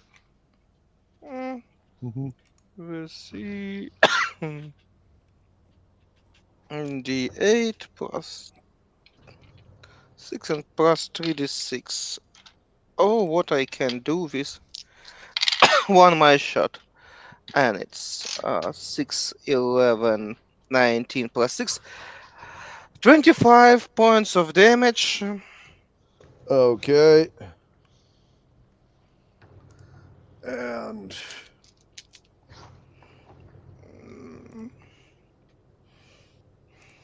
It's take a lot of time. mhm. But I don't know how much health he has because he's fight a few minutes ago with huge giants. Mhm.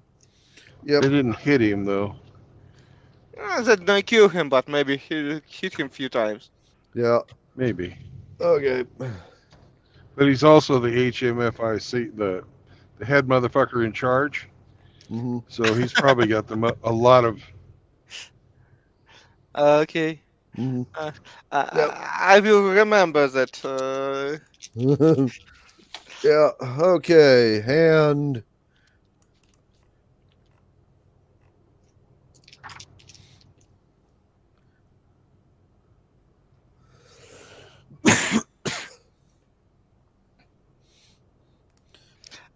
And Deal. your flying troops will all take a shot at him.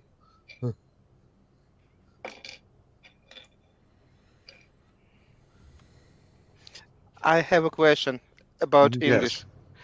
When you use that abbreviation, motherfucker split on into word or not? Mhm. Usually HMIC. motherfucker is MF. Ah, that's why exactly that's why I asking. Yep.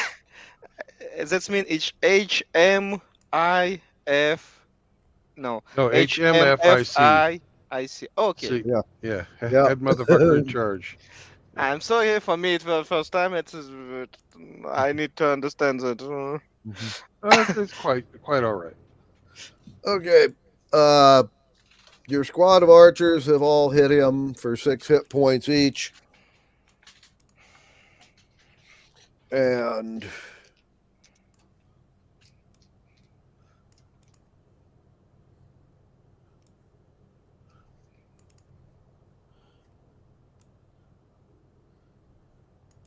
And he has responded by flying forward and taking a shot at Constantine. Okay. And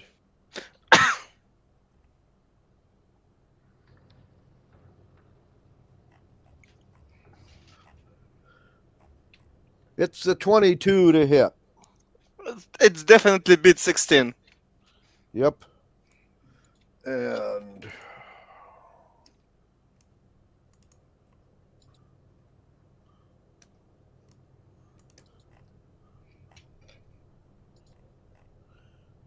oh, he rolled really sucky on his damage. Okay. He does you 16 points of damage It's fine. and I misses you with his second shot. oh, thank you. Because I expect that I will lose half of my health, but it was just quarter. Uh-huh. And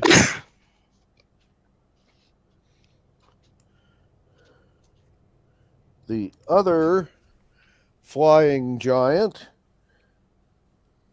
is going to go into gaseous form this round.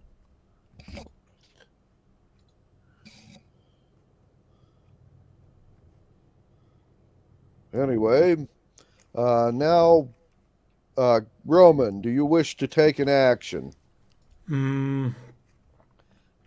Well, I don't like. Can I attack him with melee attack? Something magical, something that Ah. can hit gaseous form, thunder, lightning, fire, freezing. Enchanted weapons. Yeah, Gust because of regular wind. weapon doesn't make anything to him. Bludgeoning is special. Well, you could try going into ghostly form and see if you could just beat on him with your fists. That won't work. No. It's not a Okay. trick. We still not have anything magical for you, Rama. Well, I have Halberd +3. I guess Yep. it's magical. Yeah, that'll So- work. That'll work. That will work. So why not? In the end, okay, I will try to attack him just like on a fly. Okay. Fly by with Halberd. And rage and add proficiency bonus to your Yeah, strike. yeah, of course. I'm enraged. And all You that. still not great weapon master, or you great weapon master? He is. Mm, no, Then- no. In this game, No? Okay. I'm still not Okay. great weapon master. I was in previous one, but Yeah. That's why. Okay, it's 16 to hit. Okay.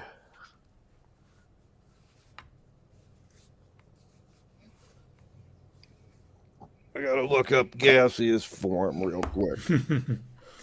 Oh yeah.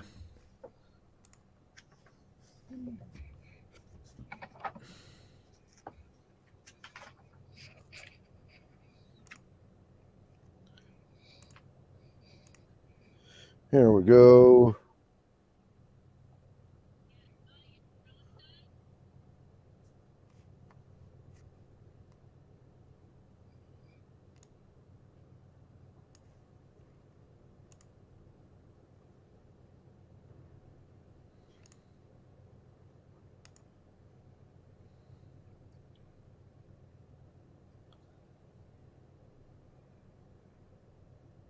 Right. Okay.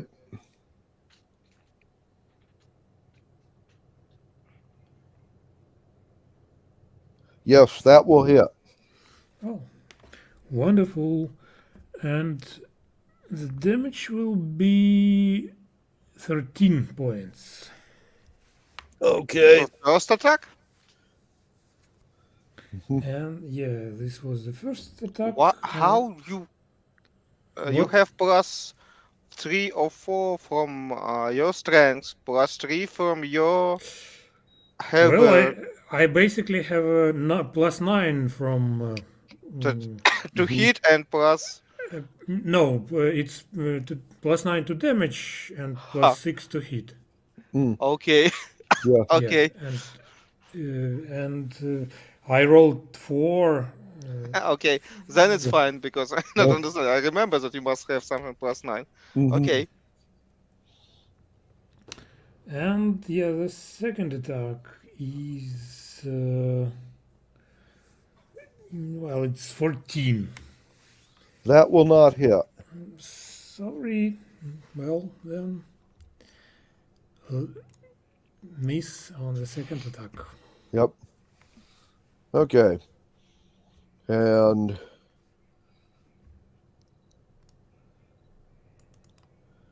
at the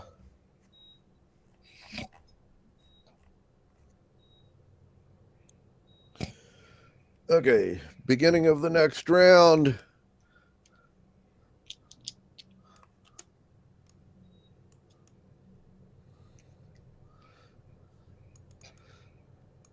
Constantine, giant in front of you has just rolled a natural 20 to hit. Again? Okay. Yeah.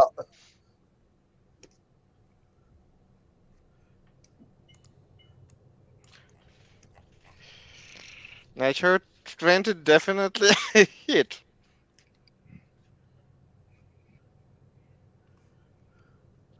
And he has just done you 22 points of damage. Okay. I don't know how you think, guys, but I'm probably a little bit far, around 300 feet away from him, just in case. I don't know. 300 feet will be enough. For me, I just shoot without advantage as without disadvantage, but I still can shoot at him. Okay, and the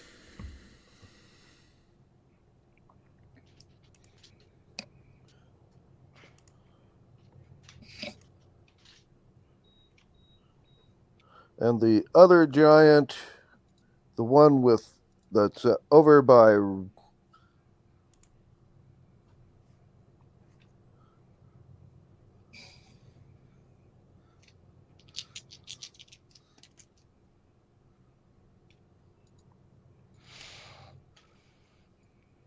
Roman, he has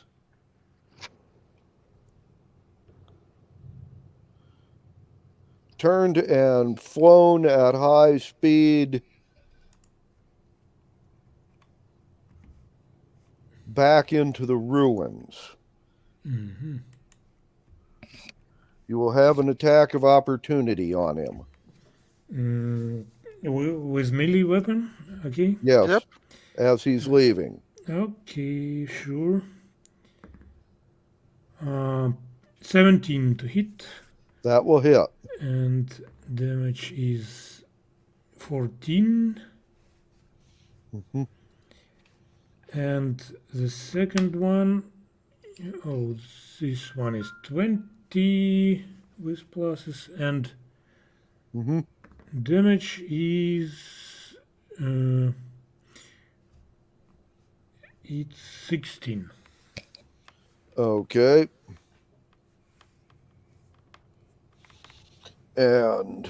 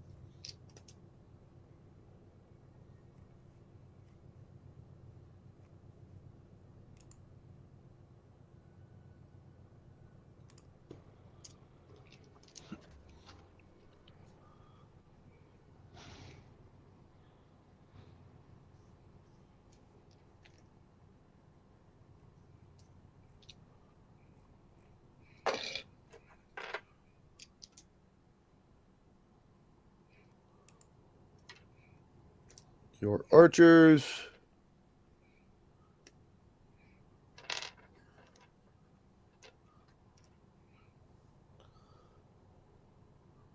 have all hit the guy.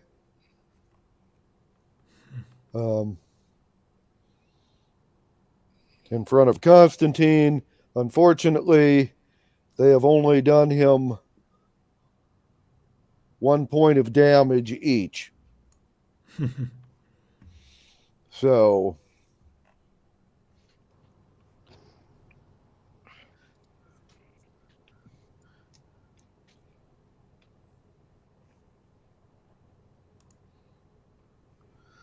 and Roman, the guy who turned and flew into the ruins, has gone through a tiny crack and into a building at the end of his movement.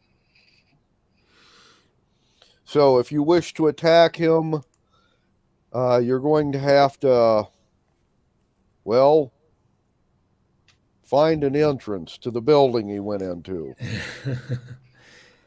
Well, Use your movement to get there. I'm not quite interested to follow him. So let him fly away. Let him. No. What? We You don't all agree? purpose of our bets for so much money. They not ask about flying castle. They asking about that guy, Ah, especially alive. That's main issue. I want to kill him, bring that body to them, resurrect him, and get our money. resurrect him. Well, the guy that's Oh, hitting on okay. you, Constantine, is the guy that you Is want to the kill. one they want. Yeah. This is Yeah, one of his flunkies. Ah. Yeah, so I Let's- better help you to kill your opponent. Okay.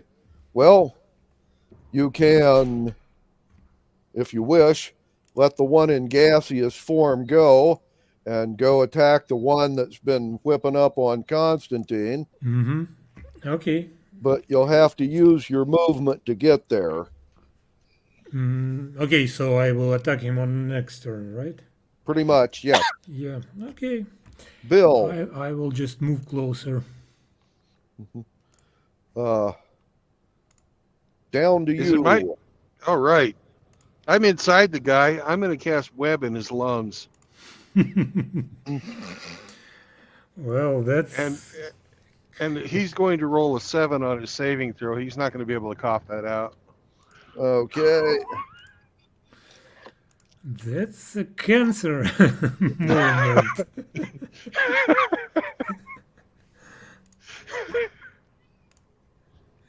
Yeah, interesting.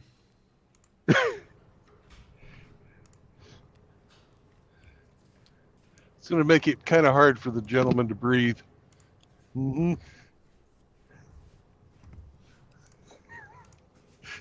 Suddenly. Okay. Never seen that one before, have you, Farrell? Huh? No.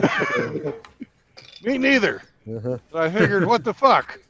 Mm-hmm. He's big enough. Yeah.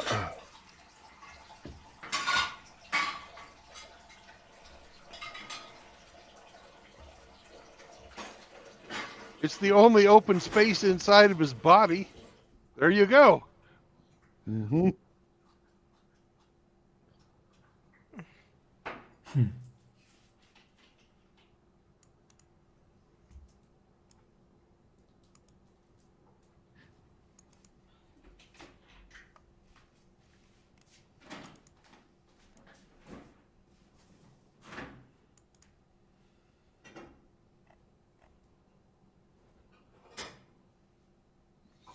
Yeah.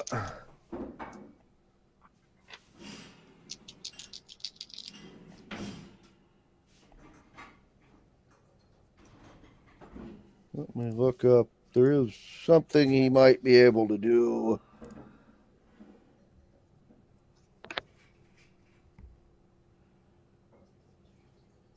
That better not involve speech. Yeah, that's what I'm looking.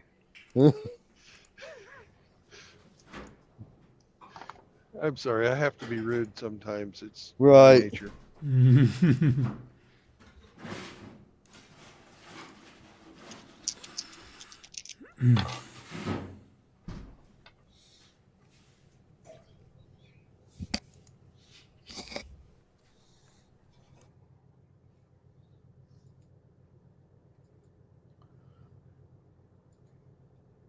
Right. Okay, well.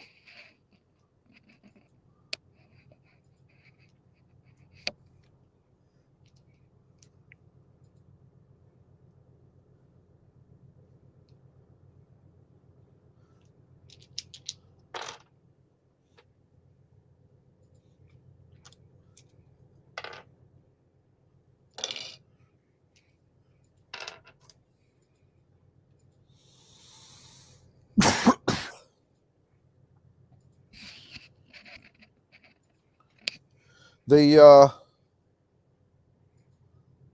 frost giants, all three of whom are now badly wounded, that were on the ground watching all of this.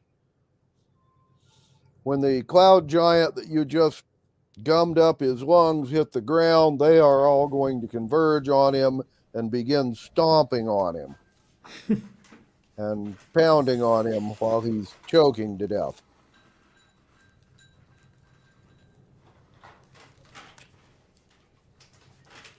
Anyway.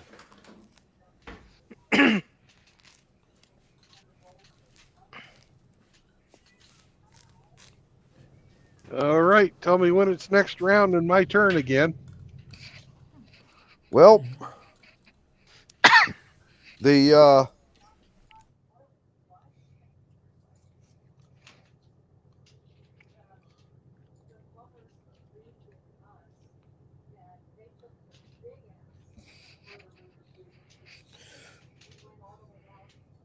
the other giant has disappeared.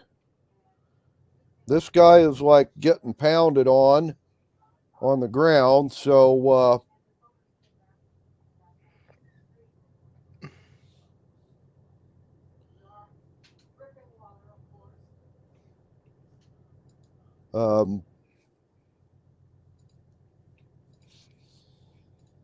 there isn't anything else going on this round. So yeah, what did you want to do next time, Bill? I'm going to stand up partially out of his chest and cast Comprehend Languages and tell them, he's mine.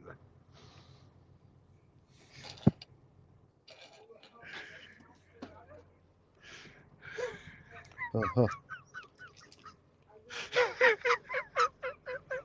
And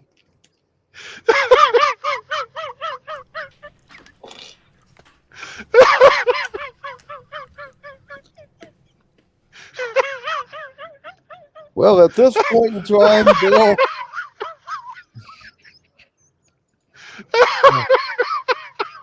they're going to ignore you and continue to pound on him with rocks and lumber that Oh, they come picked on. up off the I ground. ought to get some type of an intimidation roll. My rolls indicated that they didn't care Okay. whether he's yours or not. They're basically pounding him. Okay.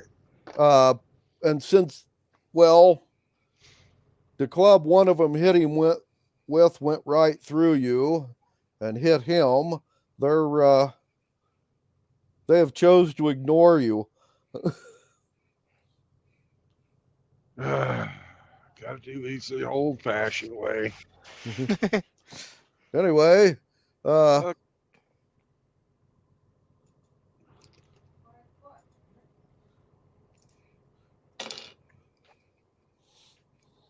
and after they have like killed this guy,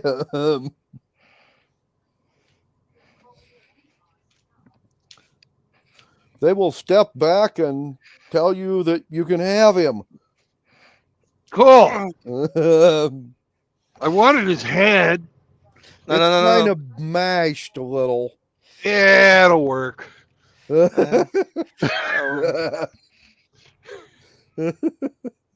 No, we need full body to resurrect because Okay, we'll take the full body. Tensor's floating discs. we need plural. something like carriage or something like that because it's too much weight. Yeah, I can cast what? Cast a feather fall on him. No. And then Maybe we put him in the bathtub. No, the bathtub went back to the went back to the camp. Yeah. Well, can we shrink him to the hobbit size? Oh, we can shrink him one size smaller and then tensor floating disk will work perfectly. Yeah, you could shrink him and then float him on a disc. Yeah, let's do that. Mm-hmm. Well, that's just a logistical problem. No. And we think need it's some a way. logistical problem until you have to carry things that weigh 800-900 pounds, you know. Yep. And then it's, you know, major back strain. Yep. But yeah. Anyway, the three frost giants are going to look around the ruins and see if they can find some, well, better weaponry.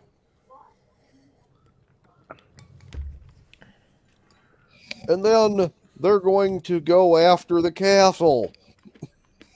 Which We way need did to it go? We need to go too, but we need somehow put that body to our clerics. They speak with dead, resurrect them, and bring them to our customers. Well, And let's see. These frost giants said they flew off heading west by northwest.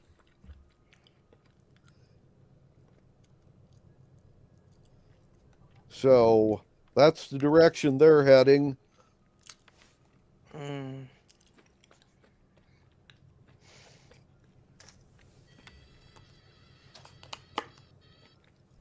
From where you are, there really isn't much in that direction until you get to the Inland Sea. You know. Well, there's a whole lot of monster land in there. And, Mhm. well, these guys are monsters. Mhm.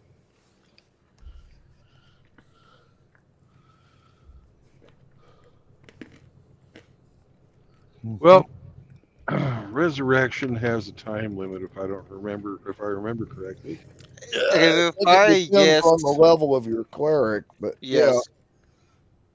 Let me look real quick.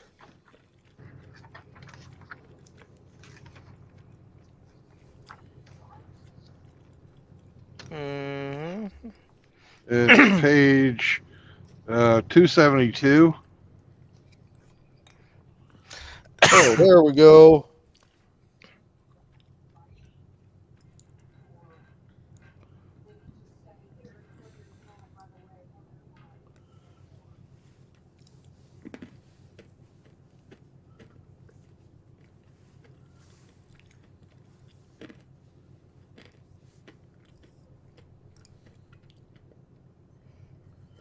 Okay. It's a creature that's been dead for no more than a century, didn't die of old age, and isn't an undead. Perfect. And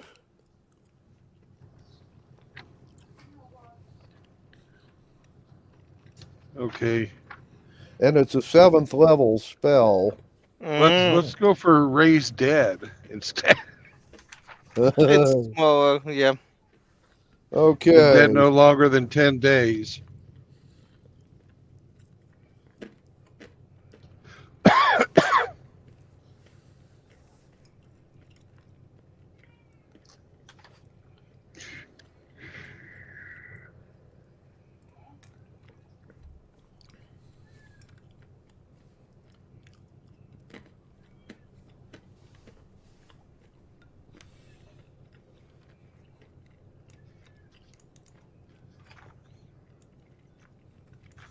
Okay.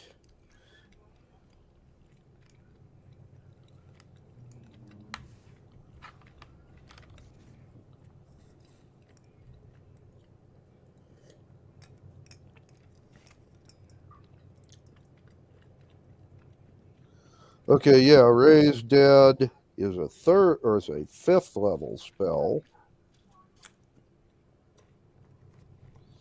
And you got 10 days, like you said.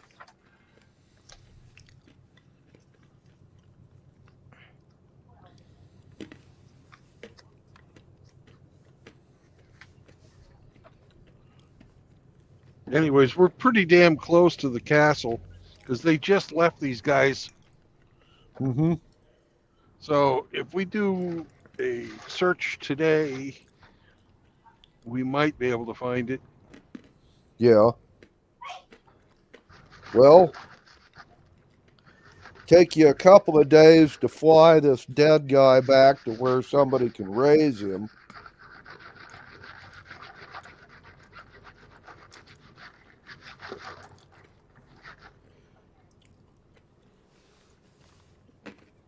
But yeah.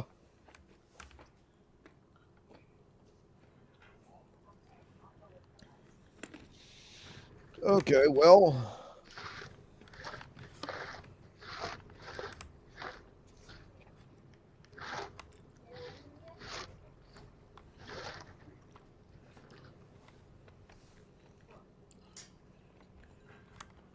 We will see if you guys can find him. You can go do a search.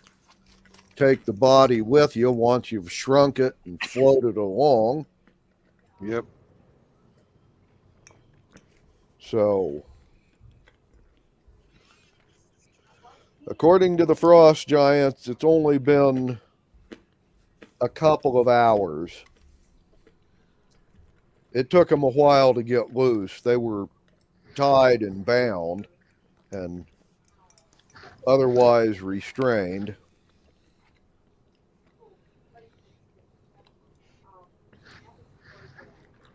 So,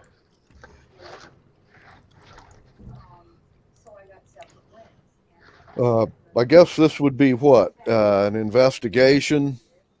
Yep. Yep. So if you'd give me an investigation check.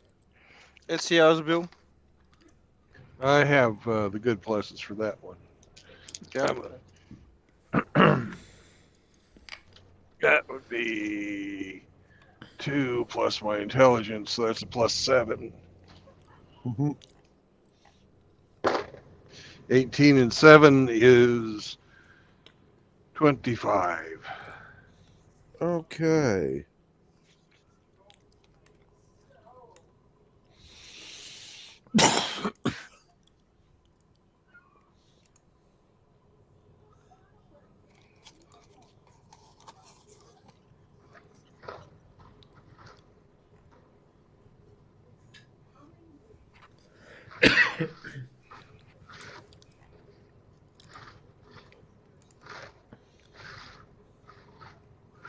Well,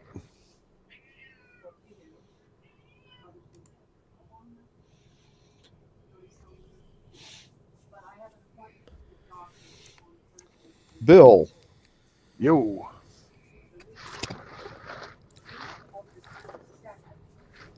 your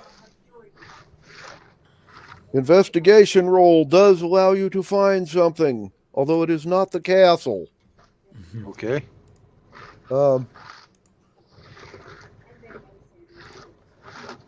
When you are flying along, you will find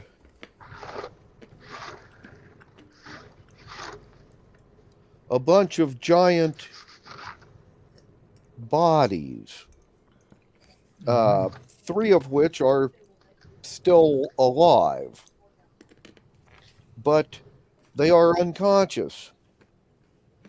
There are a half dozen frost giants. They are all deceased, and they appear to have been to have died in extreme pain, but there are no wounds on them.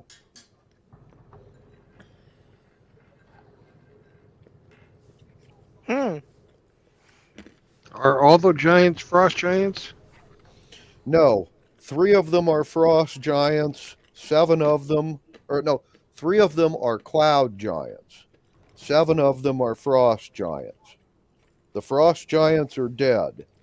The cloud giants are alive, but unconscious.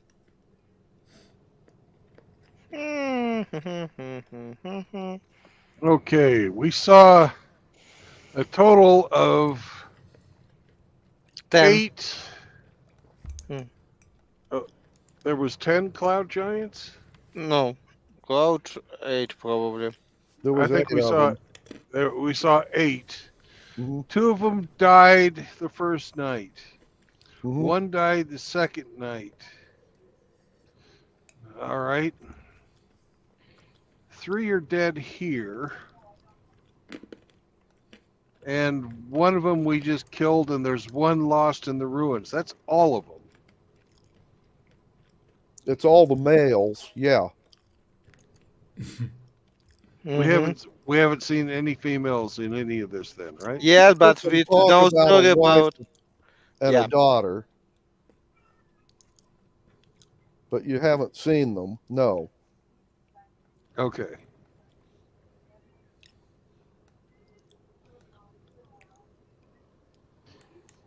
And the castle is not here.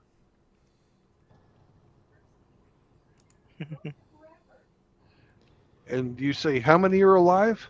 3 of them.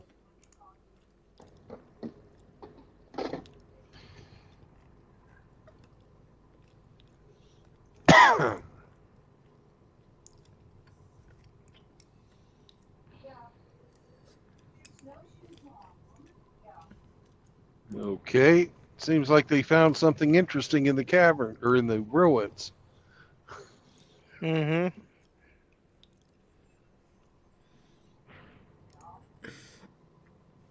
What do you want to do with these guys?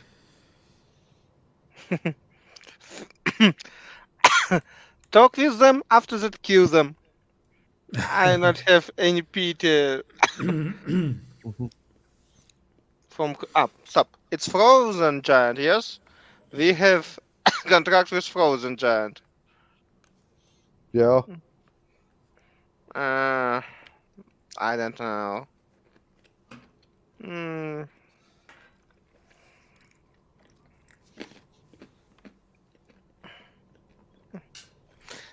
We can just kill them and forget about them.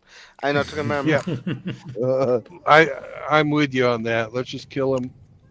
They're all laying there on the ground, right? Yeah. Hmm. Start shooting them with poison arrows until they're dead. Hmm. Okay. Do we need to even roll for that? Not really, no. Okay. Then let's do another investigation. Okay. Roll us a 20-sider. +7.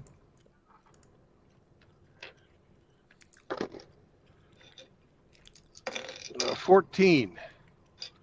Okay. 7 and 7. 7 and 7 is 14. Right. How about our thieves give it a shot?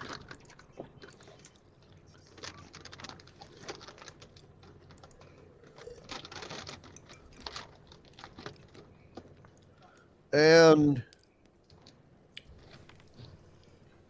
your thieves have looked it over and they've come to the conclusion that when they left here, they flew away and they probably did some sort of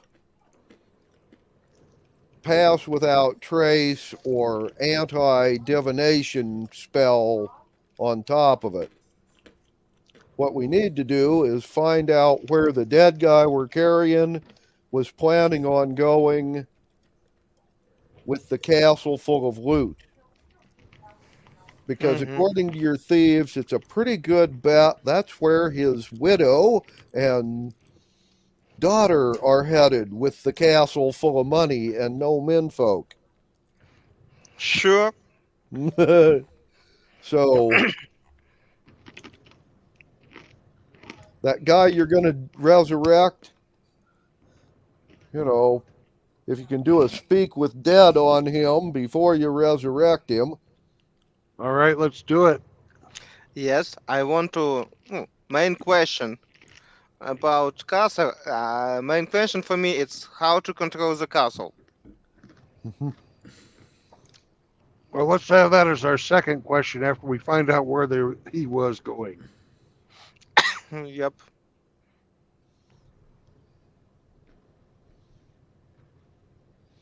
Okay. We get 3 questions. Yeah. 3 or 5?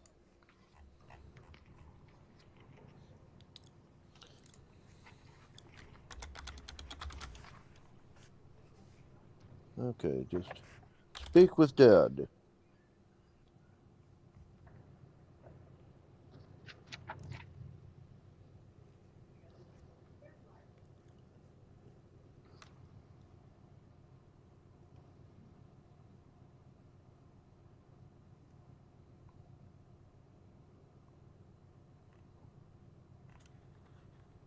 Right. Okay.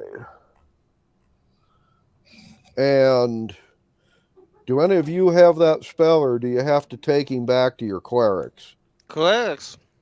Okay, well then, give me a percentile for you flying back to your clerics. 78. Okay.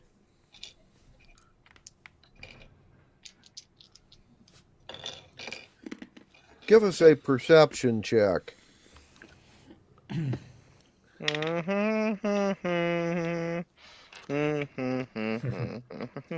8. Okay. Anybody else? Yeah, we can help you. 2. Okay, well then, none of you guys noticed. I have 15. You have a 50, except for Roman.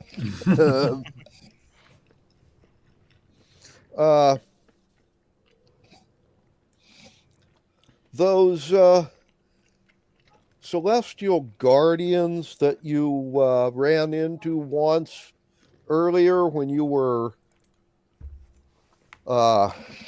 in the oriental part of the continent, that took the dead spirits that were inside of you back to the Celestial Palace. Roman, you see a couple of those flying around. Looks like they're searching for something or someone. Not my business, not my monkey. Not my business, not my monkey. Well, actually, it's not your monkey, but it is a monkey. I expect so. That's why. Anyway, they don't stop and talk to you or anything, but they appear to be looking for someone.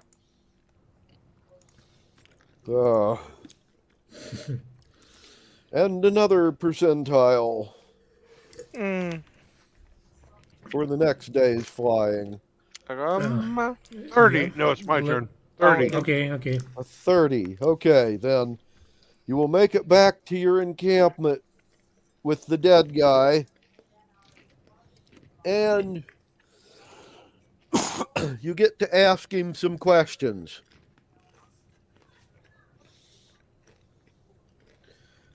And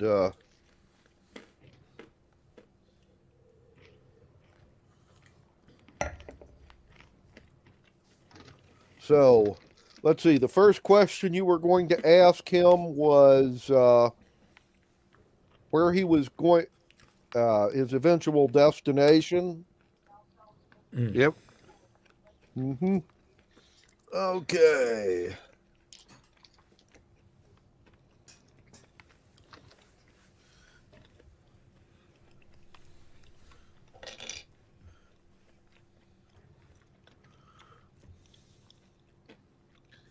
Apparently, he was planning on going to a place in the Jade Mountains down to the southeast part of the continent. And he will tell you the specific mountain he was headed for.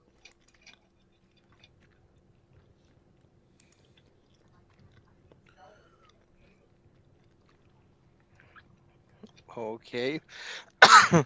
How to control that flying castle?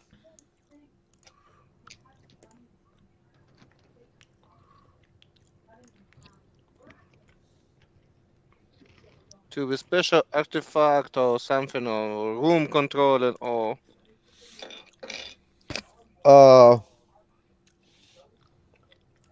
apparently in the highest tower at the center of the castle, there is a set of controls, basically like a rudder control and a dive control, kind of like the old primitive submarines. One does up and down, the other one does, back and forth. And okay. Apparently you have to be attuned to them to make them work.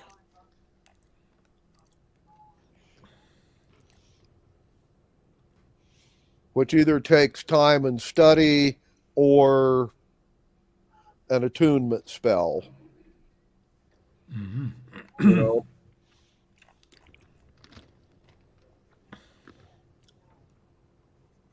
And you got another question. How many? Let him crew. How many people stay on that castle? ogres, ghost, everybody who stay on castle, that we know how many enemies we still need to hit down. Well, he would only know up until the time he died. Sure, it will be enough. Anyway, apparently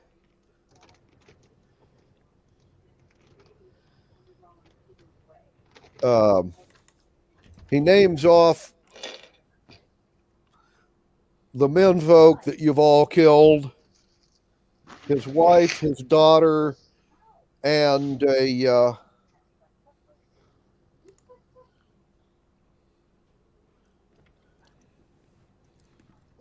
a pair of fire giant women servants. Mm-hmm. Also, apparently, there's like about a dozen slaves. All of the slaves are what he refers to as lesser folk. That's basically a category giants have for, well, Everyone else. anybody who's not a giant. Mm-hmm. Okay, at least we not find them ancient black dragon or something like that. Okay. Mhm. 4 giant What's the- women's. What's the combination to get into the treasury?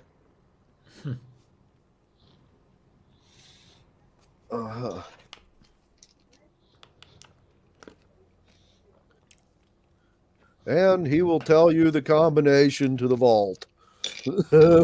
Okay. Really, really good.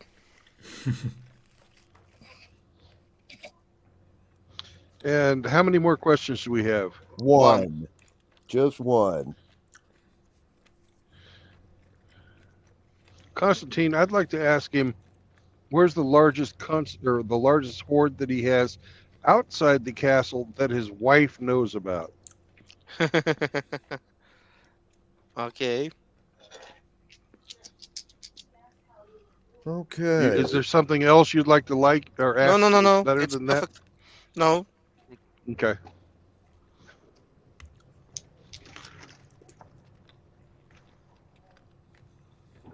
Right.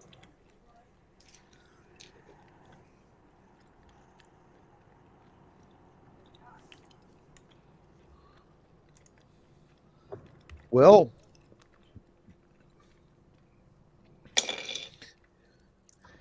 he names off a place in the Granite Mountains that divide, well, the westlands from the central part of the continent. And he names a place on the north end of those mountains.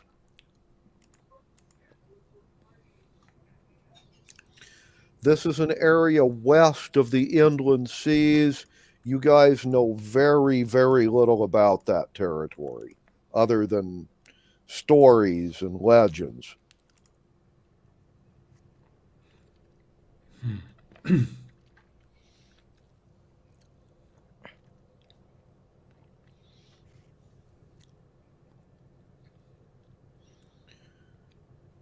Okay.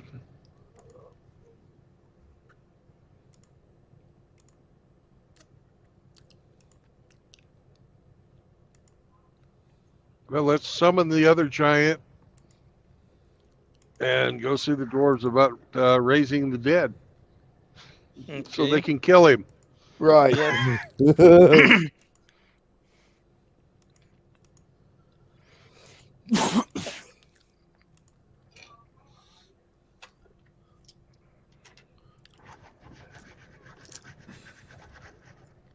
Well, that will require one more percentile from you.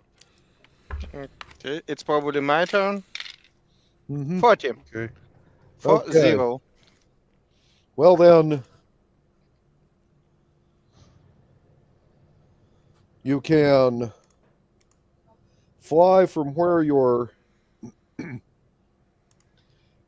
troops are encamped to the capital, to the mountain giant capital, Dwarf, but yeah. or mountain dwarf. Sorry. That confuses the hell out of me too. It does, yeah. And not to mention, I'm pretty easy to get confused. Okay, I Right. just am. And Anyway, and you're old. and I'm old and senile. Yeah. Well, you know, my great uncle Grant once told me you should act kind of confused and forgetful all your life, and that way, when you're old and get senile, they won't put you in a home. People will just say, "Oh no, he's always been a space cadet. Leave him alone." Well, yeah, that's strategic approach Yeah, well, you know, to aging. Well, especially, given your family's history. yeah. I first time hear a sentence space cadet. Yeah. Okay. You have made it to the capital. You can have them raise this guy, and they will summon the frost giants. Well, we're going to do it in the opposite order, but yeah. Well, summon the frost giants and then raise him. Raise Right. dead, he comes back alive, but with 1 hit point. Yep. Yep. So, And they can kill them in which way they want.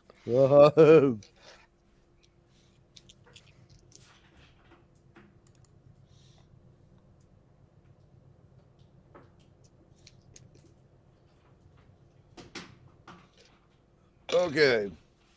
Well,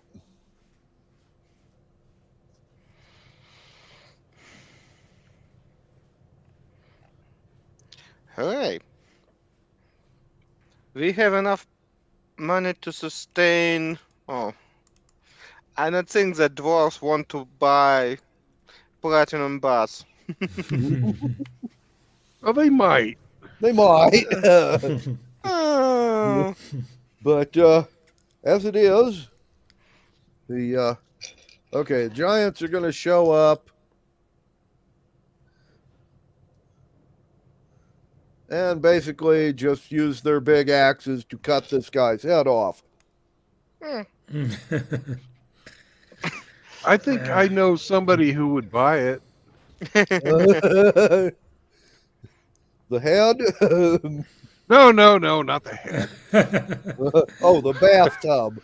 The bathtub. Yep. And who would Yeah. buy this bathtub? Remember that really powerful lady that lived in a tower out in the middle of the jungle? Ooh, The yep. elephant woman? Yep. Uh-huh. Yeah. You go sell the bathtub to her? Yeah, she said she wanted magical stuff or unique stuff. This is pretty fucking unique. Well, yeah. Yep. It is. And it was probably stolen from some Oriental gods. It Well, was you no, can- it was probably stolen from a very powerful vampire, I think. Yep. Well, the vampire had the platinum coffin. Okay, we don't where know who the hell it bathtub was came still. from. Yeah. Yeah. If you guys wanted to, you could do an investigation check on it. I don't really give a fuck. Okay. Well, yeah, until the owner will show up, we don't really care. Okay. If we did check it, it would all come out in the wash. Uh-huh. Okie dokie. Okay. Well- So we have a coin that she told us if we were to blow on it, she Mhm. would be able to hear us. Yes. Mm-hmm. Well, Blow on it and ask her if she wants to buy a platinum and ivory bathtub. It's really fucking nice.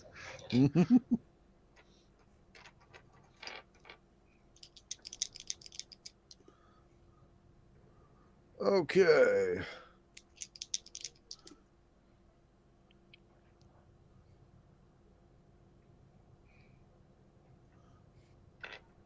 Well, unfortunately, this coin does not do two-way communication. You have sent the lady a message. And she knows where we're at then, probably. Yes.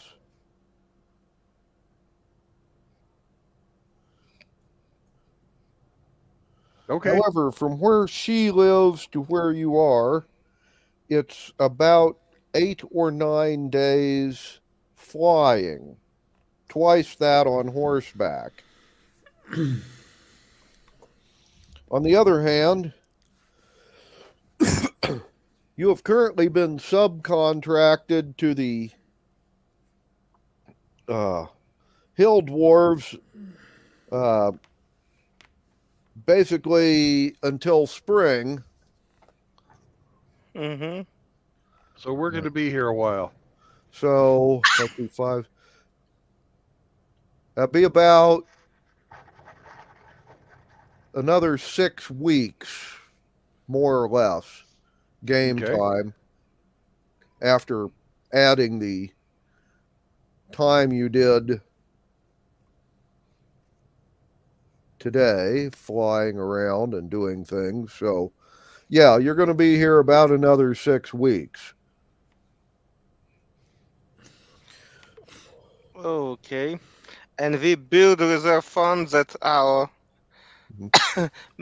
company not bankrupt. I was going to say, in addition to that, though, you have, as part of your contract with the dwarves to relieve the siege of their city, they were going to contract a bunch of journeyman level artisans to work for you for 1 year. So you will have armorers and blacksmiths and leather workers, all the guys you couldn't hire before. You will have those, let's see, however many it was you needed. I have that written down somewhere. I will look that up. But you will have a bunch of dwarven craftsmen and armorers going with you. And it's good. And we have 100k payment for that head of that giant.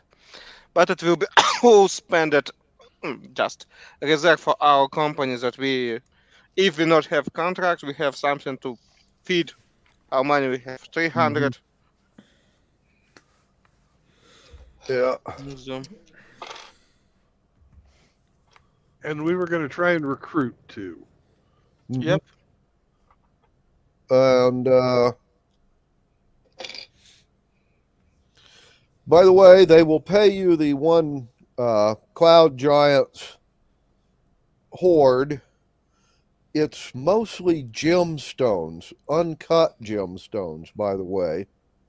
But a lot of them.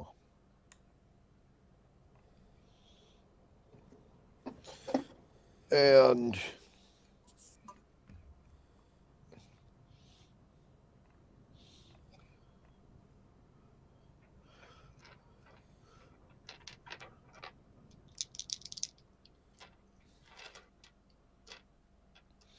okay, well,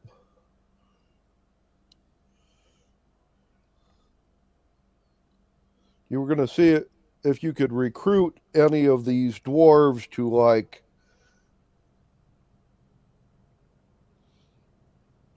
hire on with you. Yep. As fighters or clerics or spellcasters or whatever. Yep. Mm-hmm. Okay.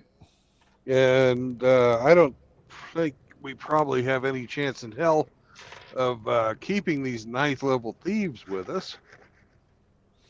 But they're welcome to come along too. Yeah. No, actually, they have decided that you guys need the help. Okay.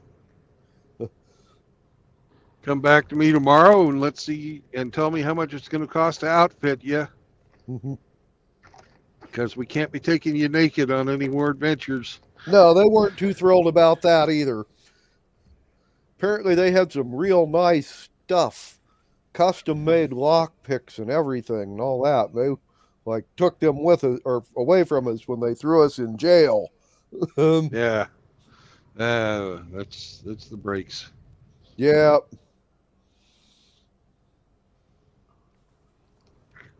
Nothing we can do about that, but. But yeah. Okay. This is kind of a fortuitous place to close it down for the day. Yeah. And Yep. I will see about recruitment and equipping and that sort of thing, and let you know next time what you've come up with. Sure. Yeah, cool. Okay. And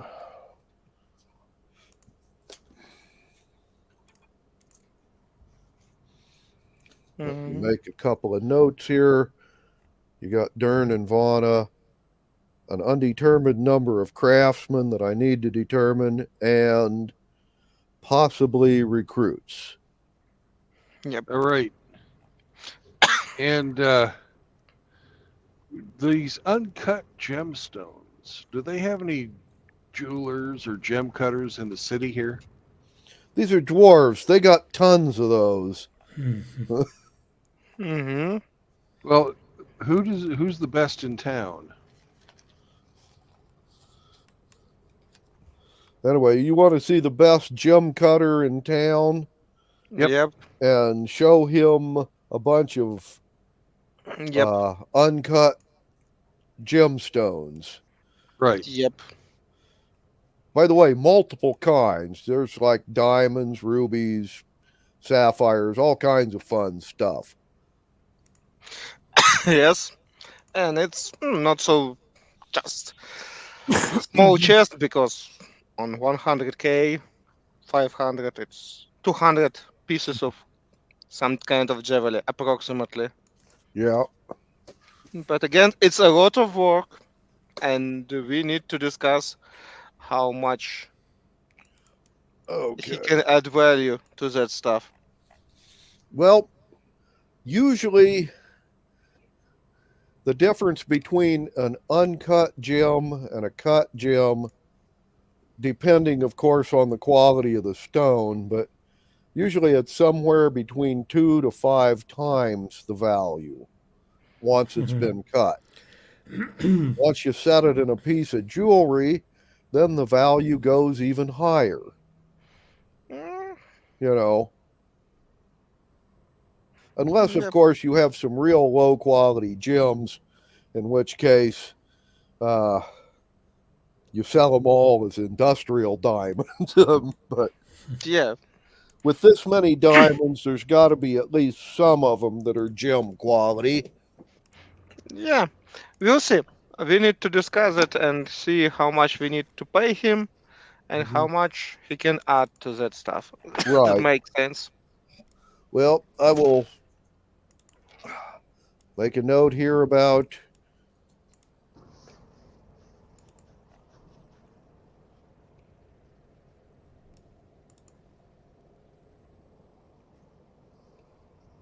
jewelers.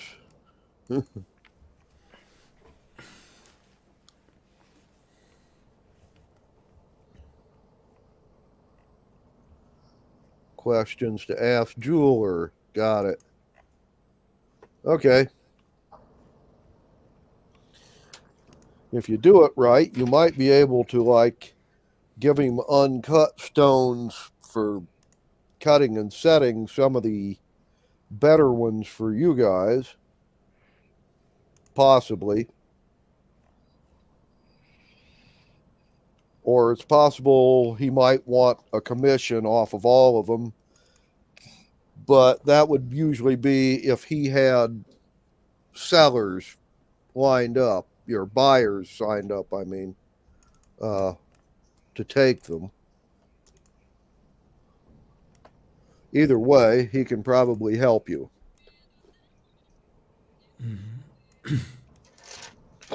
Anyway, well, you guys have a good weekend. And hopefully it will be warmer next Saturday when I talk to you.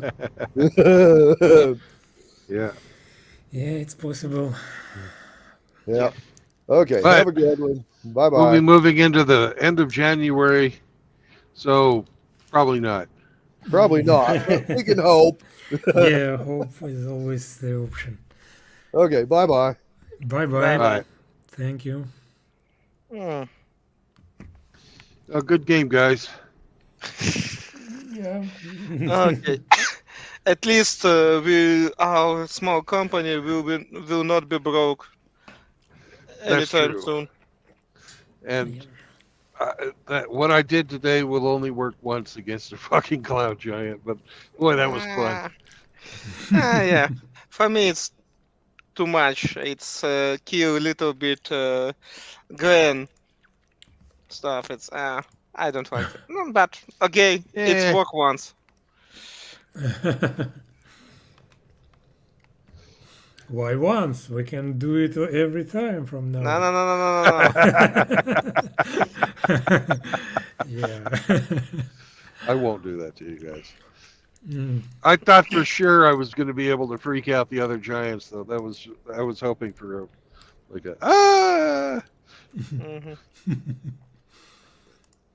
It didn't happen. Shocking effect. Okay. All right. You guys have a great week, and the next time I'm in Missouri, I'll buy another lottery ticket. Not a big deal. More hope. We didn't win. Stay warm. Yeah, stay warm and hope that we not have rocket strike or something like that. Oh. But Yeah, it's yeah, more definitely. important nowadays. Yeah. Okay, try to talk with you, Bill, when I have some time, but we'll see. Okay. I'm still studying a lot, but probably we'll find time to talk with you. All right, Bye man. bye. Okay, bye bye. Bye.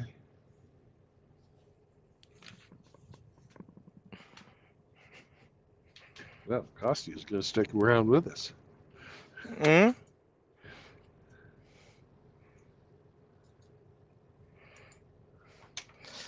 I'm just need some time to switch off info on all of